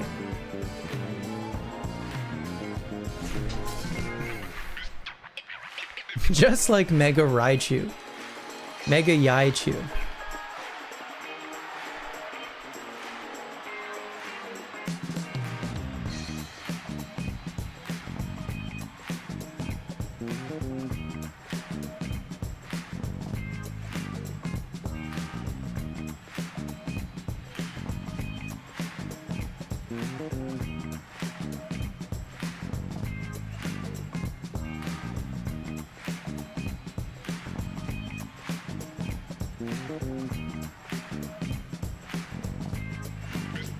Arceus is pretty serious, but aspects of Arceus are kind of funny. Type Null is extremely funny. What do you mean? Type Null is really funny. That's just like a... Type Null is maybe the most like... Like if a child made their own Pokemon that they thought should exist, that's type null. He's in an Iron Maiden? Yeah, but like only if you know what that is.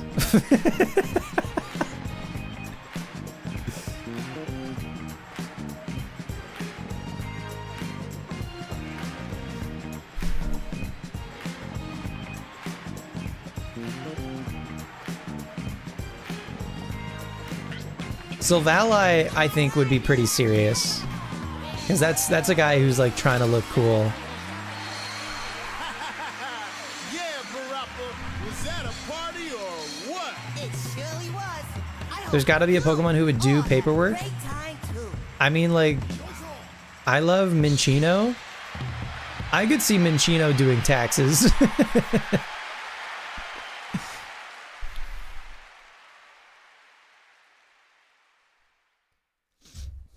Or like fucking Noctowl.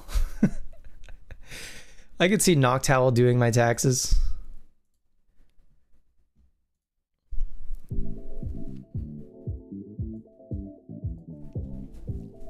Spiritomb is really silly.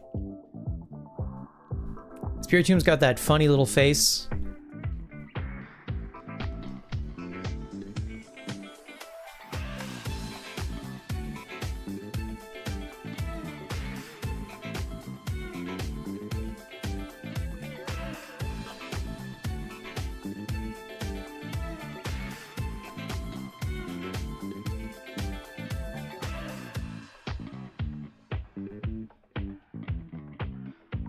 What do y'all think the most boring Pokemon is?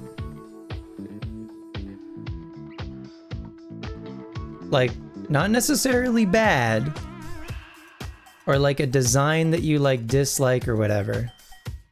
What's up, Brambuzi? Why is everyone streaming Safari Zone? Brambuzi, there's a community-led event happening between July 17th and 26th called Safari Week.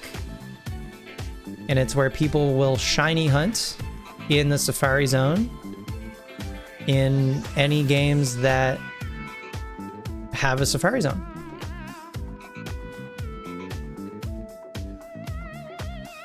Welcome in, nice to see you. Someday you'll stop referencing that silly episode of Orbird Gate. I hope that day never comes. I hope you continue to reference it.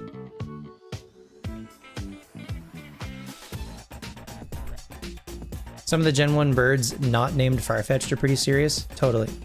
I would also say that Gen 1 birds not named Farfetch'd or Doduo or Dodrio are like pretty boring because they're straight up birds. Like Spearow. Spearow is one of the most boring Pokemon.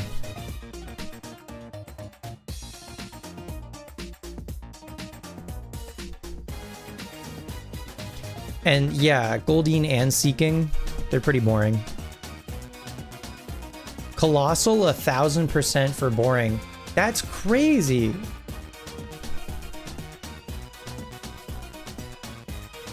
Colossal's so cool.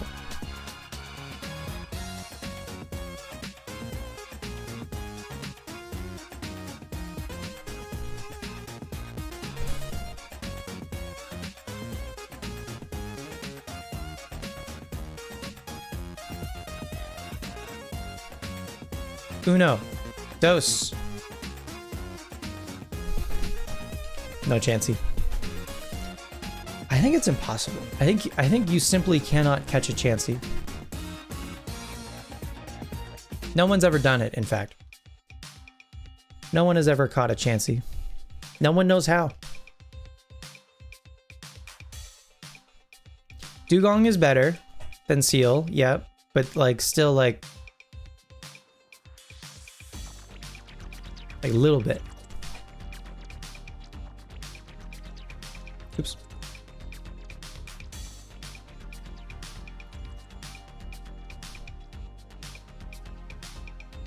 It should have been kept on wheels.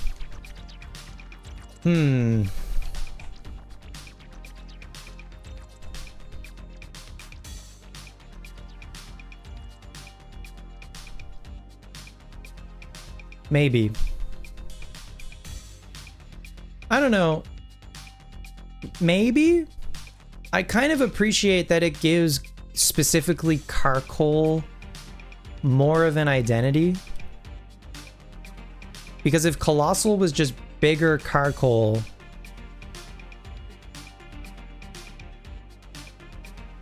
then I feel like maybe Carkol wouldn't be as like memorable or something if it was like overshadowed by the evolution.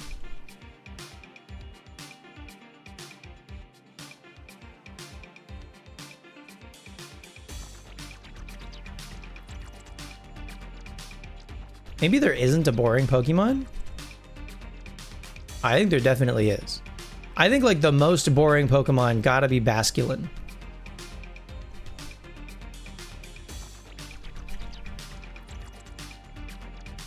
It's Stoutland or Herdier.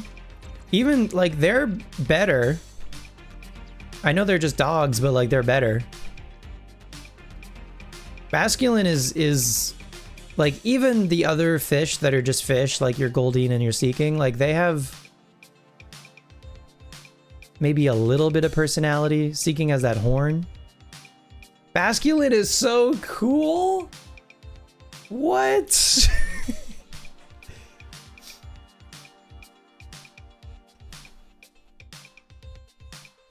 Warlock, this is crazy coming from you because you don't even like Gen 5. What do you mean Basculin is so cool?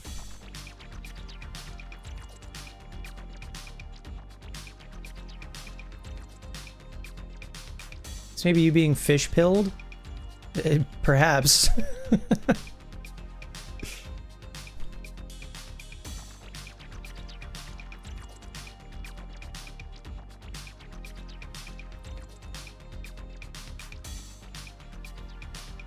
You only just like one Pokemon in its evolution?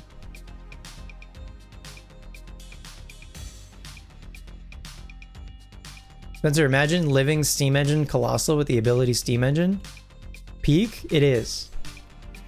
It is, and I stand by it. I just think like, yeah, maybe Colossal isn't as like inspired as it could have been, but like compared to, I don't know, any Pokemon that is just an animal,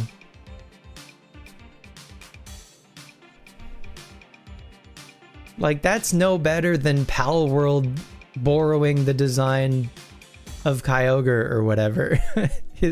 Is Pokemon being like, you know birds? What if we gave a bird anime eyes and then called it a day?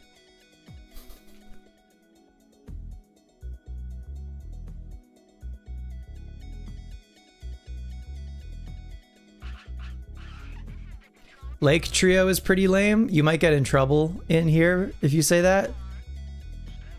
I think their design is cool. I think mechanically they're boring, but their designs are good.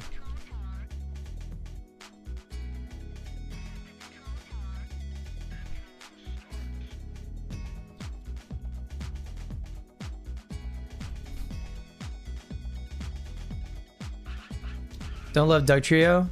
I can get behind that. I think any of the Pokemon that are just like a group of 3 of an existing design. Dugtrio, Magneton. The exception being Dodrio.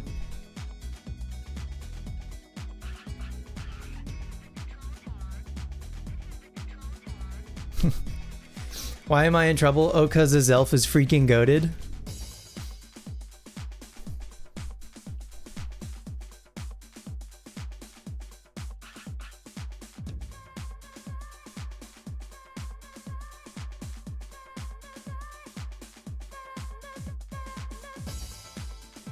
Nah, Liv, we're done with /J and /S. We're being actively hostile towards each other. It's 2026.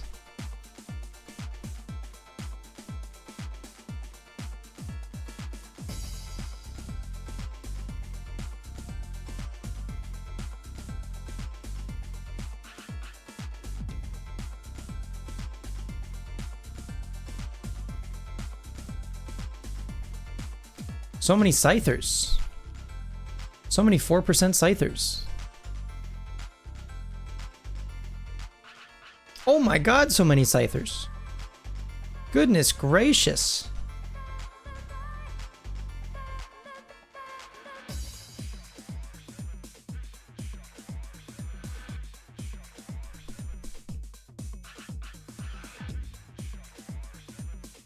Favorite thing to tell people that in lore, the Lake Trio is pretty much stronger than every Pokemon you can think of, minus like the Creation Trio and Arceus.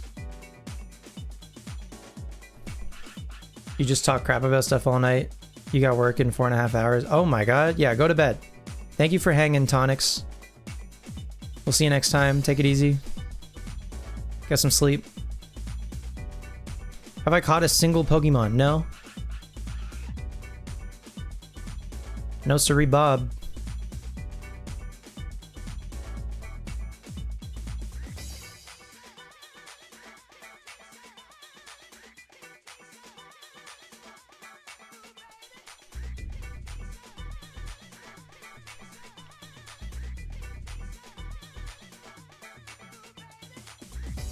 Yes, Safari Week is for shiny hunting. You got it.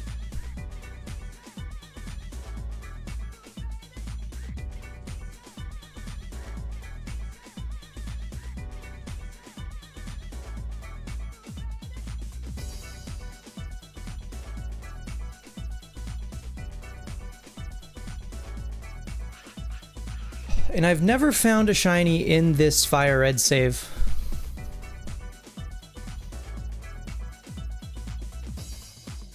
Missed the Chill Reset shiny hunt style streams? Matt Sam, you're not the first person to tell me that. So, but I'm glad you enjoy them. Does rotating in place not count as repel steps? You haven't had to re-up all night and you're getting concerned? I guess not. I don't know. Tommy, I'm hoping for a Nidoran or a Nidorino, which thankfully is we're most likely, we're 30% likely to see one of the two of those guys.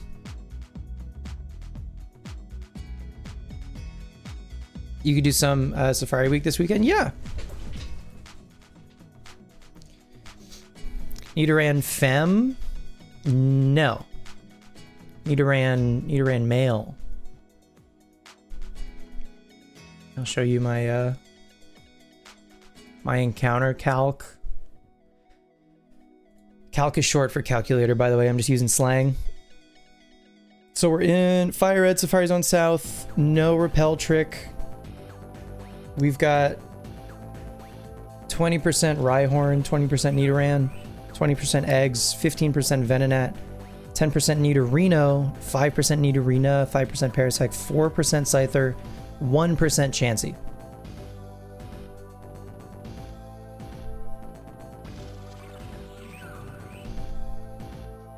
That's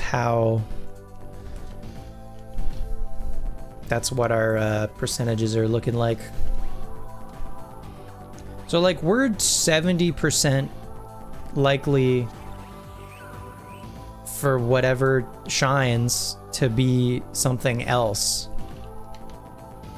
But at least my like target is 30%, which is the highest, I guess, between both Nidoran and Nidorino.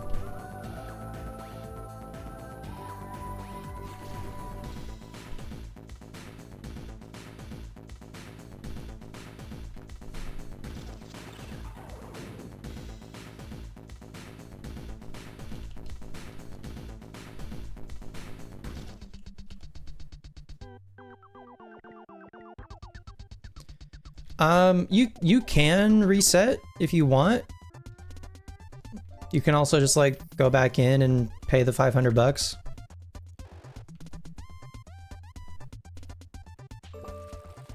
It makes more sense to reset if you end up using like a bunch of repels. Then you can definitely reset. I mean, you can reset anyway if you want. Oh, I didn't mean to catch that. LOL. Okay, I caught a Parasect.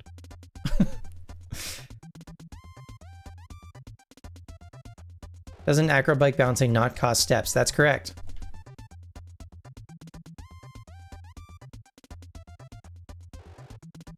Your V-Blast, your encounters are only for Houndour?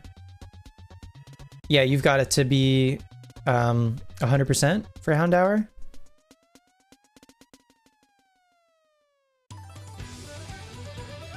Did y'all happen to watch the Heartgold to Silver Safari Zone video that went up today?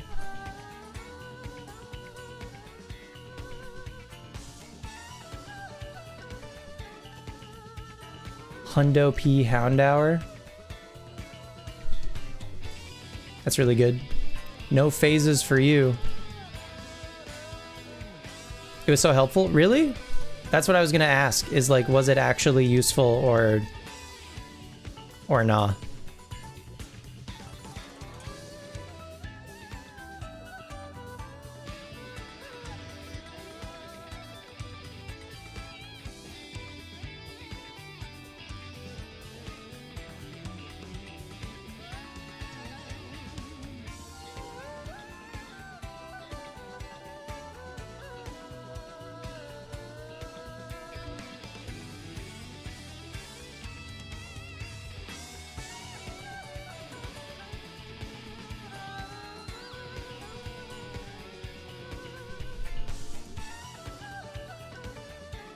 Cool. Well, yeah, I hope it was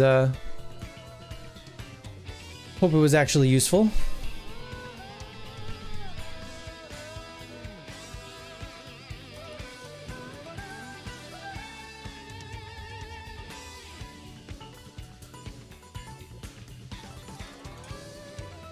True. Yeah, I thought about it after the fact. When I was in the grass looking for Pachirisu, I should have used an Illuminate Pokemon and the White Flute at the front of my party to make the time in between Pachirisus less.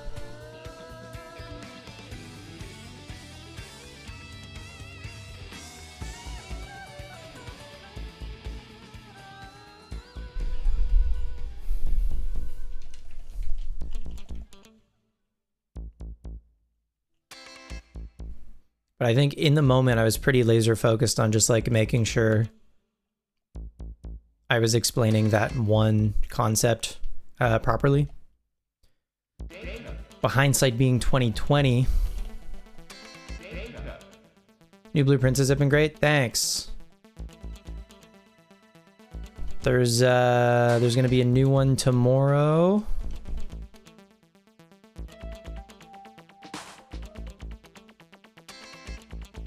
And then I gotta record some more.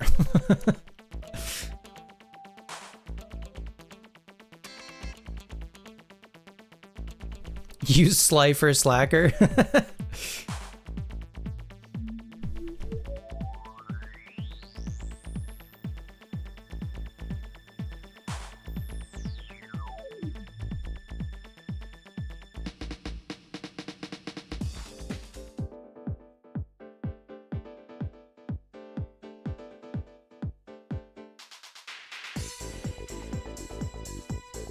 Back-to-back 4% Scythers.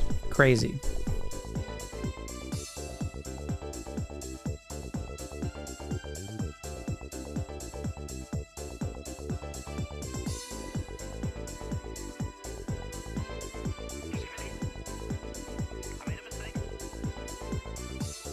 Should I do something if we get back-to-back 1% chances?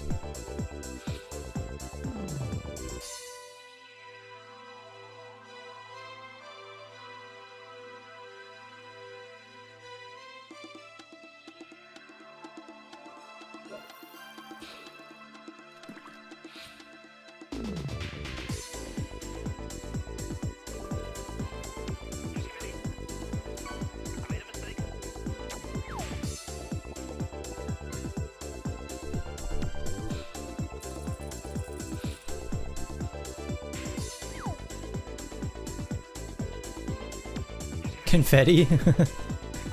Training for Whitney and Hargles and Silver. You've been working and playing Power World a bit, so you've been a bit preoccupied, but you've been slowly progressing. Sing Take a Chance on Me by ABBA.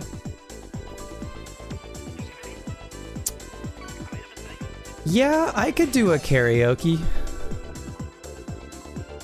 I could do a karaoke if we find 2 1% chances back to back.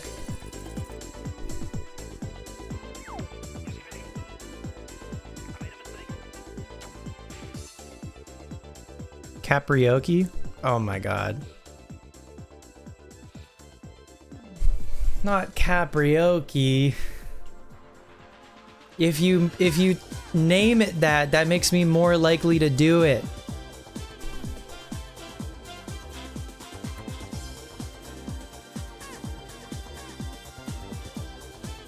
Shit. Smishmar Caprioke, I'm not making a command. How dare you?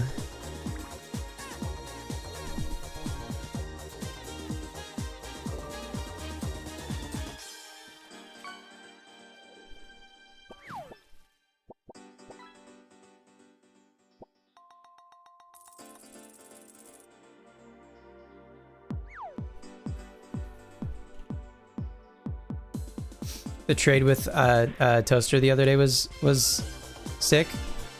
It was genuinely, I was on the edge of my seat. I wanted y'all to make that trade happen so bad, and then you finally did. I was like, wow. The future is now, thanks to science.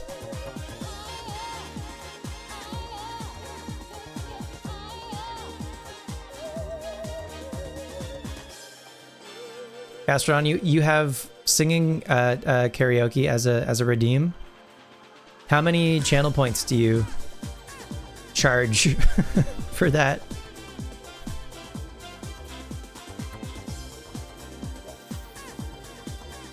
You're low clef key excited you're bringing your Switch to work tomorrow because a coworker needs a trade evo? Hell yeah.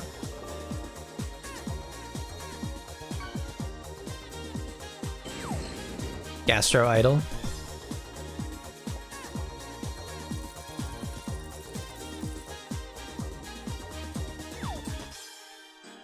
Greta has a place on the team, of course. Of course. So you've got Maeve. You've got Rift, because you can't not have Rift. And Greta. And are you doing Fortress again? Are you doing Castle the Fortress?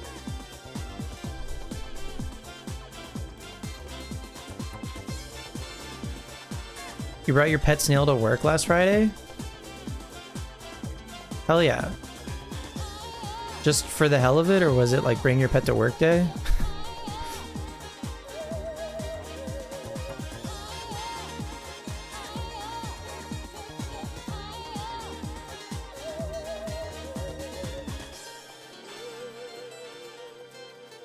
You're considering Castle? Okay. Eggs.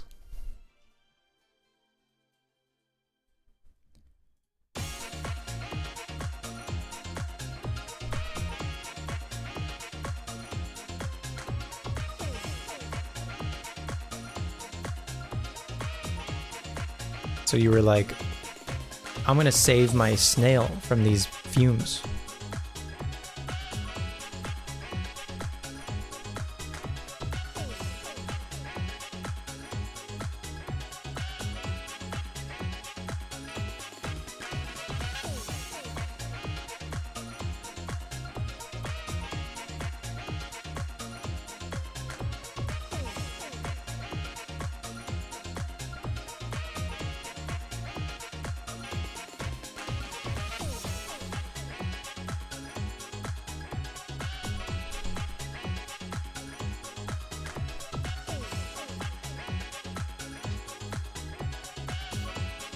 Dude, imagine if this whole time I've been throwing balls at Chancy's If my goal wasn't even shiny hunting and it was just to catch Chansey, just simply catch Chansey, I wouldn't have done it after nearly 4 hours.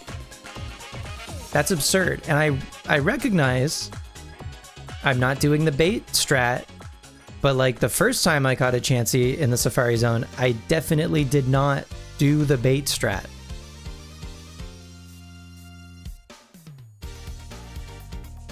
I definitely just like raw dogged throwing a ball at a Chansey and praying.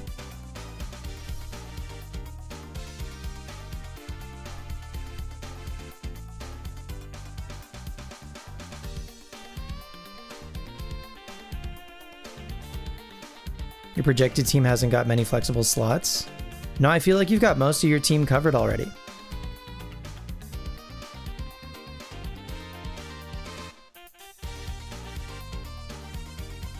He worked hard.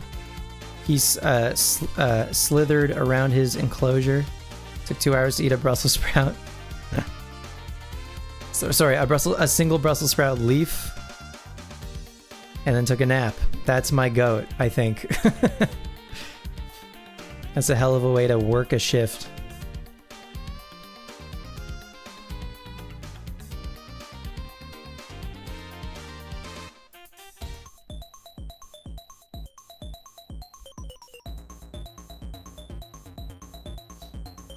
Almost like he's an animal known for taking it slow? Nah. Didn't you watch Turbo or whatever?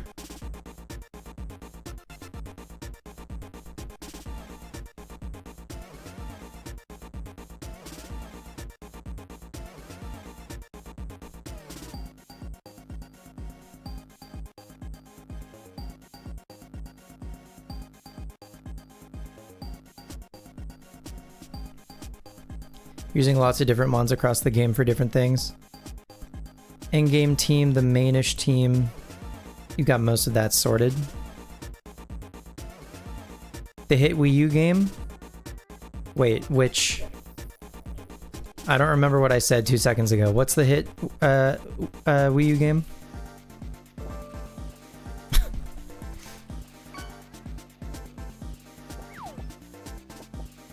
Oh, Turbo. Is Turbo a Wii U game? That tracks, actually.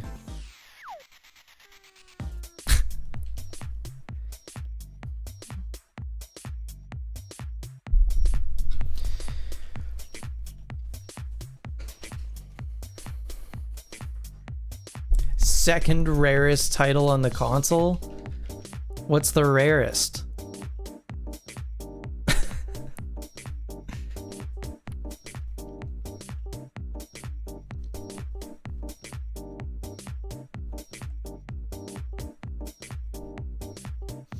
Eggs. Devil's Third. Haven't even heard of it. So that tracks.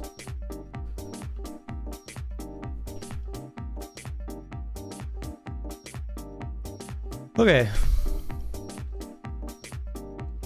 I think I'm gonna keep going until I hit the 4-hour mark on the stream.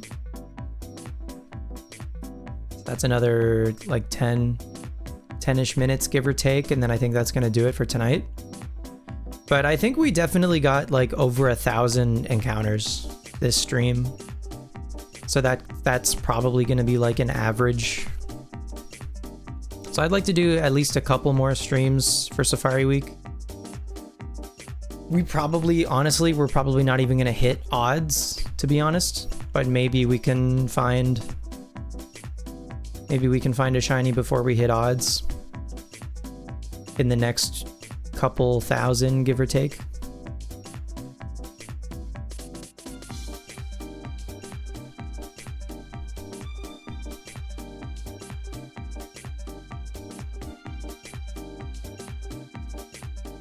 Most of the team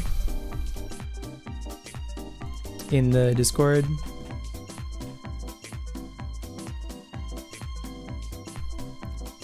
Lazy River, Rift, Dingy. Oh, Dingy. How could I forget about Dingy? I would die for Dingy. Maeve, fudge. Milky Way. Jesus Christ, you've been grinding Milky Way. Milky Way is gaming.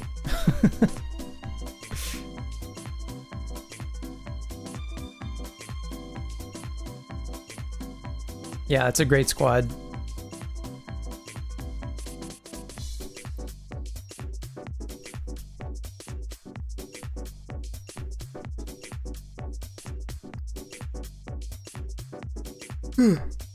And Wayne hatched a shiny ladybug. That's crazy.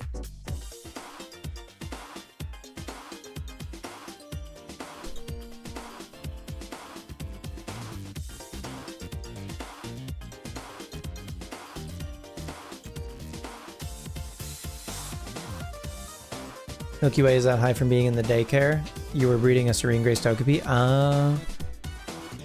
I am a sucker for Serene Grace Togepi.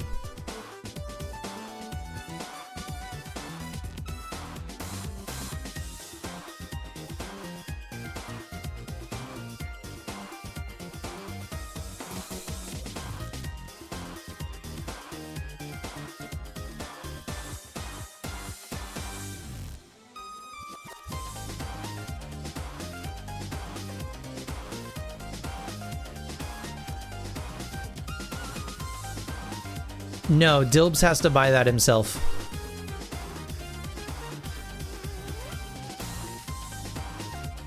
If Dilbs wants to be on the ranch, Dilbs can earn the channel points the old-fashioned way.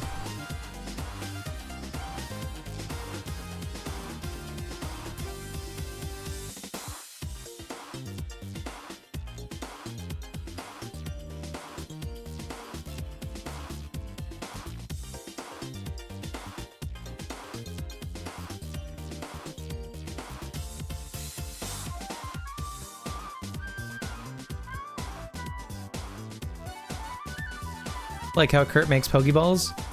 One ball at a time per day, the way God intended.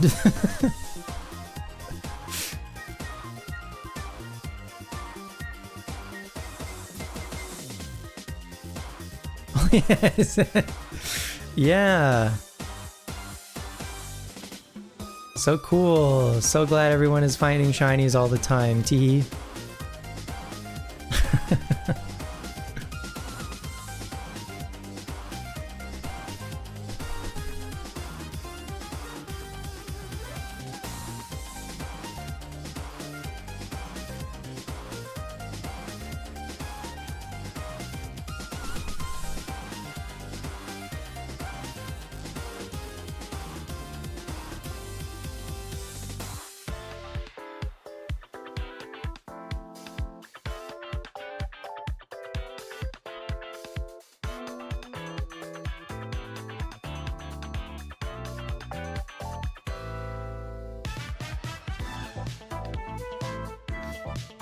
You made the mistake of deciding on a name for Blue Houndour.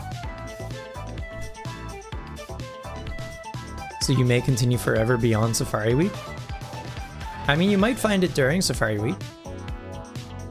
Do you want to share the name?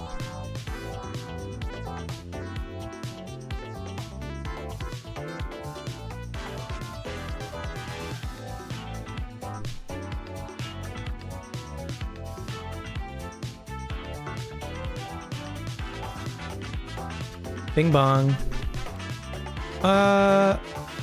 Bing bong, huh? Do I want to call it then?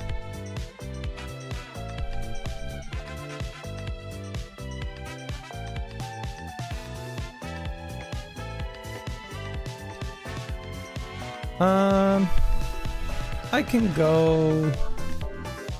How long does one bing bong take?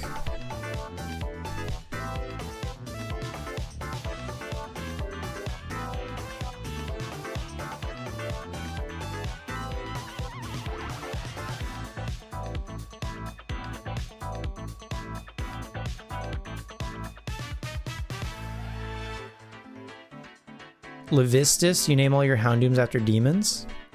And you're running out of demons? It's a lot of dogs. Do you have a Cerberus already?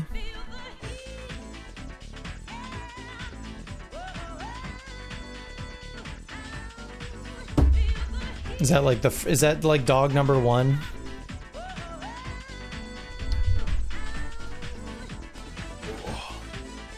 Fuck. Cerberus was your first one ever? That tracks.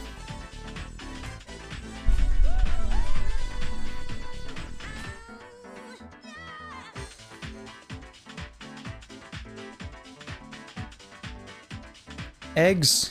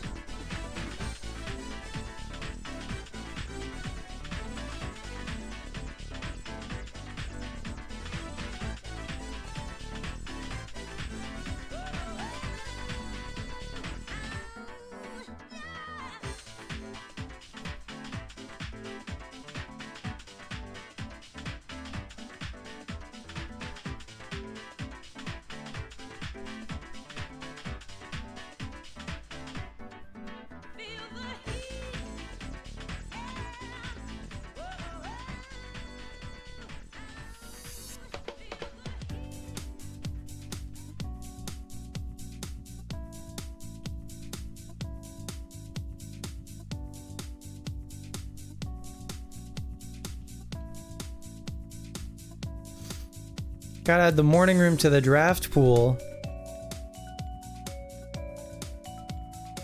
Gotta give me some bacon and eggs.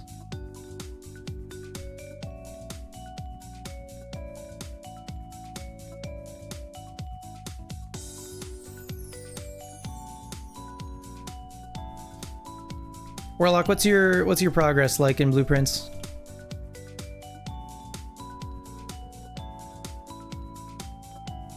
Are you crazy for constantly using upgrade discs to turn your rooms red?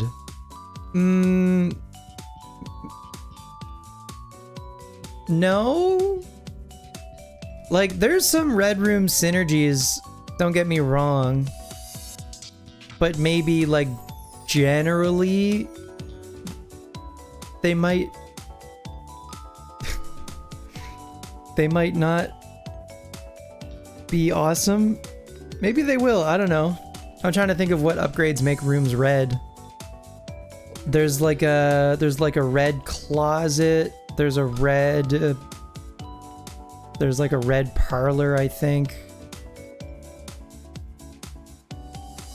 The funeral parlor, yeah, you got 12 gems out of the funeral parlor the other night. Okay, all right. Listen, if it works out, then it works out and you're better for it. I'm too much of a chicken.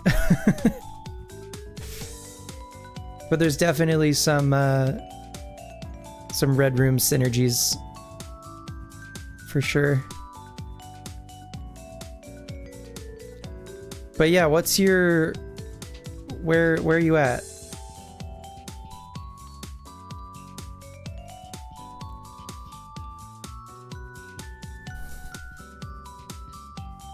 Kind of stuck a bit. You need to get better at drafting to win and not to continue.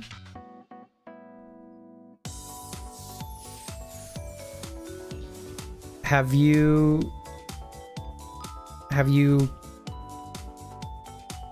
entered room 46?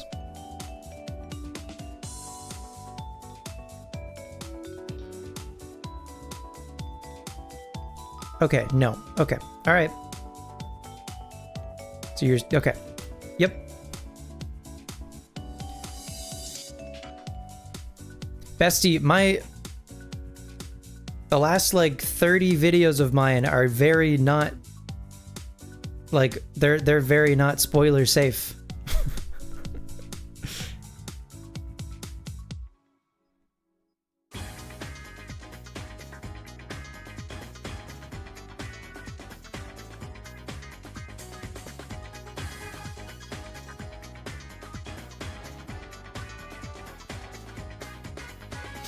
You keep getting 13 room houses? Does it perhaps have anything to do with upgrading all of your rooms to red rooms?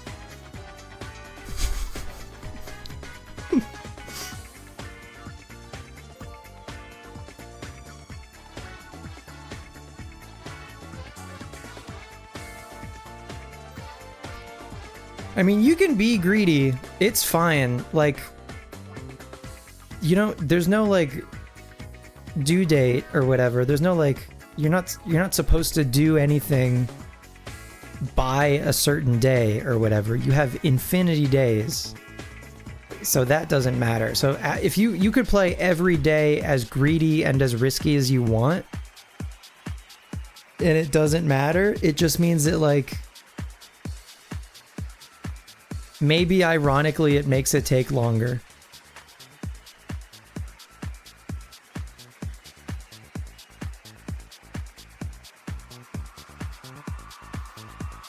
Oh yeah, you can't pass up the archives?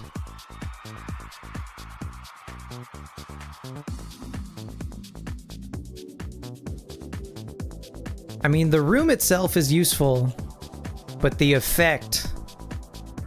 Ooh, the effect is truly devastating.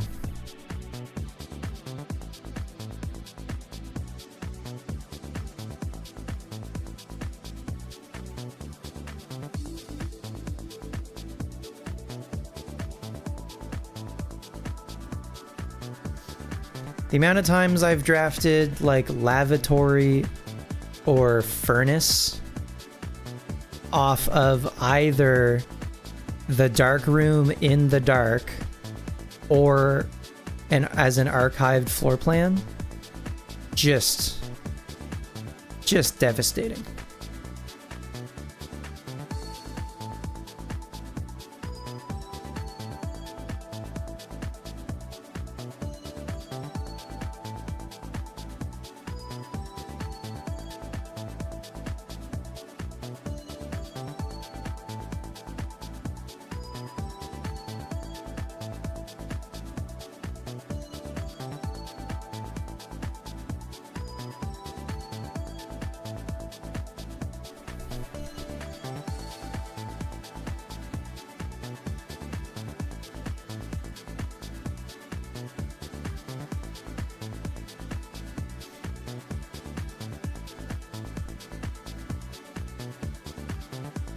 Are you paying attention to like lore stuff whenever you come across it?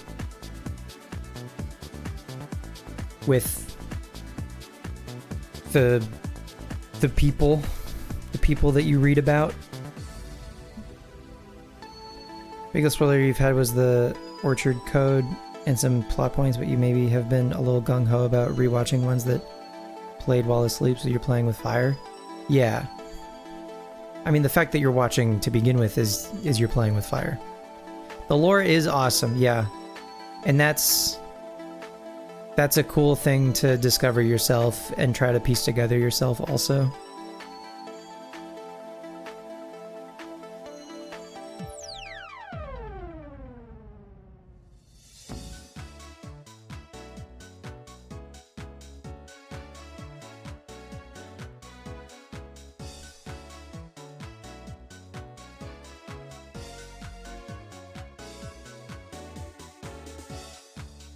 It's very akin to your sensibilities for sure. I get that.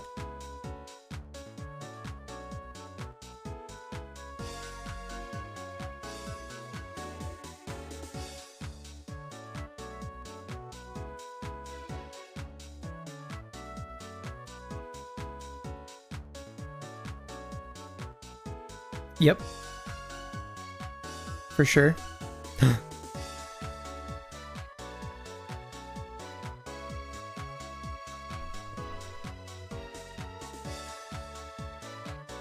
Damn.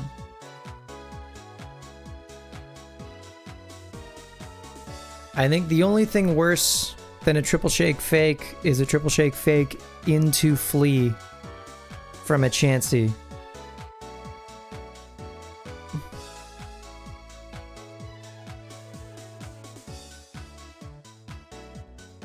Wow, it's staying for a while though.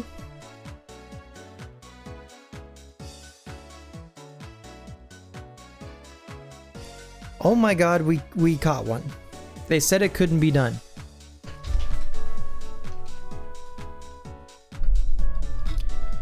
I don't think I have space on me. No, because I caught a Parasect.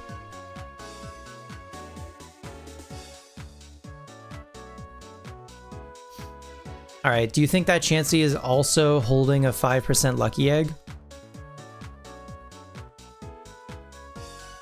You're working on chess pieces? Okay.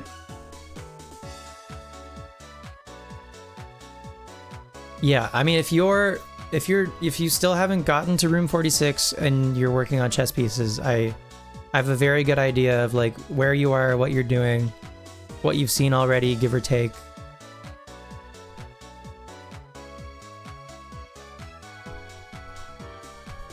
I think blueprints broadly can kind of be separated into like 3 different levels. Level 1 is like getting to room 46. Level 2 is where I am currently, and then there's a level beyond where I am that is like apparently the most esoteric, and like I don't think I'm gonna be smart enough to be able to figure it out, but I'm gonna give it a try. And I think I'm towards the end of level 2. I think I just have a couple things left to get to level 3. And I might even be starting to see some level 3 stuff already.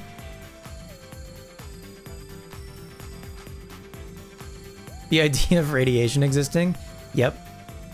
Yep, I haven't engaged with that mechanic yet, but it's pretty interesting. You just got crazy lucky when you got the tomb? What do you mean?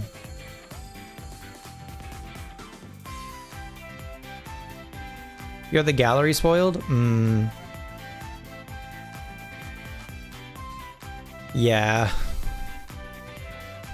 I put in a college try with the gallery for a while, and then I think I also had them spoiled, but like I was kind of glad.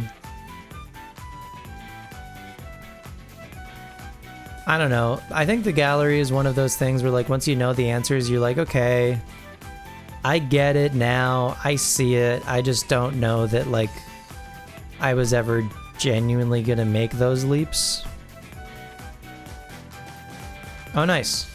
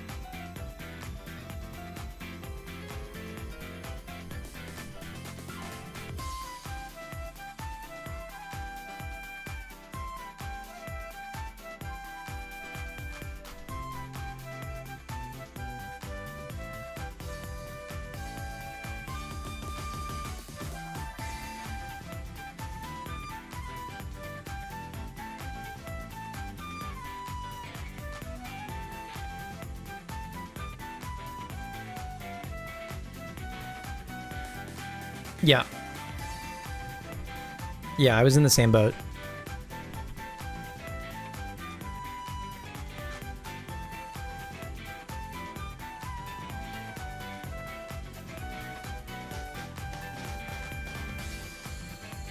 And it just keeps going.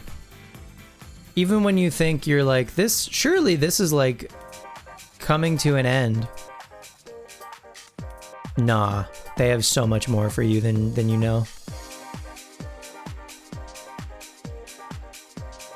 It's unbelievable. There's so much more that I still don't know, even.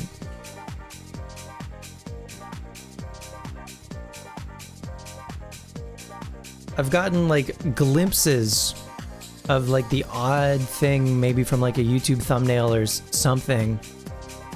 But for the most part, I've avoided seeing anything past where I am currently. And it just keeps going.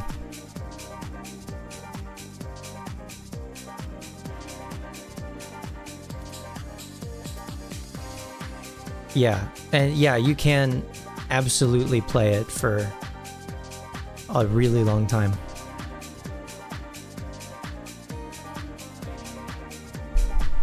I've even been getting kind of like a vicarious second playthrough, because sometimes Mo has started playing it, and sometimes she'll be like, hey, I'm gonna play Blue Prince, and so I'll like hang out and watch, and I'll answer questions if she asks any, but for the most part, Dirigible still isn't even here. Fucking Dirigiblox. But yeah, watching her play it is really fun, and watching her like figure things out, and I just have to like be quiet, but it's fun.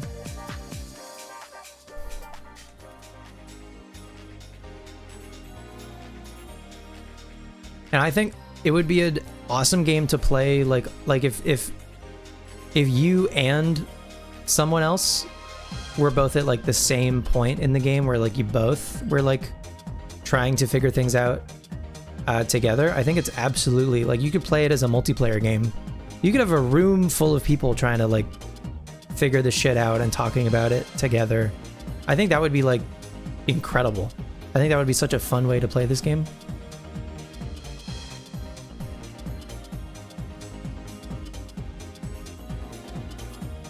Yeah, dude, that's my thing with my thumbnails for Blue Prince, is it's just like the same, basically like promotional box art image, the logo, and then the day that I'm on. I can't believe people put fucking like spoil shit in the game in their thumbnails. For most other games, yeah, that's what you do. Not Blue Prince. That shit absolutely grinds my gears. I'm with you 100%.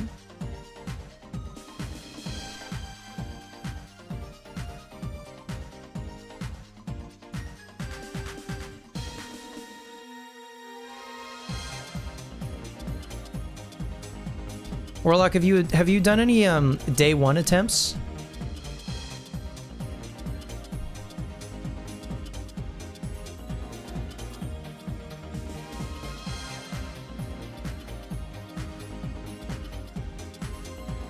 Thank you, I appreciate that.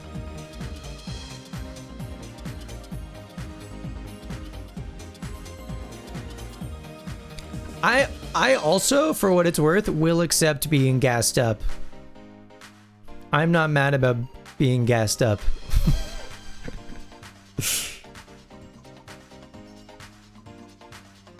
Yeah, okay.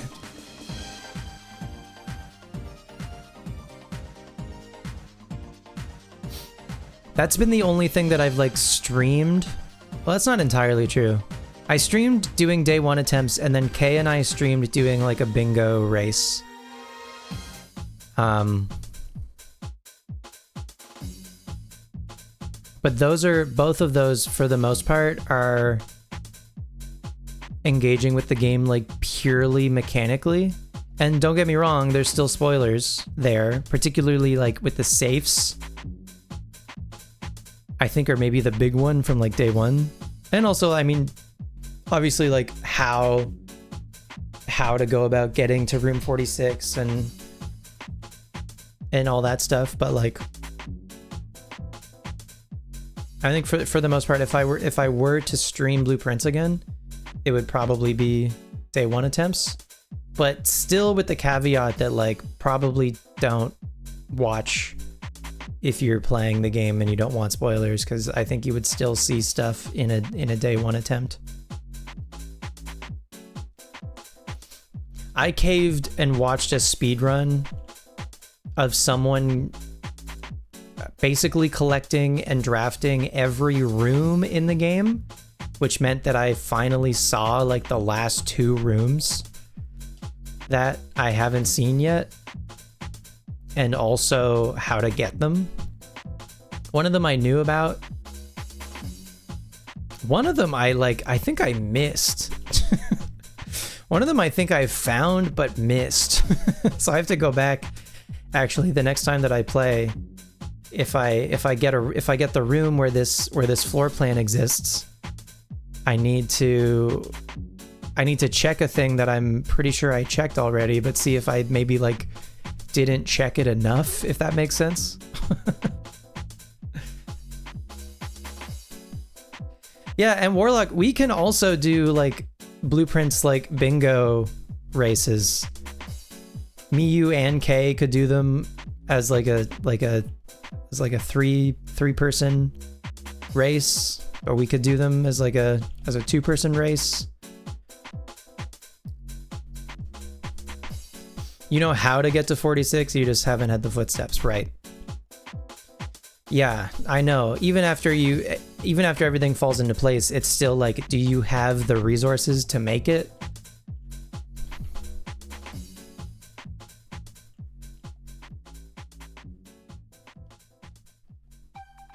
No, that wouldn't be imposing. I would do that anytime. I don't care if we're in the middle of like Gen 4 or whatever. And the same goes for Kay. If Kay was ever like, hey, let's do another blueprints race, I'd be like, absolutely. Name the what the fuck is it saying? Name the place and time.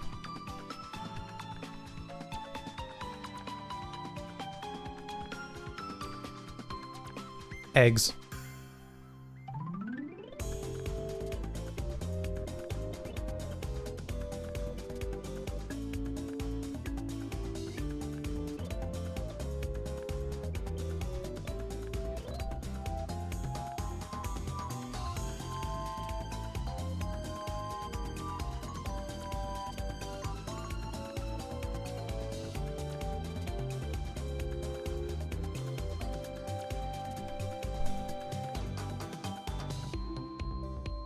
And actually, wow, I think it, yeah, okay. There is a website that like you can set up and run all of the bingo stuff through, and like all of us would be able to like put it as a browser source on our streams and stuff, and it like looks really nice, and it keeps track of the like bingo spaces that everyone has done so far really well.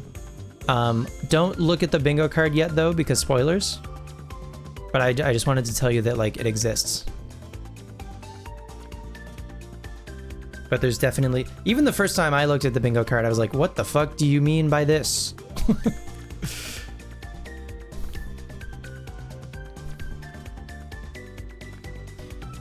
Or even like we watched, I think, not for this year's GDQ, or maybe it was a GDQ and not SGDQ. I don't remember. There was one GDQ where there was like a blueprints, LOL. There was a blueprints bingo race during a GDQ, and they mentioned something during it, and Kay and I were both like, what the fuck does that mean? This one thing that they mentioned offhand. During the GDQ run, I was like, excuse me? And it's still like, it's something that now like makes me paranoid about a specific room, and I don't know what the fuck I'm supposed to do in the room, but I know that allegedly there is something to do in that room from this one offhanded mention from the GDQ run. If I didn't watch that run, I would just be like, oh, this room is great. I love this room. Yeah. I can neither confirm nor deny.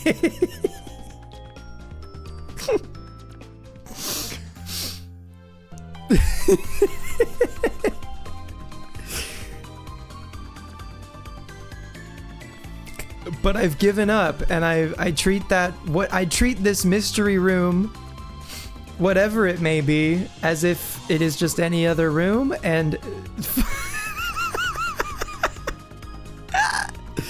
and if anything in the game ever decides to tip me off about perhaps something being in this room, then fine, I'll pay attention again. But the vague promise of maybe something happening, I need to stop. For my own mental health, I need to stop. But genuinely, it was driving me nuts. Oh, fuck the wine cellar also. No, you're right. Fuck that stupid fucking room. Fucking giving me mental illness. So, oh, these Roman numerals. Surely if they use Roman numerals, there has to be a puzzle involved.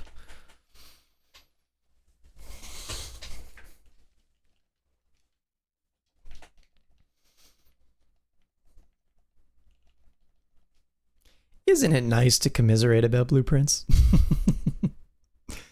The game that we love so much.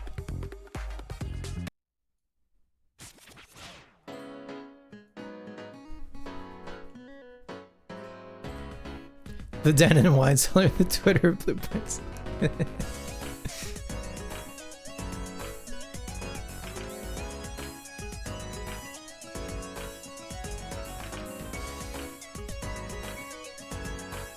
Oh boy. 200 steps left, huh? Jeez Louise. Okay. So there's a good amount of time between bing bongs for me.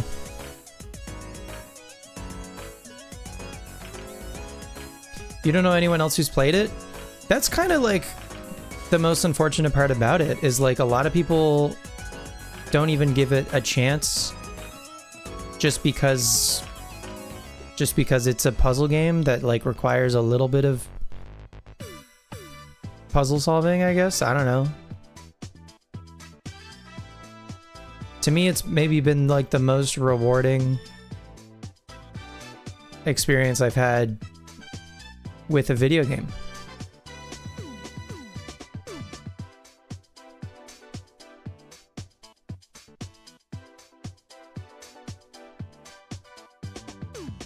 Sure, you had the like, oh, this game is popular, it can't possibly be that good. I get that. I think the thing that really did it for me is every video game podcast I listened to wouldn't shut up about it for a month before it came out. Like they all got coded for it and like had a group chat, like all of the reviewers together had a group chat where they were like talking about Blueprints together and figuring things out together. And they tried to 100% it before it released. And I think they missed like one final big thing, and then the game came out, and then like the general public found that one final thing within like 3 days.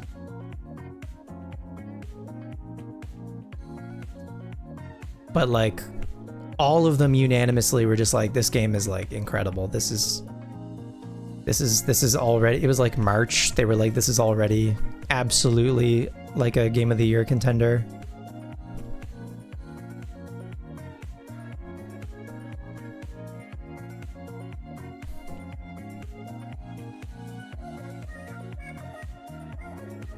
This is the, I'm gonna say Jujutsu Kaisen. Is it Jujutsu Kaisen?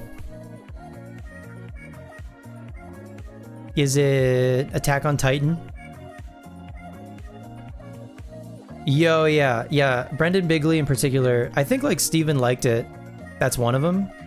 I think Steven liked it. I think Brendan Bigley was like, Blueprints is one of my favorite games of all time. And Brendan also was like, me and my wife like played it on our wedding day. Like while we were like chilling in our hotel room or whatever, played Blueprints together on our wedding day. Like, damn. That's got to be a good video game if you're playing it on your wedding day.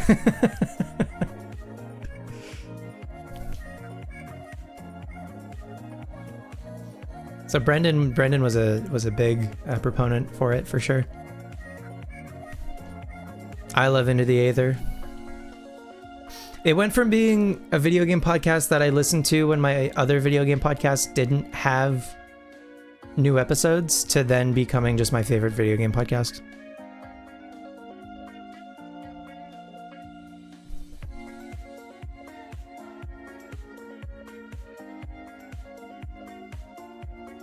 I align with their values so much, and I think they have just like good measured thoughts on games in general.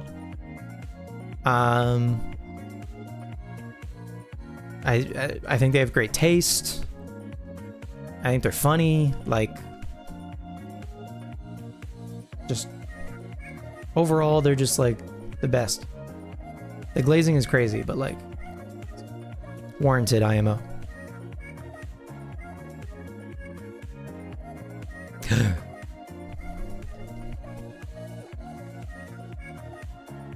Even with Pokemon, they're like gentle, which I feel like most people for whom Pokemon is like this like ulterior thing that is larger than life, and they talk about it as if it's larger than life.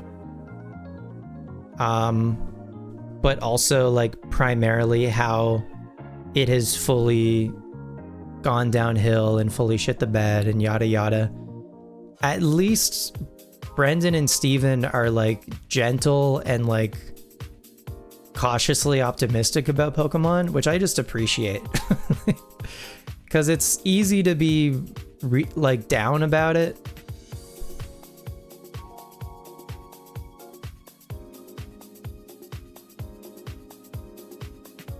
And they won't pull punches by any means. They'll be like, listen, the new Digimon game clears Legends ZA pretty easily, but like, we still had a decent time with Legends ZA.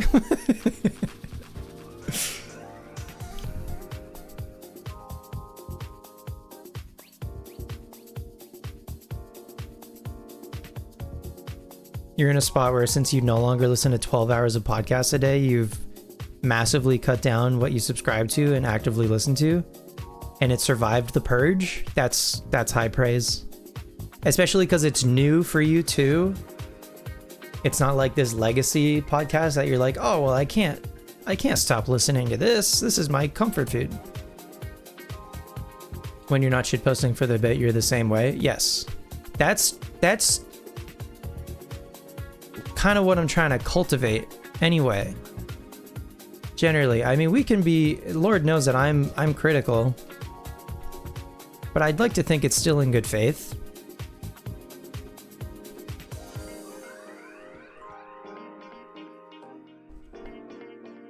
But I also recognize that I'm like too close to the thing to really have like a good, maybe more like balanced sense.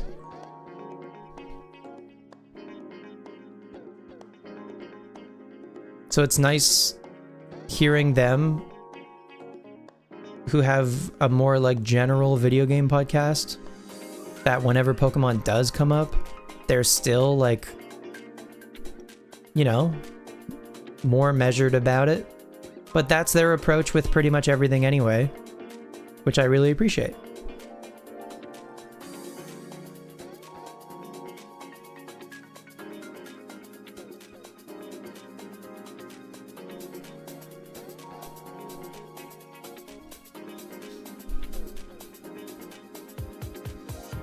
Anyway, they're great. Brendan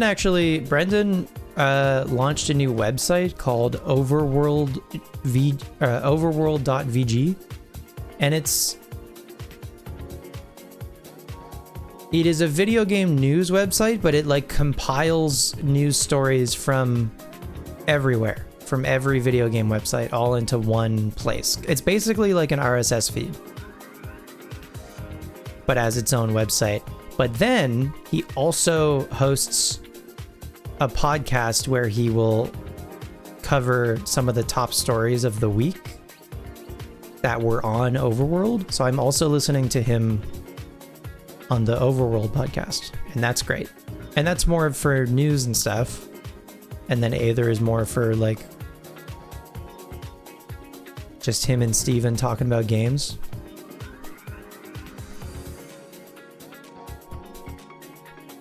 You're in such a weird spot with Pokemon. You're like the equivalent of a born-again Christian about it, which is incredibly dramatic to say. No, but I get it, because you came back to it later in life. I get it. The only analog you can think of that sounds... Oh, Overworld. Yeah. Yeah, Overworld's sick. For like, you know, it's pretty like straight up and down news.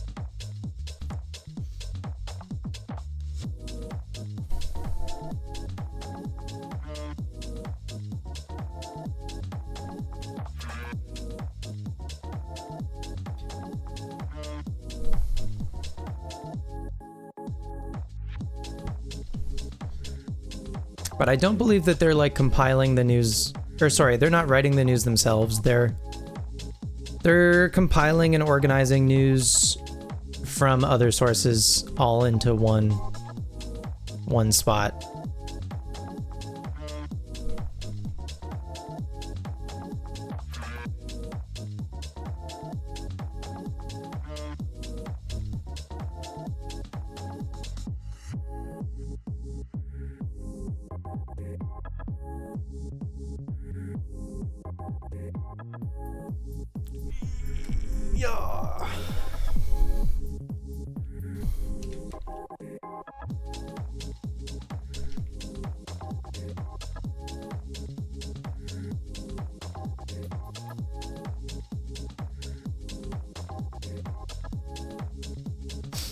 I love Bob Wolf. I don't listen to the podcast, but I do watch pretty much everything he uploads on Wolf Den. Bob's so funny.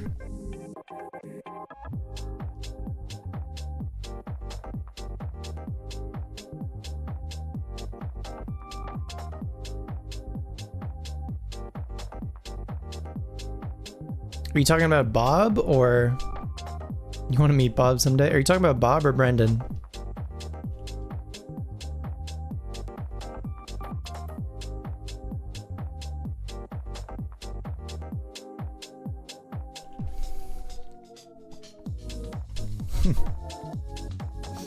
The thing that Bob did that I'm so proud of him for was he left that stupid fucking podcast with beat 'em ups. And he's still friends with beat 'em ups, and that's fine, whatever. But I'm glad at least he's not doing the Nintendo podcast. Dude, fuck beat 'em ups. That guy sucks. So the day that Bob was like, I'm leaving beat 'em ups, I was like, thank God.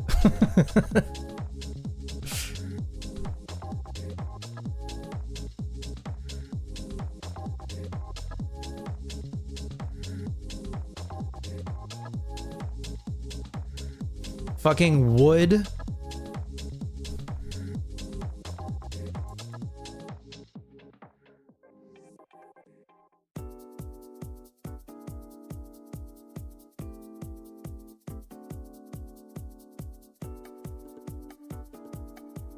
It got bleak.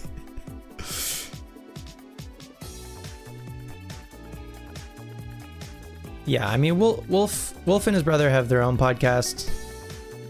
And he doesn't need to have a podcast with that big fucking baby.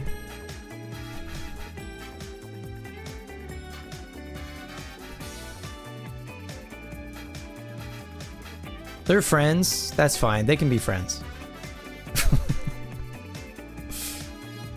I'm friends with Logan, so I get it.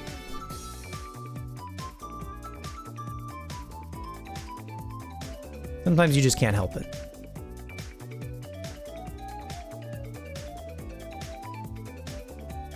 Patreon bonus episodes, when he bothered to make them, were him bitching about money and the cost of having a studio for Nintendo of all things, and saying every week, yeah.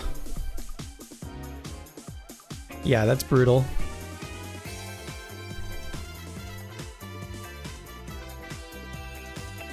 I'll never forget, dude, when Beat 'em Ups made that video after he lost his like Nintendo partnership.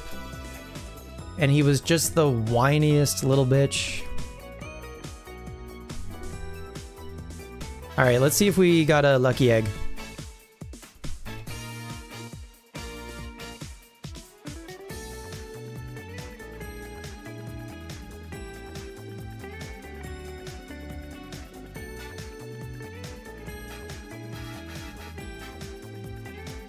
Yeah.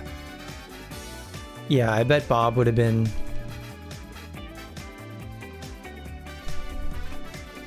No lucky egg, that's fine. Unknowns. You're not unknowns. Oh. Oh, no. Oh, God. Oh, God, don't look at all my Abras.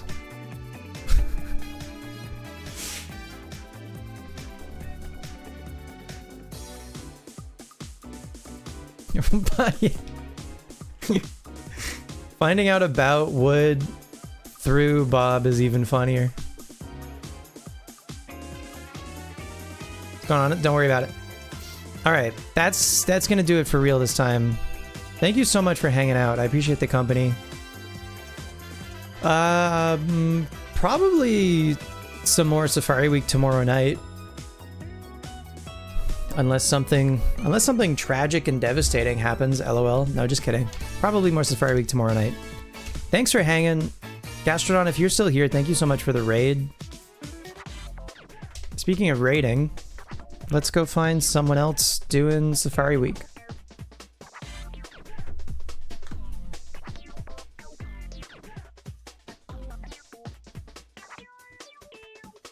Quick is live.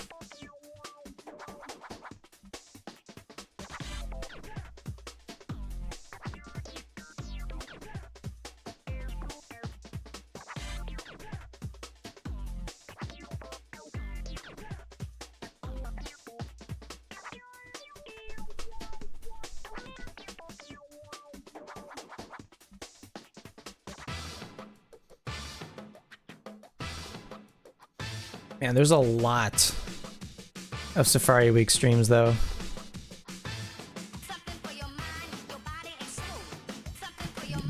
Your body and soul. Anyway, we can just raid quick. Did I spell that right?